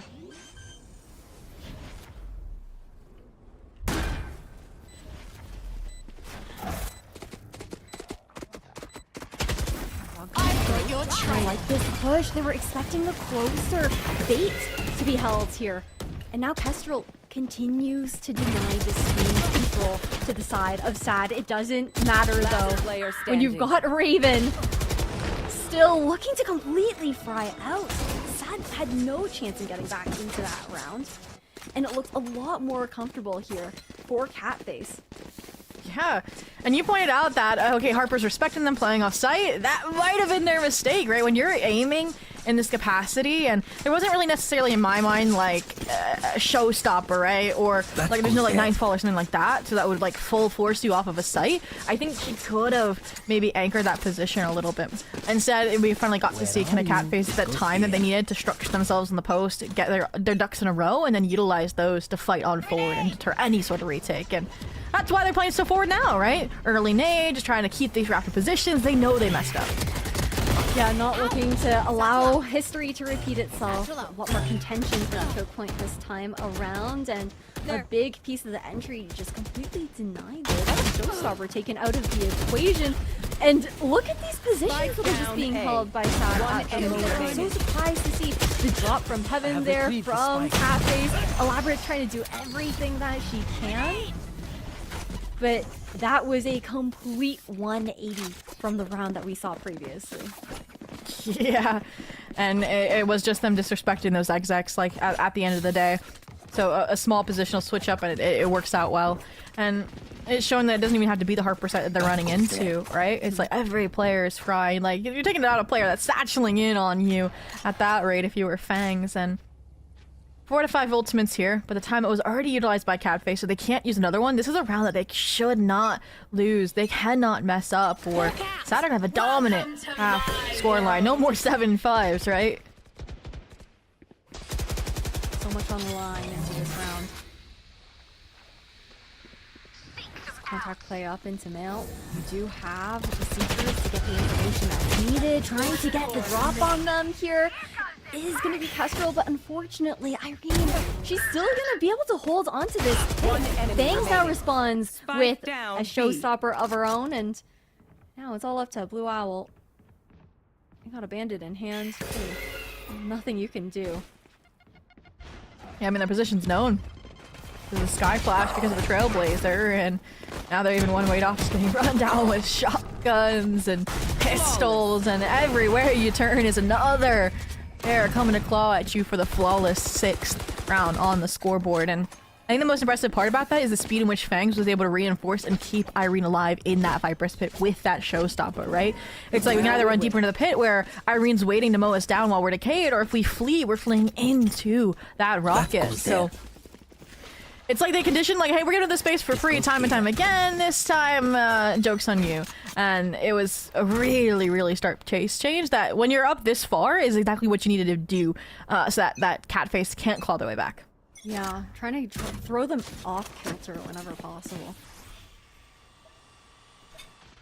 Contact back over to mid. And look at the exploration. Sad, I'm more than happy to take that B main control right off the gate. Makes them feel that much more comfortable to give up that mid space, play it a little deeper into their spawn, ensure that they're not getting anything away for free. Yeah, aside from them not having a player outside of B to stop exactly what's happening, I do like this A split though, right? Elaborate's cleared out all of main. We're gonna try and punish again who's usually been like a solo Raze like they saw last round with this paranoia play, and it's all good so far actually, as long as Fangs doesn't get too much from this clearance of the rest of the map. Just walking into screens as a group. Who's not gonna expect this? Looks at the right angle at the right time, and Irene's still gonna get a hold on it. Perfect paranoia coming out for that support there from Willow as well. And a great way to corral Catface into understanding for Sadie's towards where Catface were playing all grouped up over into spawn. Really nicely done thanks to that map control early into the round. Yeah, I mean, even though they got them off surprise and that shouldn't have been a surprise, right, when Harper fell, Irene and just not getting cleared fully in that corner and players not looking prepared to refrag either. Like that, again, 3P should not have happened. The pathing for Catface otherwise was perfect, so that's what's frustrating. The macro's decent right now, but some micro mistakes are costing them everything in this map at this rate. And once again, repeated B main control for Sad. This time with confirmation that there's players there, so Rotten has a flash ready to go. And yeah, it's just Catface back to a default. I like how much they're acting off of the intel that Elaborate gets in the previous round, though, right? Elaborate walked up ramp so early last round, and now this duo has done the same while they're simultaneously challenging Garage Control to veil it. My eyes are better than yours. I think that's also that understanding of when they get aggro, B-main, that's when you have Harper deeper into that site, playing by herself, right? Now still trying to get out if possible, and it's not going to be the case. Just keep her position here in elbow. The showstopper is coming in as well. Does chip damage, doesn't land the trade herself. It's Raven to deny that retake from screens, and it's all down to Fangs now. Yeah, starting to narrow off where she could be. Vent is the last likelihood, and Elaborate is good to secure the Catface flawless to show at least some signs of life. And speaking of those pulses, I do think we're back to kind of like how Breeze looked with some of these players warming up a little bit slower, perhaps, on the Catface side. We also have to circle back to something we mentioned about Luna Fox, and we weren't sure how the Sova versus the Sky was going to look fully in the capacity of this team when you're getting back into consistent competition, so that might take some warming up to do as well. And yeah, all in all, Catface, now that they this is crazy. Wait, it's out of condition that they're leaving A main open, and now they're about to fight for it. Oh no. It might be quite the brawl, but instead it's a very slow creep. Again, using that cage, trying to force out that trailblazing, he gets tucked in the corner, and the spam is good. I'm gonna disengage. Cover the spike. I do think they're doing better getting some of this sent to you out early as well. It's all gonna come down to, again, how well Harper does on this anchor at this point.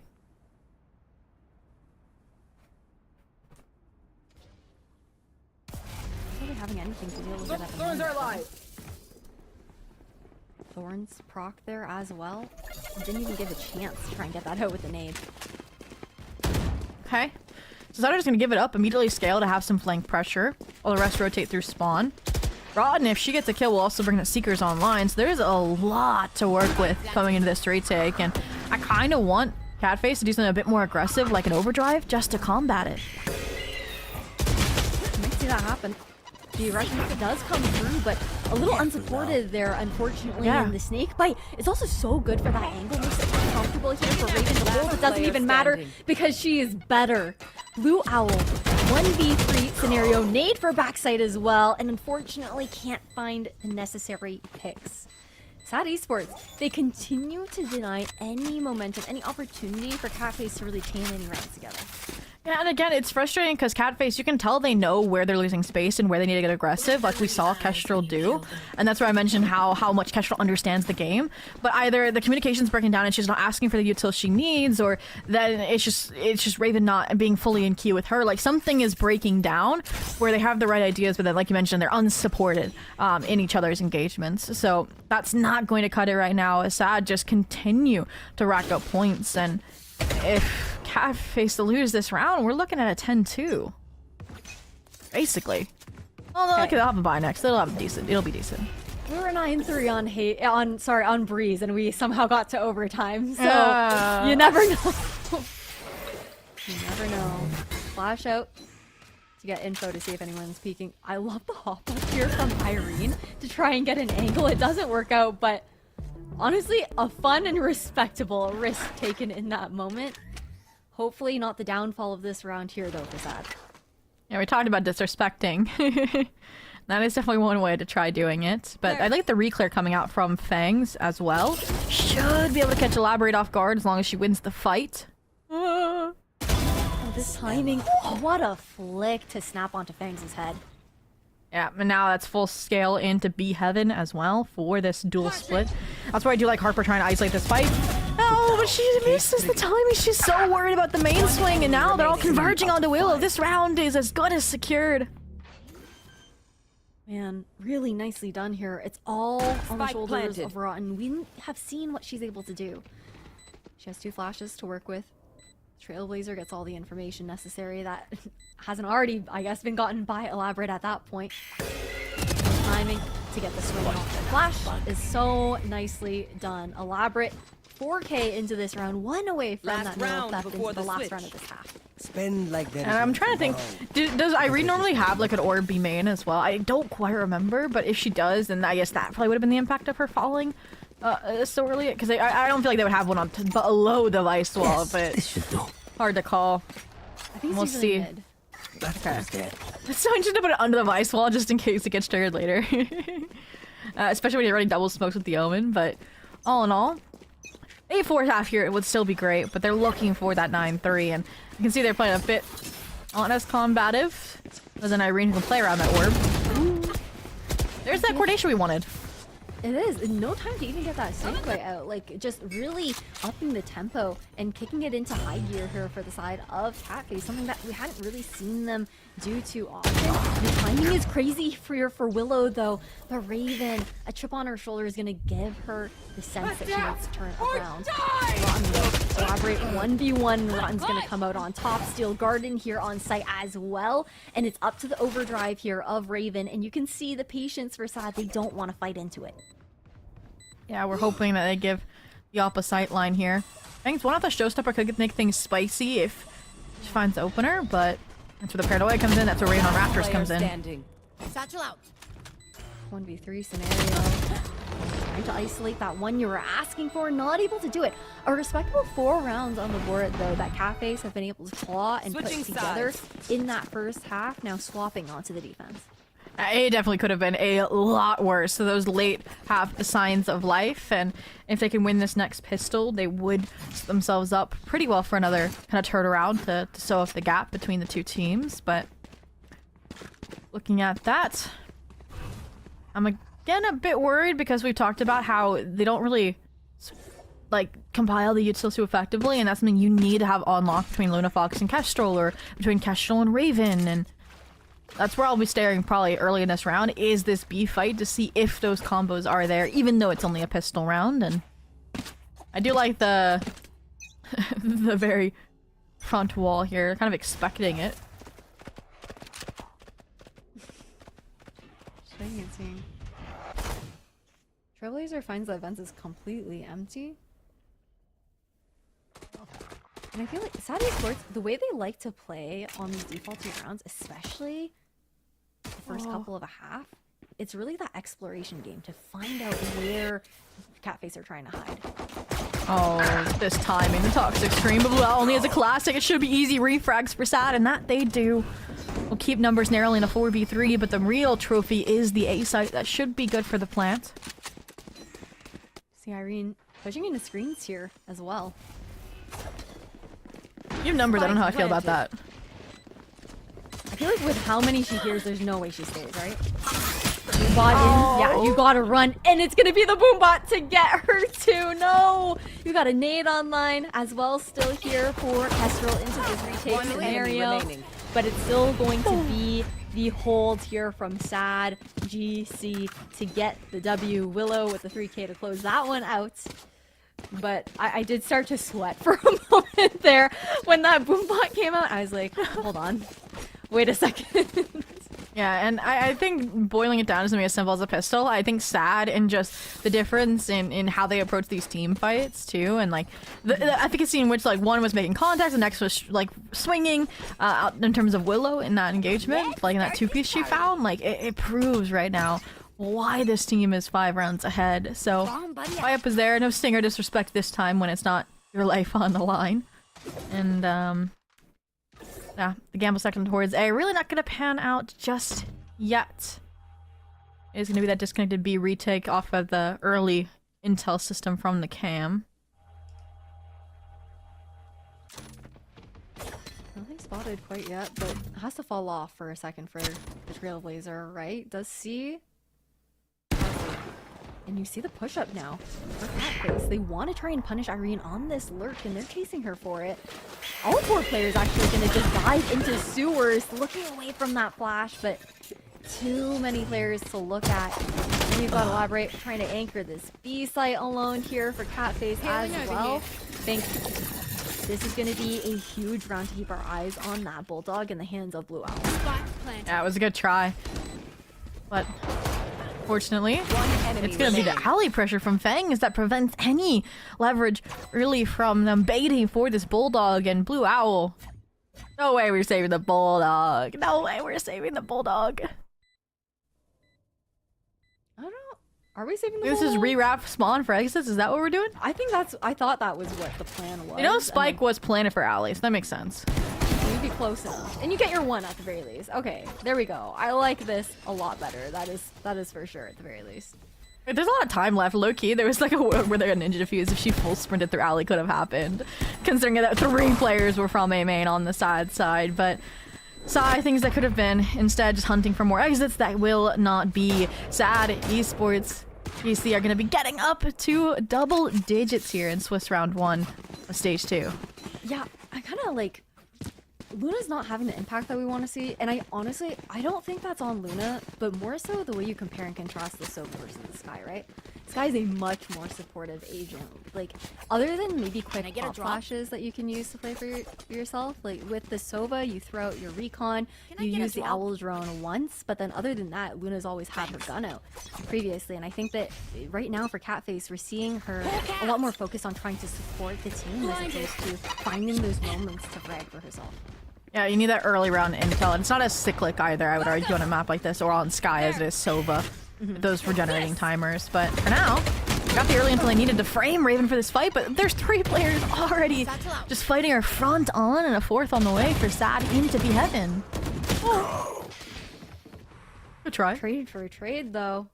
3v3 all of a sudden, and you still have Kestrel on site, holding control of Pillar.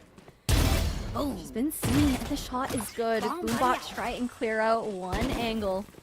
And you've got the Trailblazer giving you the information here on Rotten, a player firing on Raptors here as well, and a cleanup here for Catface to get 5th round.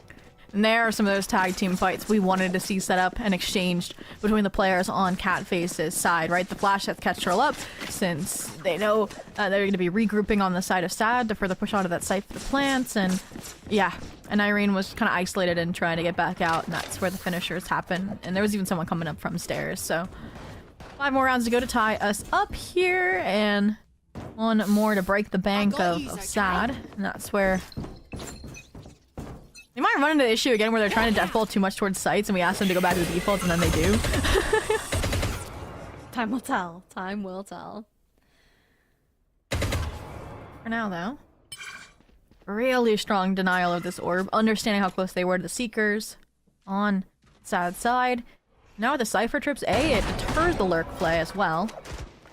Here. Made out, forcing Luna off of the angle here in Vents, having to drop down.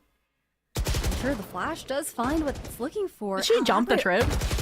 I don't know what actually happened. I assume so. There's like no way otherwise. Oh, not the judge. We've seen this from Raven before. Please. Yeah. Spike And down. another one, not today. Willow's gonna get the trade at the very least. That paranoia doesn't find anything. The re-clear with the Trailblazer is also huge, and that also means that SAD also have an understanding that their position falling off of that B heaven angle has been given away. And Elaborate's just sitting on the cam, so Cam's gonna get the ping, and then suddenly swinging right behind it, right? One enemy remaining. Looking for the clear, Spike down expecting Elaborate A. actually to be in that ramp's position, as Cyphers often do. Harper in 1v3 not going to be able to do it, and a 6th round on the board here for Capitals. And SAD, I believe, still have both timeouts. This might be the next round a good time for it, or now. I was gonna say, I feel like SAD were more of like the when we have a full buy take a timeout, not the eco round. But again, it was like right around this time that you needed to use your first and then save the second for later. And I'm trying to think where things are going wrong, because they're getting some nice timings into mid and trying to use that space to pivot, but it's similar to I think how they haven't panned out, where they just weren't giving these early fights away anymore on the cat face side, and so they can't find them, and then they're contacting into a judge suddenly, right, when you don't have a solid scan. And I think it is a difficult position to be in. Yeah, it definitely is. It's also harder, I think, when you see how the alt cycling is coming up into play now as well, and for how important that last round honestly was for Saudi Sports to try and take away, because you have the showstopper up. You're almost back into that Seekers there for Lunafox. And yes, Rotten is almost one to the Seekers there as well into the next round. You expect it coming through, but Cafes have done the work to try and whittle down that economy on top of everything else. And it's definitely tough, I think, for SAD to make the adjustment that is necessary, especially with the solo duelist. There's so much pressure on Fang to find that success on that initial hit to try and win an area of the map. This is an interesting look from Catface. The double duelist posted up in mid. This is like looking like it could be like a trap setup off of late flash, but if Luna's just gonna get a fight from Vent anyways, you don't even need to. Just let the judge sit here. Yeah, and the judge is gonna find everything that it's looking for. The showstopper wasn't even necessary. Like, not needed. Raidiant just does it again. Man, Irene's not gonna be able to find anything. A flawless round here. 4K for the Neon player. And you can feel how Catface are heating back into this matchup. And again, feeling very reminiscent, I think, of map prior. Yeah. And now it just becomes a question of if they can finish the job or not, right? On map 1, they couldn't after they got the lead back. On map 2, they did, right? And it's kind of how we're gonna let this series bubble down, is if some of the Saudi Esports players have those heroic moments yet again. It's crazy to say, because in like map 1 and parts of map 2, we're like, they had the better macro, it felt like at times. So split. Maybe the odd one out here, but time being, SAD's still looking to challenge mid. The same cycle of utility that we see in mid constantly. It's the Trailblazer into the nade into vents, and sometimes they take the space, other times they walk away. Yeah, nice execute here. Trying to bait out the screens player. Raven almost engages. Irene with that pushback onto Seek, like, the lurk things are so good, but Even's still gonna be back here with the judge trying to deny it. Oh, and that means the Omen's cut off from the spike that was solo on site. They backfill the space, and suddenly Irene's also along with a 3-piece, but her position further confirmed by the secondary Seeker, and so is the player behind for Kestrel. And somehow you get caught with your nade out. That shouldn't be how that round goes, Ash. It absolutely shouldn't. Like, Irene getting a 4K there is jail. Honestly, jail. That is something that should have not even occurred in this timeline. I'm stun locked by that, and I feel like what's what's up? I want to get your thoughts too. We cursed it, right? I just said, I'm like, oh, the only way Sad to come back right now is if they have some heroics pop off, right? To get these last few rounds through, and Irene says, all right, I'll do it. Fine. And it sucks because that secrets from Luna were so great, right? Kestra would have been backstabbed by Harper, hits that shot, and knows exactly where Irene was playing from, but still gets caught out in the open. It's just the timing. incredible. Yeah. It's wild. Valorant timing, Irene's crazy mechanics. A perfect storm for the side of Sad, that's for certain. Still putting that pressure on, and look how the trips have changed up here now. Elaborate, swapping them so that Irene can't get that tuck into hell. Taking notes. Now they can clear out the space here too. Toxins going up. Right. Did like the early Trailblazer here, but it does prevent them from getting decent answers on what's happening in this mid space, right? In terms of if they're framing for a split, if they're heading on through vents, and they also don't have that cam in heaven this time. So yeah, this should be pretty pacey out of Sad, and it's got to be super reactive out of Catface. Oh, and they had the wrong read too here on the side of Catface, expecting it to be the heaven crunch. You end up having this from the shadows all the way to this A site. The change in trips is so good here for Elaborate. Now Spike tucked into elbow. Things are getting really awkward, and Banks has to find something. Spike will fall. Can Irene be that hero once again? Elaborate trying to find her. It's gonna be Luna with the pick. Now Harper. 1v3 scenario, and the spike is down somewhere that feels nigh impossible with the time on the board.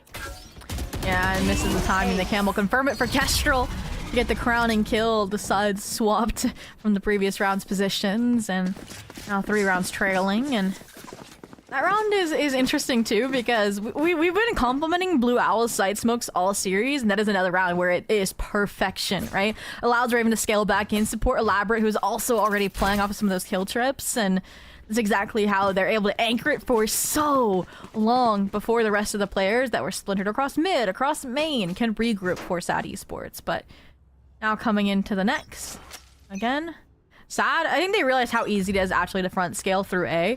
It's just getting onto the site itself. So I think that's why they're starting out players here pretty heavily. No, that's an eco. Luna's trying to get a bit proactive, and it's gonna pay for it. That is huge. A bit unrecoverable in the weapon department for the time being. At least they would believe.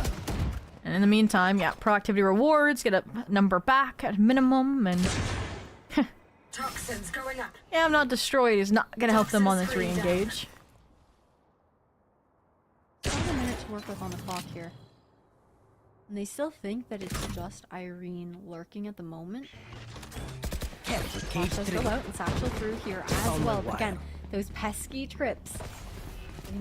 One enemy remaining. Spike down as well.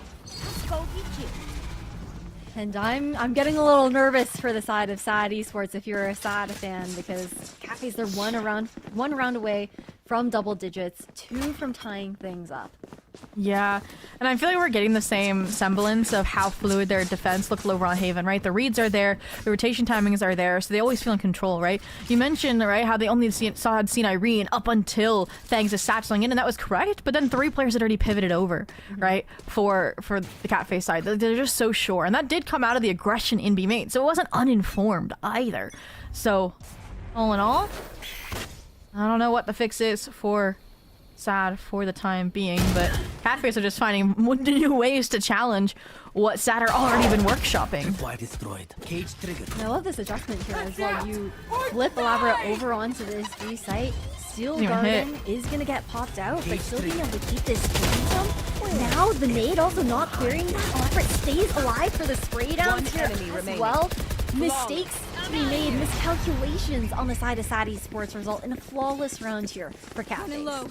I think my most underestimated duo this map right now is Raven and Elaborate, right? Whenever you see Elaborate threatened, suddenly Raven just is there, right? Even if she was on the other side of the map, they are getting full use out of this high gear on the Neon to make sure that both sites are equally supported. And we mentioned it, right? That earlier timeout at around 10-6 was taken. It gets them the 1 round, and then this one was used for exactly this when overtime is on the cards, when another possible double digits loss is is in the cards, and after, yeah, an 8-4 half, this is not what you want to be struggling to close out. Definitely not. Man, timeout to be called in this moment, and it feels like we're again seeing a lot of repeats. I see the conditioning that Sad Esports have been doing into mid with the nade and events. You get that Trailblazer every single time, and cafes have been so good at adjusting to it. Like, it took a while for Luna to decide to give up vents, but once she opted to actually play and to be Heaven, be able to support the team a little bit more, you see them focusing on fighting as that core 3 a bit more, and allowing Elaborate to be really that hard anchor onto site, who themselves, she has also made the changes to try and deny those lurk opportunities to Irene as well, and they just seem a step ahead. Yeah. And it's crazy that Irene's at the top of the scoreboard while having her lurks denied on the sad side. Maybe want to channel that firepower towards the site itself. Maybe why she's coming on back for the eco as well. Also, if you get a Viper split after a gun or two on site, that could be huge for the Thrifty. But Cafes once again, right place, right time for an aggro fight off barrier drop. Just trying to force a little bit more of that utility out from Catface here outside of B Garage. Look to cut noise and walk back in. This is huge. I think they're just going to contact out of this, call the bluff as soon as the dark cover's faded. Whereas previously they were going to invest, what was it? A satchel, a flash. Now all that can go towards the site. Yeah, definitely can. They did feel like they hadn't had enough to work with on these executions. The angle, though, unchecked here for Blue Owl is going to be insane. And they keep a complete hold here of B. Again, it's so hard with the solo duelist here for Fangs. I think on a map like Split, with how Catface are wrestling for control of the map, for that solo duelist to really find any purchase in those explosive rounds that you're looking for onto site. Yeah, I just find it funny, Kestrel's movement there to survive that early front site fight, and Blue Owl just keeping her alive. And now, I mean, yeah, there's a crossfire. If Catface re-engage, when it is this close of a margin, they look like they're not making those style of mistakes anytime soon. Irene could be a difference maker here. Raven's so aware of it. Spike down B. Down here as well, like, really nothing you can do. Catface with a flawless round. They make such good adjustments there on defense. Like, yeah, it was an eco on the side of Sad Esports, but you see the vision of what they're trying to accomplish in that, and it's just unfortunate when you have a player like Blue Owl, like, around the corner, waiting, poised and ready, and she's been so good on defense in particular. Yeah, and obviously this round coming into things, they have the 4-stack outside of A, they have the Harper lurk. I kind of just want to see them front nade A and just take it and try to combat head on before the rotations come through. Like, that probably would be their best look at this point. But for now, just dodging any sort of deep flash, any sort of chem that might get intel. And then they'll slowly contact up, now that Willow has confirmed the Sky's positioning. Can't take too much of a risk, though, being that main smokes player. Instead, you have Fangs looking to creep up inside Poison Orb for a bit of that coverage. Actually, I don't know if the Trailblazer saw her or not. I'm out of here. I think it, like, question marked it with how close it got with the bite. That it did give the ruse away, unfortunately. And I got the 140 off as well, Raven. So forced out the overgrowth pretty early on. At least that's no shield now in the picture. And they're pivoting right back into this duelist Luna Fox combo, which we questioned and needed to see improvements from, and they have. What a combination with the showstopper to come out. This is the best mid-fight that we've seen. Previously, Catface would constantly have Luna anchoring that on her own. But now, looking to deny the space here from Sad. Luna is coming alive into this round. Harper is trying to find anything that she can here on the B site, and it's gonna be two player standing. Oh, but the spike is in no man's land. Can't recover it, can't rotate over, can't play out the 2v3. With 13 HP, trying to scale up rope into a double hold. Luna Fox in the 3K will lock in map and series point for Catface. Val, and Ash, that's like you mentioned, I feel like that was the best mid-fight we've seen since Raven was holding it with a judge. No, literally. It's like, other than Raven holding B Heaven, most of the mid-fights have not gone the way of Catface. I think now my question here for Sad is I'm kind of concerned about the fact that I feel like these Cypher trips are never being dealt with early into the round. And I know we're so late into the half for me to be saying that because we're almost near the end, but there's just so much else that we've had to like kind of take into consideration as this map has gone on. Yeah, well, this time they didn't put a 9. They're so deeply committed into A with 2 players lurking outside and confirmed by the Seekers B that I'm a bit worried, especially when Kestrel is about to just disrespect the Vice Wall, it looks like, and fight into them or jump it all together. She did! Aww. Oh, hell no. That's what Harper said. Probably, honestly, when she saw that. But, man, it's the awareness here for Sad in those moments. This is kind of one of those rounds that you see out of Sad Esports with the calling, with how they like to go and re-clear areas of the map. It does feel a little bit more comfortable for them, but it's also a race against Catface to this B site. They heard them going through spawn, right? That's the benefit of Luna being in sewer, so it's 4 players anchoring the site. Are they gonna force the issue? That's the big question here. You do have Fangs getting a pick at the very least, and everything is going in their favor. Fangs, she delivers a flawless round here to Sad to take us to overtime. Switching sides. So we get a 4K on the round that gets them to 11, and a 4K on the round that gets them to 12 for Sad. Coincidence? I think not. It's really them just trying to pull whatever steam is left in the tank for their opening series, where every single map has gone double digits, to see what they can achieve on the individual scale. And last time we went to overtime, Sad just kind of were the ones to break through that mold after perpetual side issues, and I don't think it's been like both teams having issues with one side, right? And I think that's where this OT is unpredictable. It really is.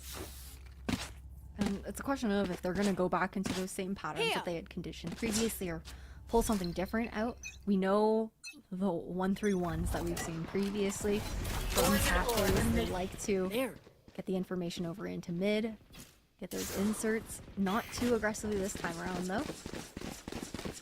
This is, I think, the fastest pivot that we've seen over to A.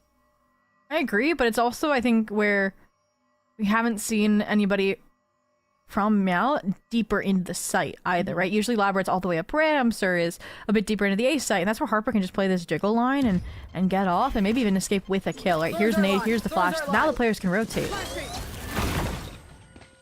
For the relay bolt, though, denying Harper from actually peeking that line of sight is huge. That is for certain. You can provide the fast lane to deny that vision here for her as well and secure that plant, but it's going to be a 5v5 brawl. I haven't seen this in a long time, maybe in the whole series. I know, it feels like every team is always at a disadvantage, or at least even in a 3v3. But they find the advantage early on. Can Catface equalize? They do. Oh, Snake bite. that's about the screens player. No. The information has been given as well. I like this teleport up. Trying to take a cheeky angle here for Blue Owl and not have that location be revealed to Rotten. Trying to isolate these 1v1s. And there's just not a lot of time left, especially with this positioning. Blue Owl's got this one in the bag. Yeah, that TP out basically secures the round, right? Elaborate was fighting a whole war on her own for the most part, right? Luna had a little like flash onto the player that had just fallen as well to support one of those final kills before she gets traded, but all in all, I thought we were finally going to see Sad have a really concrete retake, because that's been, I think, a big issue for them on both maps, and it just was not the case, unfortunately, this time around either, so... Alright, that does now put Catface in a position where they won the majority of the rounds this half on the defense, right? And that's where I'm a bit worried for Sad's prospects, and Catface are taking that exact idea in tow, getting aggressive, confident even. Irene's gonna take the timing to walk away here as well. And she knows that last time this happened, they forced the issue. They walked all the way, ran, in fact, into screens, but look at this timing. Walking into spawn. Stealing sight. Not for it either. The Vice wall also not there. Yeah, it's deeper into B main this time. That could punish them. I think these players are just gonna go all the way to B main. And honestly, if I'm Blue Owl, I might just let elaborate things and full anchor this site and just let it play out. Look at this crunch. They're completely corralled and they don't even know it. but Harper is gonna fall here. And It's ironic. Given on one on alert. That's the best thing that could have happened, is Harper being the only one to fall there. If they go Ramen or if they delay it where they're out on B, they would have been full committed with a reflood on the way. Now they get a fully deserted site with no util and a post point that they can mold however they want. So much time to work with 30 here seconds as well. left. Be aware of the flank coming in so quickly from Kestrel and Spawn. This timing is wild, actually. Hold on, it's getting crazier, and somehow Fangs is the one behind Kestrel now. This Fair flank discipline. completely turning on its head compared to what we expected to happen here. One down. And it's huge. Now you're denying that flood in from screens. Blue Owl, so much more pressure, no paranoia to work with. Last player Catface, they standing. want the retake at match point, but it's not gonna be given. The best, honestly, attacking round that we've seen here from Sad, and Switching part of it, sides. honestly, has to do with a Overtime. lot of luck there, and the fact that they didn't re-clear into mid there for Catface, like you had mentioned. Yeah.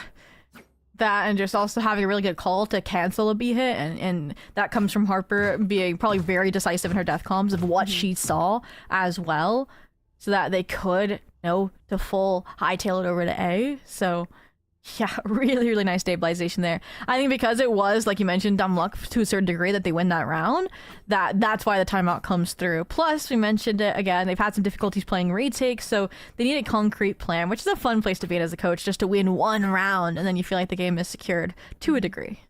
I think also, like, knowing that Kestrel was flanking through Spawn and not Sewers was such a clear indicator for Sad Esports to take away from the map control that they took in that last round as well.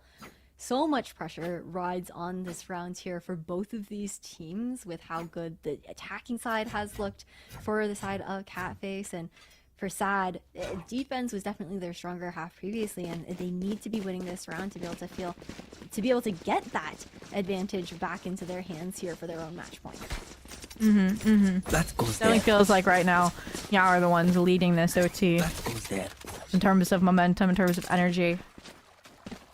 But we'll see who gets that final sprint. And for now, not really seeing too much different. Maybe a bit more influence on mid. And again, I think they're just going to play out the A retake as they have, because they have been close, right? They've been respectable attempts, and it means that they get Harper as well, who's been a powerhouse if she doesn't fall on the initial engage. And again, they just like know it's a death ball commitment from Catface usually. Yeah, look how fast that rotation is. But then you have that backstab again. Elaborate always on those lurks into mid. One does fall, so waiting for that plant to be secured though. Spike planted. This is what the timeout had to be for. Playing this 5v4 retake out, or it would have been a 5v5. This timing is so key here for Elaborate, and they're expecting maybe some of it, but the timing is even better. Oh, she's gonna break this round. Yup. You got two here for Elaborate. It is insane. The timing is so good here. Catface might be the one to take it away. Fangs responding with a 3K of her own, and the showstopper to put it in the ground. You've got Sad Esports getting match point. Oh, wow, and that's the breakthrough they needed out of that timeout, right? They had really strong util. They were patient too, waiting for that util to take effect on the site, and then they moved in. And Fangs, again, the 4K that got them to 12, and the 4K that will keep them alive and win the half that's honestly giving them the most trouble as well. So now Catface, I don't expect the bold, confident, let's close the series out in terms of putting your life on the line when, like you mentioned, it is map point against you. And I am a bit worried for how that'll pose to the way they play out this round, but for the time being, it's gonna be Raven trying to punish a late scale for a cam. And they're just all going ramps. Yeah, they're walking up. The toxic screen denies that cam vision as well at the beginning. I think somebody did get tagged out by it, though, at the very least. I think it was Fang, actually. Deficient. Just walked Oh out. wow. That is such a bad punish for Luna. And you can't even really get past the wall to refrag it either, right? And now the regroup through vent and through sewers is there for them to pivot into B. It is all on Kestrel here. Kestrel gets out alive at the very least. Paint Shells to Oh, try and ankles. delay a little further, and somehow makes it to Pillar. Look at the timing. They also have the TP around looking for the backstab. Now, Catface are the ones that look like they have the advantage completely swarming around Sad, who were initially collapsing. You left Spike on rafters there, guys. This is getting awkwarder by the second. Last player standing. I like paranoia hits. It's perfect. Willow trying to do the most as well, but it somehow just turns into the like Switching the sides. reaction from Catface to Overtime. completely swarm these members was so good. Especially, I think the timing from Blue Owl to actually look to take that shrouded step over the Vice wall was the big key piece in being able to get that timing in mid. I think what also is a key piece to me as well that could have completely slipped around is why is Fang and scaling out to be heaven alone, right? It's Kestrel alone on pillar, and if I don't think there was much util to keep them out of heaven. I think they were just worried about that backstab because of that mid presence you mentioned from Blue Owl, and that is what's crazy to me. If they all just focused on the site, it would have been a very different round. Well, let's see if those adjustments can be made now. Again, another round of overtime, guys. And Fangs is just going to continue to put this One to bed. enemy remaining. Has been such a hero for Sad in these pivotal final rounds of this map and continues to do the most, honestly. Yeah. Sad of consistently, like they'll set the tone, the pace for a few rounds, and then they jar it up and change it. And Catface are always caught off guard by it. This round, no exception. They normally get out into A pretty easily, and you know Sad's playing a retake, not this time. Just trying to walk down, one expecting this one to come through. Has the showstopper here, but Rotten getting ahead of it. Sad Esports, the map and series point here once again in their back pocket. I'm a full believer that your chances rise astronomically of surviving a raised rocket by pushing the person, like W keying at them, and that's exactly what Rotten does. It might look stupid sometimes, but still. And all in all, yeah, I mean, there's a world where Kestrel wins that if that showstopper goes off, right? The 1v1, the players on site, you would get the spike plant, and could even maybe even pivot B. I think there was enough time. And yeah, now it's like Catface. I'm surprised they didn't use their OT timeout, you know? Maybe feeling just very comfortable and confident with their call. Really feeling like they need to expend it. Wanting to keep the heat and the momentum going for themselves instead. Granted, I think also on defense, it's been the best half for them, right? So perhaps wanting to save that if they do see another attacking round going up. We'll see. I do like the hold here, right? Again, Irene's also been a player that's really trying to front scale, disrespect the trips without breaking them. Here, when you have 3 players on it, you'll know exactly when she's there and could ideally get the kill, at least in chip damage is found. But we've seen Elaborate full anchor this, and we've seen how fast Raven can get back over here. Will it happen again? Oh no. Oh, the flash is perfect, but they don't ever clear the corner. It doesn't matter, so Electric's gonna take them all down regardless. A crossfire here from Blue Owl. How does that even happen at that point? Like, nobody checked. You have the flash that goes out. You're so distracted 30 by the seconds left. I think Fangs was flashed, so it's like it's literally just luck about what angle Fangs came out of the flash as well, because they both were blinded. So now it's Irene, location spotted, 1v4. It's just going to be a firing squad staring you down since they have Spike and you don't have time. That's a heartbreaking round there for Sad. Elaborate, again, that anchor player here on the site, just minor mistakes on the side of Catface as well. Very unlucky when it came down to... Or sorry, on the side of Sad as well. Very unlucky with how that ended up working out there on the attack. And you didn't have anyone who was like fast enough to close that gap afterwards either to try and make up for it aside from the shrouded step in from Willow. Yeah. I'm out of here. Wow. This is interesting naturally to see Sad still going for a very similar setup to what Catface just did, a more aggressive hold of A. Right? You know that Catface like to death ball into this site, and that fight can go really well or really poorly. But this time, it's a fake out fight from Catface, and that will at least get the nade out as a response. But they're soon going to realize, wait, there's nobody else behind it. And Irene should have heard those rotations through response. They know exactly what's happening here. Ooh, the trip placement was definitely a hurt, though. She's gonna take the opportunity before they scale too far into garage. catch out. Blue Owl. Will there be another player? Snakebite thrown, trying to divvy them up.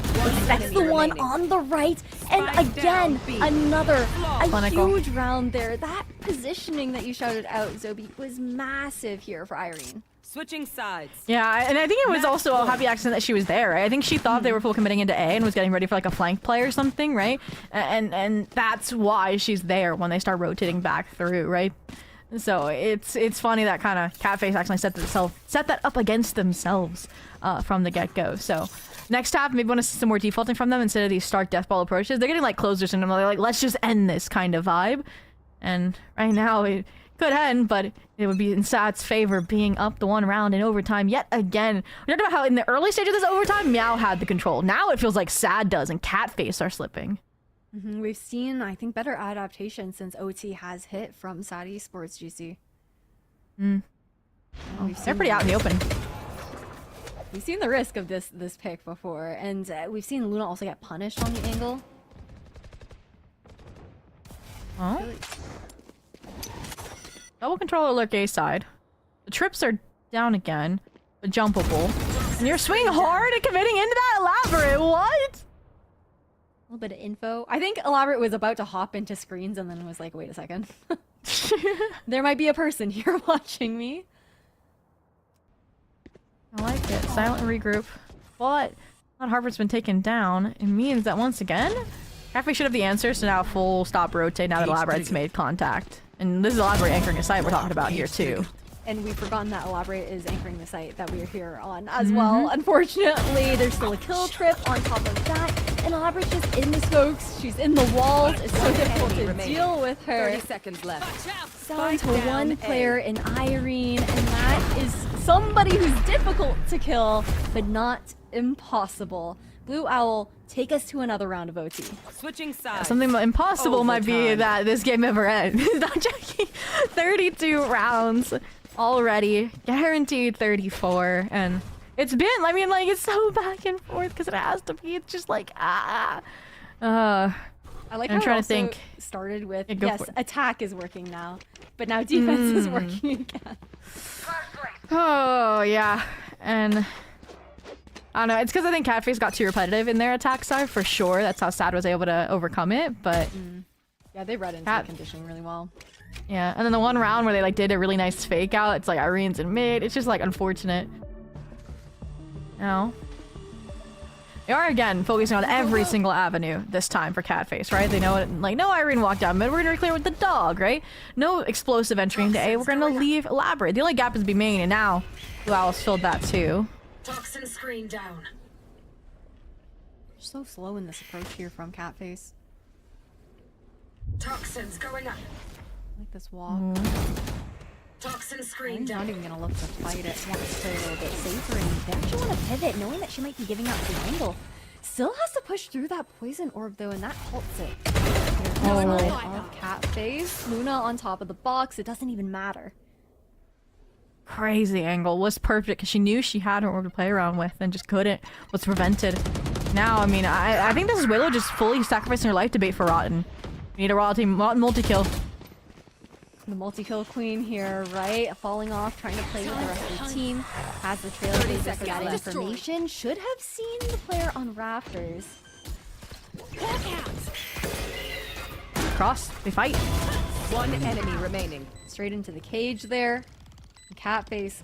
This is just an open and shut round at this point. Harper would need a miracle to pull this one off. She is absolutely insane, but with 32 HP in a 1v3, they are giving some of those 1v1s away, but not going to expect Elaborate around the corner with the shotgun, the shorty in hand. Switching sides. Another match point. Points here for the side of Catface, finally finding another attacking round. Yeah, and we'll see if that breaks the spell or if we just flip invert it right back. Catface looking back on that. I think this is how they play. Whenever they're up in OT, they get super aggressive. Yes. They want to take those aggro all-in fights, like those team fights. Because they're like, okay, we'll just go again if we lose, right? And they're confident in their mechanics. And that's why, look at this, 3 players rolling up into a complete stack for Sad. Were they not going to? No, because of the flashes, they felt like they had to respect it. Oh, the nade is out though. At what point do Sad leave? Now there's to regroup ramp? Oh, and Irene's gonna get the pick on Elaborate as well. But look at this positioning right now from Blue Owl. There is no way they anticipate this.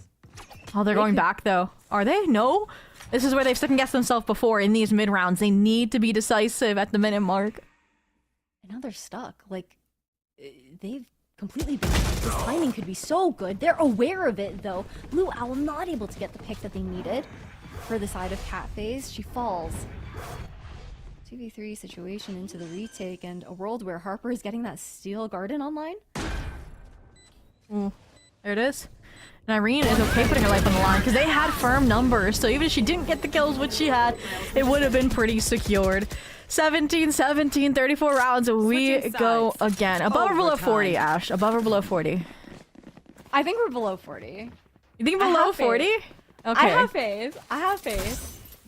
Are we really gonna see 6 more rounds of this? Oh. I want to let here. Well, I'll say on 40. I know that's like a crazy thing to say, like roulette was, but I'm gonna say on 40. I respect that. I just don't think we're going beyond. I think okay. On 40, I think that's understandable for sure.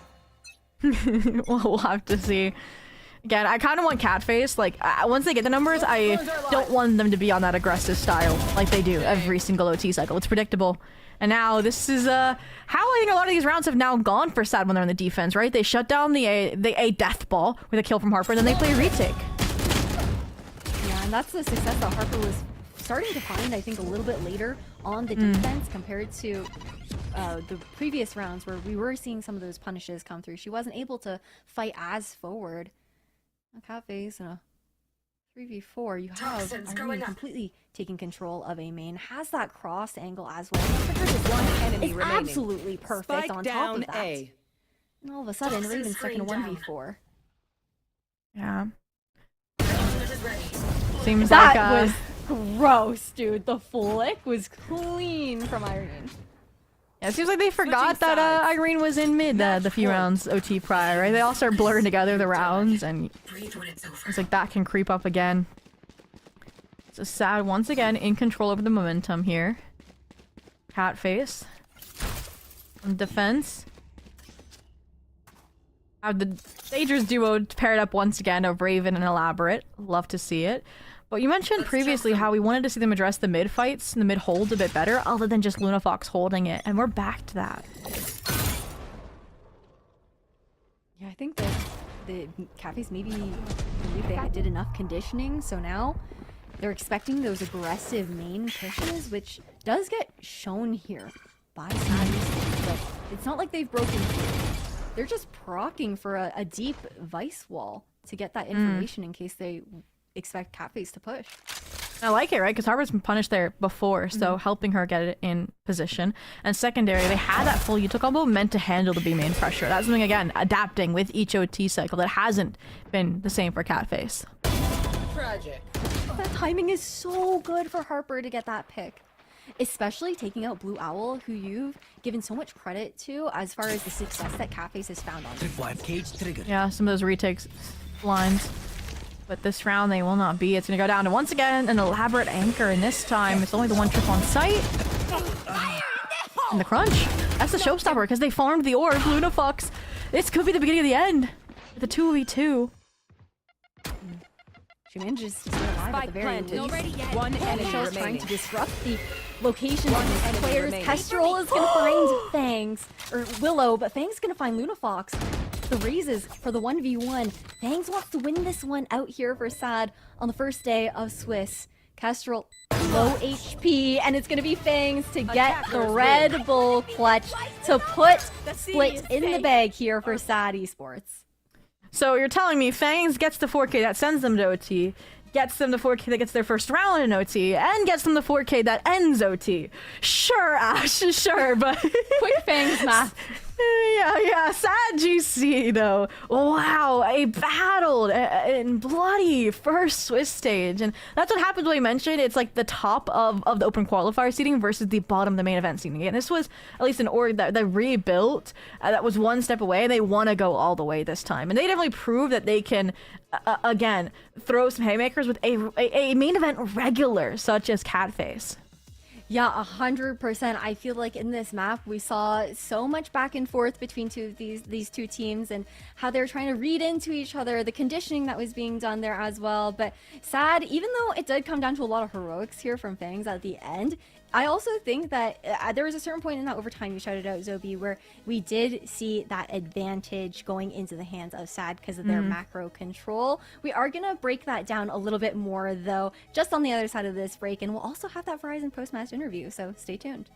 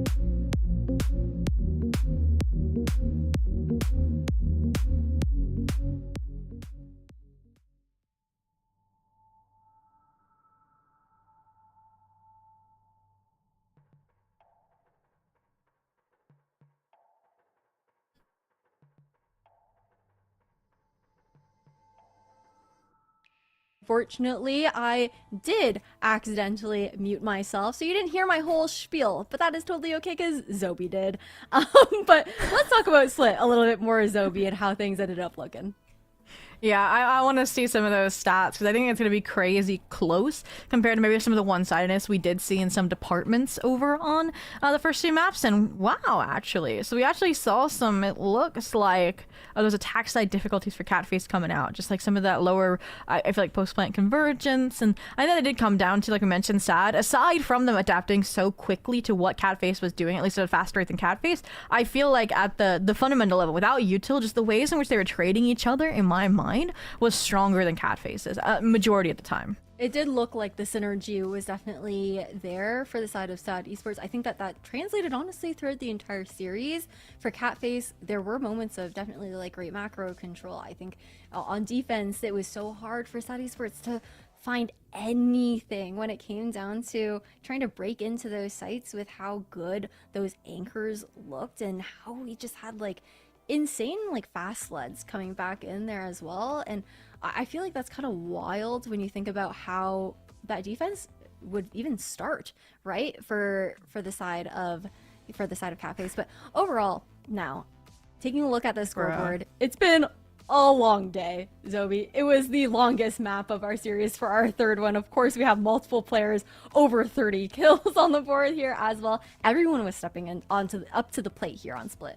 And that's what just has to hurt again for the players that did drop over 30 on the Catface side. And that's something else. It's like we had players like Lunafox also warm up and get to those peaks in this map, but it came late. And that's such a similar story to what we saw over on Breeze as well, where this series, like honestly, I'm fully convinced that if these two were to rematch in main event, or later down the line, right, like that this could easily have been like a Catface 2-0. Like I still think that like this series, like and this rivalry could go either way on a given day. It was so close, so down to the wire, and I could not agree with you more when it comes down to that. Overall, it was such an impressive performance from both of these teams, and I feel like it's also a treat to get games like this, guys. Do not take this for granted at home, because Zobi and I both know, Swiss stage of Game Changers, you do not often get these gigabangers. No, and that's where I'm excited, because like usually it's like you mentioned, like next week and the week after that, when it's like the winners versus the winners, those are usually the bangers, because then you get like the converging in terms of the skill level. But like this definitely was the cream of the crop for the opening matches. I know there was like one other series that was super competitive and close as well, and there was another one that I think in our minds was also an upset going on. So I think it's similar to last stage, but there were some surprises in round one, which is always fun. Always fun. But you know what else is fun, guys? Our Verizon post-match interviews. We got Fangs on the line to chat with after this win here for SAD GC. Fangs, congratulations on your win today. I just want to start off by saying you went insane on Split, especially clinching into those last several rounds of regulation and that last 4K in OT. How are you feeling? What were the comms like? Generally, just insane performance, and congrats. I want to get that temp check from you. It was really hype. I'm not gonna lie, my team was hyping me up. We were all really excited. It was like the comms during the last round when we won were just so explosive. Like I've never been in a call and had that many people be that excited. It was honestly amazing. Oh. Wow. And I'm glad you mentioned like what the environment is with this team in particular during those tense moments, because you have moved a lot around this stage already between qualifying with the team in Open Qualifier 3 to then trying to an Open Qualifier 4 and now finding yourself in a position where you're a sub for SAD, right? So how do you think those environments have differed, and how are you feeling about being at home now with SAD for this full Swiss stage? I'm very thankful for all those experiences. I think being on Secret specifically in OQ3 was a wonderful learning experience. I love all of those teammates that I had, especially Zeke, my coach. I learned so much from him. I'm very grateful to all of my OQ3 teammates and everyone on Chrysalis in OQ4. I would not have been able to perform how I did today without those people believing in me and without those people vouching for me, which has enabled me to get on SAD. And I'm very thankful for their trust in me too. And are we gonna see more of you then hopefully this Swiss stage? This cannot be like your only game subbing in, right? I'm most likely gonna be playing week 2. I mean OQ3 I played Smokes, OQ4 I played Senti, and now I'm on entry, so I'm just doing it all right now, and I'm just really happy to be here and be competing. Competing is what I've wanted since I was a kid. And so doing this interview and playing on this stream is genuinely a dream to me.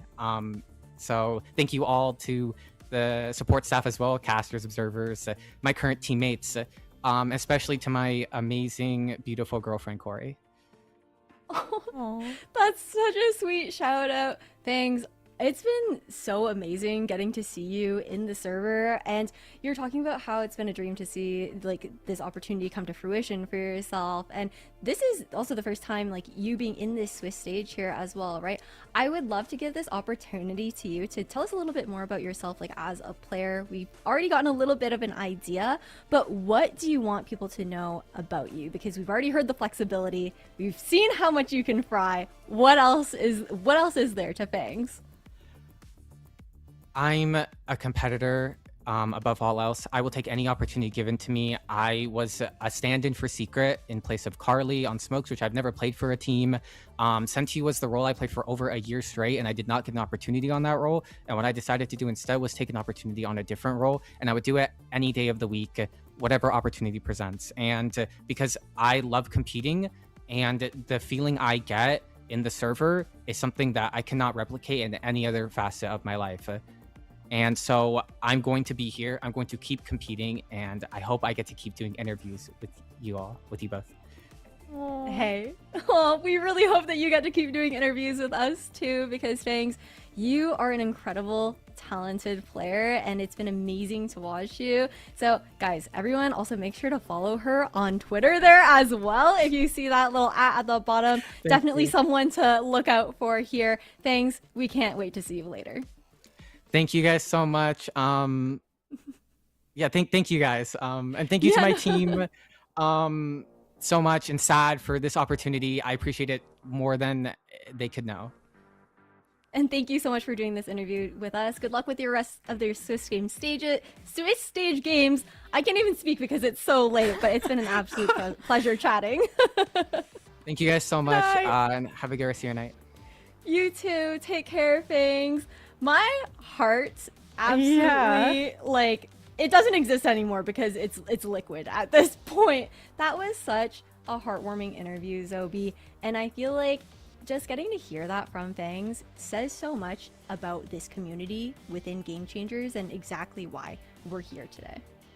Yeah, and again, it goes back to something that I mentioned was a consistent trend with a lot of the players and a lot of the teams we saw today, is that these veteran talents, these veteran players are allowing or are open to the idea of newer players in the space, learning from them and playing alongside them, versus if they had like a close-knit community there where they're like, win, win, win, like instead of trying to build everybody up, then we might have those bubbles and it might be harder to break into, which obviously is not the case, since I think some of our brightest talent is coming from these kind of growth development environments alongside veteran talent. Gotta agree with you on that one. So let's take a look at our other results to see if any other upsets have happened or any other new players that have been coming into the fray have found their wins today. If we can take a look at those results overall. Overall, though, it's been such a great day of Swiss stage. Unfortunately, you guys are gonna have to check VLR out on that one because I am a liar. That's totally on me, guys. That's my bad. But at least I'm honest about that fact. Zobi, any final thoughts, though, on today and how Swiss has just kicked off in general? I think, again, with spots at a LAN up for grabs in our own backyard in America, I think everyone is going to be competing at the highest echelon possible, and I think it's only going to heat up as the Swiss stage continues. When we mentioned losers versus losers and winners against winners, that's what's rewarding about this format and about this stage in particular, and this seed only thrives with your all's support, so make sure to check everybody out on socials and be here every single week that you can, supporting Game Changers North America. Absolutely. That's enough from us today, though. It's been a long night for Zobi and I. We will see you guys later for the rest of Swiss stage. Don't forget to tune in next week on Monday.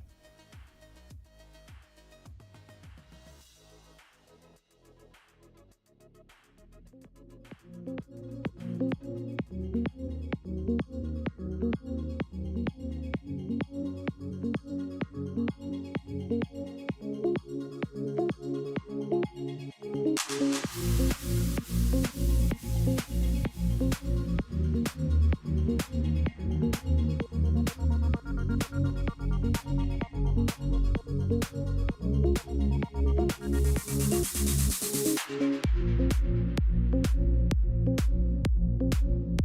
you.